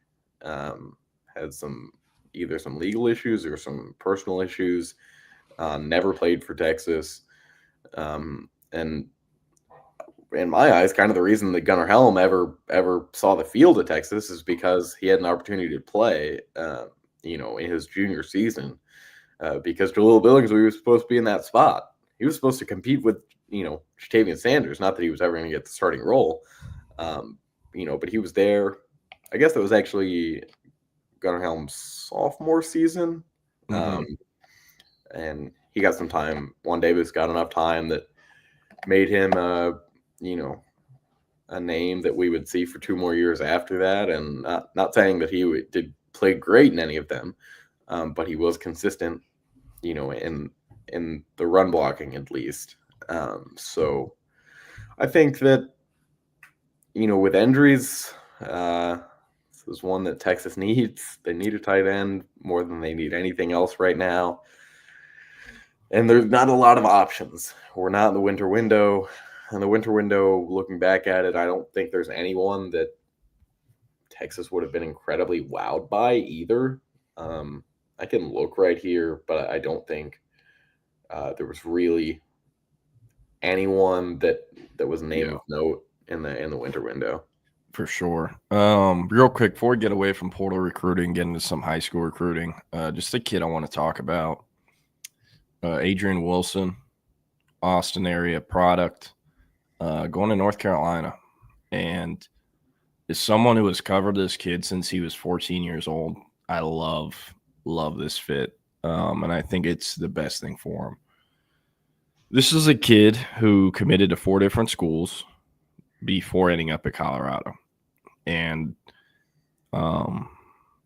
if only people knew the truth of what had happened with those schools. Yes, there were certainly things that he could have done differently and could have handled himself better, and you learn from your mistakes and move on. But for the most part, he was dealt a set of cards that there was nothing he could do about it several times. Genuinely, and I am not joking or stretching this by any means or saying this just because he's one of my favorite kids I've ever covered. I've never seen an athlete like this. Ever. At 14 years old, I watched this kid jump over the hood of a car wearing khaki pants. And you're probably like, what? Like, I've seen this kid do stuff that I never saw Garrett Wilson do in high school, that I never saw Micah Hudson or other guys do in high school. Like, genuinely has played in the NFL for 10 years potential. But he's incredibly immature, and he's gotten in his own way a lot of times. And say what you want, there are opinions that exist of how things were handled with his recruitment. I'm happy for him getting the fresh start. Colorado, I did not like that fit for him. I thought it was either he would start day one and be receiver one as a true freshman, or he would be in the portal by April. And he went in the portal by April. It didn't work. But in North Carolina, he is Bill Belichick. And Belichick did a really good job of taking kind of super immensely talented NFL players that might have had, some off the field issues or other issues. They're disgruntled, different things you could say about their games. And you would find a way to take several of those guys and make it work and win football games and compete in the playoffs. I'm not saying they're going to the CFP year one, but for Adrian Wilson and what he is and the guidance and structure he needs to reach his full potential, I don't think there's a better spot available than North Carolina. And I really like his fit. If he can put it together and do what he's supposed to and live up to his potential, he will be the best receiver in the ACC probably by next year. Like I'm higher on this kid than anyone else ever was, and a big part of why he finishes an unranked 4-star out of high school and not a top 100 prospect is because of the between the years evaluation. If he wasn't getting the ball, he was walking his routes and he didn't care, and he'd always been immature in that way. But I'm telling you, like, if he ever puts it together, he's going to play in the NFL for a long time and is the best athlete I've ever covered in my life. So hoping he can. He's already seen his family do it. His cousin's Tyree Wilson, who went, I think, 10 overall to the Raiders a few years ago out of Texas Tech. And they both have a phenomenal story as guys that were born and raised in Anchorage because they had military parents. Ended up moving down to Texas later on. Adrian was in middle school. I believe Tyree might have been in high school by that point. And he went to school in East Texas. Adrian was in the Pflugerville ISD system. Del Valle recruited him, started on Del Valle's varsity football and basketball team his freshman year, and then moved back into Pflugerville ISD, went to Weiss his last 3 years of high school. So a kid I'm rooting for. I hope he can put it together because, again, I've seen this kid do things I've never seen anyone else do. So just wanted to talk about that because, no one's even giving him a shot, I feel like, where they're just like, oh, he's going to be in the portal back in December. He's committed to all these other schools. And they don't know the story, and they probably won't ever know the story, and that's fine. But I'm telling you, when he's first team All-ACC next year and is a Biletnikoff finalist potentially after that, you heard it here first. So hoping he can put it together because that's the potential he has. So, yeah. Yeah, playing for Bill Belichick as someone that has, attitude concerns it's about the best way people will see if you put up or shut up, because we know that the Belichick does not stand for that type of stuff. And if he feels that someone on his team is not giving 100% effort, they won't be there anymore. So we'll know pretty early on, how Adrian Wilson is fitting into that program. And that's the thing too, I spent a lot of time around him in high school, through 7-on-7 stuff. And it was the things we always talked about it. Like he's either going to be out of college and out of football in a year or two, or he's going to be one of the best players in college. Very boomer bust, I think, potential. I still kind of feel that same way. And if it doesn't work out in North Carolina, unfortunately, I'm not sure where it could work out. Luckily, because of who he is as an athlete, he'll be given other chances. But for him to actually reach that potential he's capable of, he really needs to put it together at this stop, because it could potentially be the last real opportunities given at the major Power 4 level. So there's that. Some other comments y'all were hitting on. Nitro Tuggle went in the portal from Georgia. That's a guy who everyone went viral because, he was one of like their 80 players that had driving/speeding charges. So expect that to dampen some of his portal interest. He also is an SEC transfer, so I mean, I could say with confidence Texas wouldn't be interested in him to begin with, but they sure as hell won't be since he has to sit out a year. So there's that. Does Bill use his girlfriend to get recruits? I don't know. It's kind of wild how undercovered that is because of all the other crazy shit going on in college football, that he's dating someone is like younger than his son's age. How does that make sense? And then lastly, man, I got like 10 calls yesterday about people in the industry trying to figure out what's going on with him. And I've heard Texas Tech, back to Texas Tech is the likely scenario. I see other people are reporting differently, which for a lot of his recruitment stuff, that's kind of been the thing where I've reported one thing, everyone else does the other. And something usually I would feel like I would end up being right. So I'm not saying it's a done deal to Texas Tech, but I'd watch out for them. The Utah stuff is interesting. Would love to see what he could do under Whittingham. And, you know, that is a program you trust where, you know, if he shows up every day and does what's asked of him, he'll get where he's supposed to go. So that is the key part of it. And also think it'd be cool if he stayed in the Big 12. Utah plays Texas Tech this year. I think that game might be in Lubbock. And, hey, I would love to see that. So, yeah, I don't know. Do you have any other comments on fun guys you covered in high school or other stuff you covered that, you know, now in the portal you want to hit on? Not much today. Think there will be a couple more entering probably today and tomorrow. And then next week we'll have the madness. So hopefully Texas has kind of wrapped up all their efforts by Saturday or Sunday.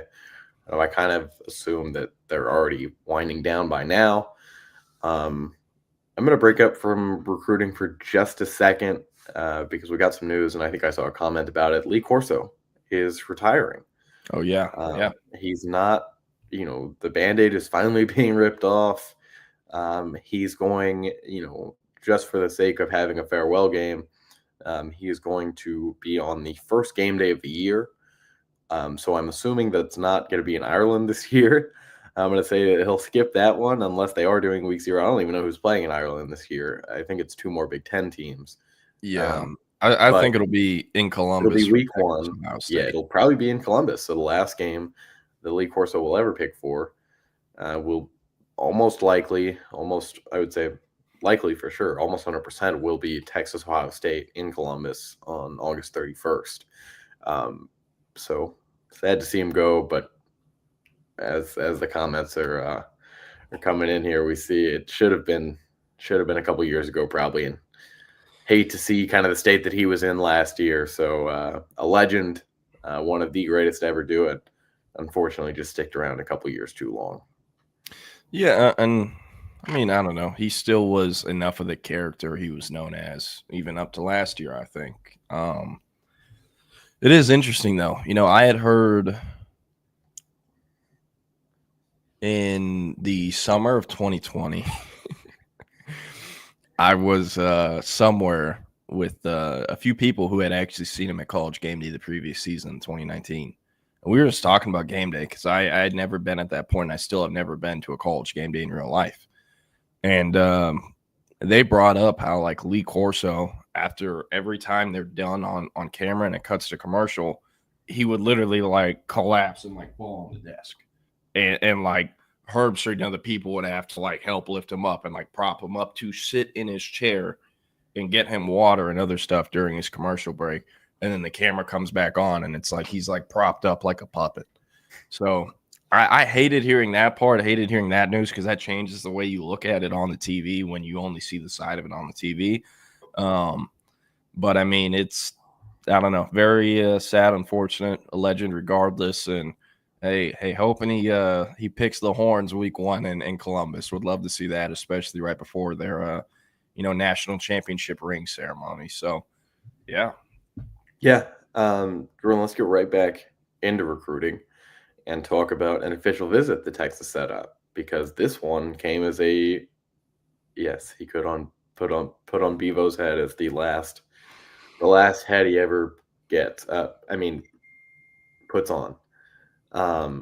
So Texas added a 3rd running back to their official visit schedule. For the last 2 or 3 months here since Chad Scott has been hired, the only 2 running backs of note that we've heard of are KJ Edwards and Xavier Crowell. Well, Xavier Crowell is from the state of Alabama, and he really likes the Crimson Tide. He was up there last weekend for a visit. And I think there was some questions raised on if he committed during that visit. In my eyes, he will end up with Alabama somehow. He may commit to Texas at some point in the summer. He may be very wooed by the official visit schedule and the program that they do there. But I eventually think that it'll end up at Alabama. So Texas may think the same thing. Sorry, real quick. It's also worth bringing up. This Xavier Crowell cat literally drives a Mercedes-Benz with an Alabama license plate, like a vanity plate, and has for several months. If he doesn't go to Alabama, he's going to Auburn. I feel like we made that very clear, but now it's just like, and also there isn't a single person with a pulse that thinks he's actually waiting till December 31st too. So that's not going to happen. But right now, I'm expecting he'll commit to Bama after OVs, but it would not shock me at all if he shows up to Bama randomly on a midweek visit and leaves committed, and it's 1 p.m. on a Thursday or something. I was speaking with Brett Greenberg, who is our Alabama insider. We kind of had the same view on how this will turn out. Is that Xavier Crowell will be committed to Texas at some point? Bama. What I'm saying is he'll be committed to Texas at one point in this whole recruitment, but it may only be for a week or two. Especially in times like, in situations like this where you have a feeling that a guy's going to stay close to home, but he kind of likes the flair of other places. Then usually he likes to see how he looks on a commitment list for a couple weeks, maybe a month or so, maybe throughout the whole summer. But Xavier Crowell will be in Tuscaloosa come next year. So let's get to it. Let's see who Texas added to the list, and it is Amari Latimer. Excuse me.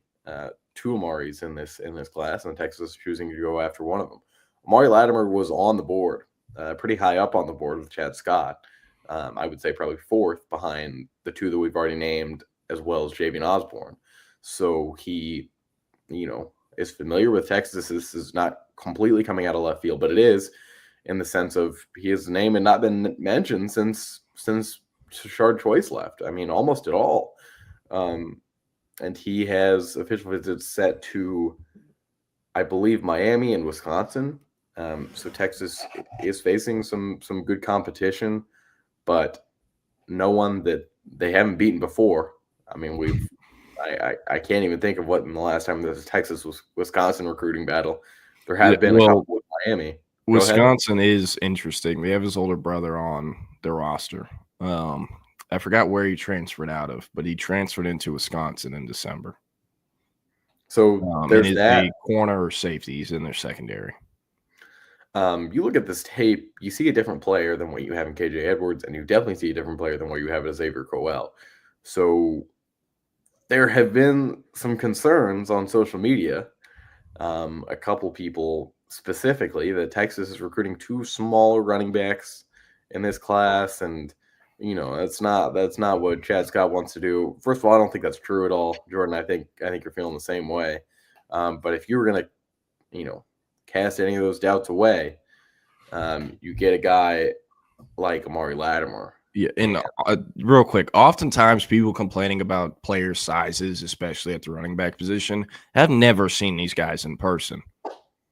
Yeah, the people I've been complaining have never seen them in person. If you're saying KJ Edwards is 5'8", might need to get something checked. Yeah, and it also has anyone watched the tape, seen how fast he's run, and seen how productive he's been 3 consecutive seasons in a row for one of the state's best programs in Carthage? Come on now. You're overthinking it and nitpicking him too much at this point. And as far as Amari Latimer goes, I love this kid's game. Violent as hell, downhill runner. Also plays basketball. Doesn't have the best track times, but he's a pretty good high school basketball player. Has barely run anything this track season, but last year went, I believe, 11.4 or high 11.3s. With him, that's not great, but what his play style is, it's all right, and he's playing very good Georgia competition. It's not 6A competition like a Carrollton, but, this is a very, very lazy comp, but Sandy Creek is kind of like the Carthage of Georgia, where they're just an outpost. And they don't win as many state titles, but like they have similar players that are just dogs and run the ball hard as hell and go hard as hell and grow up in a system where their dream is to be a Sandy Creek. They're also the Bulldogs, to be a Sandy Creek Bulldog. So really like this kid's game again. Makes sense Wisconsin's recruiting him not only because of the brother. I know Fickle's offense is different than the offenses that produced, Melvin Gordon, Monty Ball, a few of those other classic names. But this is a guy who I think will be a very successful college running back. Projecting him as a draft pick is, hard because the verified speed isn't amazing. And, paired with this, you got to be really big to make the NFL and not have the best verified speed. So he doesn't really check any of those boxes. But as guys have shown you, like Trey Wisner, they might not be NFL draft picks, but they can be 1,000-yard rushers and very consistent ones. So I love Latimer. I think this is a move that should have been done a few weeks ago, but the timing doesn't really matter. I believe he's already been to Texas, but it was just once, and it was about a year ago. It was a long time ago. So it was for the Kentucky game. Yeah. Okay, got it. I couldn't remember if he had come down for the camp last year because I knew Crowell did. But with Latimer, I mean, Hank had a crystal ball in favor of Texas under Tashard Choice. Tashard Choice is a Georgia guy. They had Texas in a great spot for Latimer, and I mean, there was confidence they'd be able to pull him from Georgia. And then Choice leaves, and you don't really hear about him for a minute. We knew Chad Scott was talking to him, but we weren't sure on the communication level. So them getting an OV with him is good. They need 2 running backs in this class. We've been saying for a long time, we think KJ Edwards will be one of them, but Xavier Crowell, we do not think he ends up in the class. They needed to pivot or at least schedule another official visit with another running back to be able to get 2 of them because we don't expect them to get Crowell. This is that move. I'm obviously not in charge of Texas and never will be, but if I was on staff, I would be pushing to officially visit a 4th running back as well. Cast a wider net. It gives you more backup options if for some reason you miss on your top guys. And that's exactly what they're doing at offensive tackle. They have like 6 official visits scheduled with offensive tackles. Last year they had 3 because they were putting all their eggs into getting Michael Fasusi, all their eggs into that basket. And they didn't. So whenever they didn't, they already had Nick Brooks, but they didn't have another true offensive tackle option to pivot to. So I think they've learned from their mistakes, and the new things they've done in casting a wider net has had to do with, the hires they made, Josh Dunson, Aaron Joe, and the other new faces they brought into the building. But I really like this kid. And Steven Delgado asked, is he better or worse than the 2 freshmen from this past year?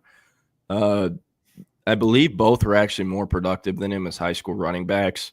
But as far as where I would rank them, I would go Latimer, James Simon, Ricky Stewart. James Simon finishes a 4-star, which is higher than what Latimer currently is. But as far as their fit at Texas, projecting them at Texas, I think Latimer would be better than Simon and or Ricky Stewart. So those are my thoughts. I don't know if you have any thoughts on comparing him to the past running back takes as well. I agree with you on that. I think there's more Ricky Stewart than there is James Simon in terms of what you're getting in him. And I think that even if you don't expect him to have extremely high production through 3 or 4 years, I think he's someone that could be perfect in a pick and pop game. I think Texas thrives off having someone that's an aggressive downfield runner. Jaden Blue was that this past season, and then we saw once you give him a few more opportunities to break open in space, then he can be a legitimate starting back. If Amari Clemens is in the same situation 3 years from now, I won't be surprised. And I think this would be an incredible take for Texas. I really do. I think you don't always have to get 2 of the top 10 running backs in the country. That was the philosophy this past year, whether it was their decision or not. Getting Ricky Stewart. And I think a perfect running back class is, getting the 5-star guy, getting someone that's top 5 at the position, and then getting either a very high 3-star or a low 4-star that you're in love with. And I would imagine that some people in Austin are in love with Amari Latimer because he's stuck on the board despite a coaching change. And you can't say that a lot for almost any 3-star prospect. I mean, you can barely count how many 3-stars Texas is recruiting at this point.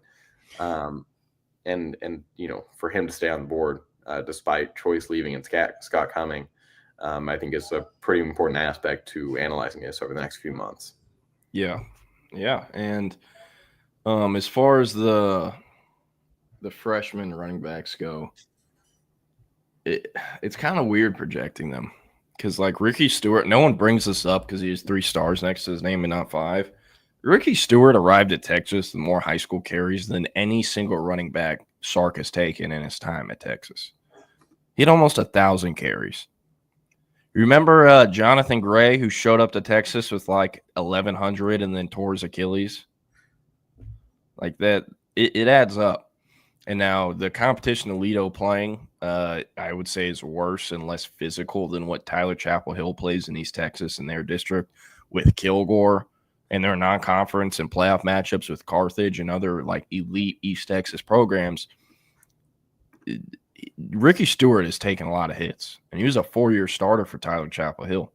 And I mean, he had like 5,000, 6,000 rushing yards a night. So he had a lot. He was incredibly productive, but man, those hits add up. And he was doing that at 5'10", 175 pounds. He's now up to 195, but with what Ricky Stewart is, I think like the best case scenario for him is he plays a role that Trey Wisner did this year, where he's primarily a backup, but he is tough as hell and is good enough, can do enough to where if you lose your main primary running backs where they start fumbling the ball every other game like Jaden Blue, you have a consistent, reliable option you can turn to that has been in the pipeline for at least a year or two, knows the playbook, and, he might not be able to do all the things that the starter can, but you trust him not to fuck things up, which is incredibly it's invaluable in today's game. And James Simon's interesting. He's all around, caught a fair amount of passes out of high school, was another 4-year starter, played worse competition. He played private school Louisiana ball in North Louisiana. So, he did have a lot of production and averaged his yards per carry was up because he was breaking a lot of big ones when he wasn't getting touched. But both those guys come to Texas with a fair amount of mileage on their tires, and especially Ricky Stewart. So I've always thought it's the right approach, regardless of the program or school, to take 2 running backs each cycle because of how much wear and tear they take. And based off the 2024 cycle or the 25 cycle, those 2 guys, you have to take 2 the following year because you never know with their wear and tear. So love KJ Edwards' chances to end up in the class, and love this new development with Amari Latimer. Definitely think it's the right move because, like we talked about, Xavier Cowell, I do not think he's going to end up at Texas or sign with Texas. So no doubt. There you go. But anyways, we're going to get out of here. Just a reminder, we do not have shows tomorrow. It is Good Friday. So hopefully if y'all have the day off, that you can enjoy it. Up next on the Texas Sports Unfiltered app, a Texas Auburn series preview with our friends at the Horns Takes podcast, followed by an in-depth NFL draft preview. So get over to the Texas Sports Unfiltered app to check that out, the Midday Mashup. And Jake Bayless, Rob Latendre, CB, Steven Delgado, all UJW Crunch, we're in here today. We appreciate y'all, Patrick, and everyone listening on podcast platforms in the future. Thanks so much. Y'all enjoy a great 3-day weekend.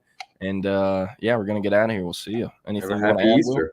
Yeah, not actually, yeah. I'll get my 30 seconds in for the NBA since I said I was going to do that every day. All right, let's do it. Give me the Grizzlies. The spread is 7. I don't like that. So take Mavs spread. But Memphis is winning that game, and they're going to give OKC a run for their money. Give me the Heat against the Hawks in the East. And the Heat, I think, will take Cleveland to 6. We'll see about that, though. I'm standing firm on all my series picks. Rockets, Nuggets, no matter who they face, Thunder, Cavs, Celtics, Pistons over the Knicks, and I don't care on the Milwaukee one. That's an awful series. I wish they could just take one out. That's all I've got. Happy Easter, gentlemen. Rob, Steven, CB, Jake, everyone that you already mentioned. Looking forward to talking some NBA on Tuesday. Yeah. Hey, last thing. Trae Young is a bitch. He's been a bitch. We all know that. But, man, those 2 technicals, I won't lie. I thought it was hilarious. I did not see it live. I just saw the clips and him, not giving the ref a ball. That is funny. But you can't do that as a grown-ass man. You're not in Oklahoma anymore as the hometown kid. You're in Atlanta, and you've been there. You're the leader of that franchise. You cannot act like that. So I've kind of hate-watched him since he was a Sooner, continuing to hate-watch him in the NBA and hoping the Hawks lose. So there's that. I knew something was coming from Jake Bayless on that. But we'll end it on that. Again, check out the Midday Mashup over on the Texas Sports Unfiltered app. Back at 2 p.m., Chip and Zay with the last stream before the 3-day weekend. So go check that out. But we're finally going to get out of here. Enjoy the weekend and happy Easter.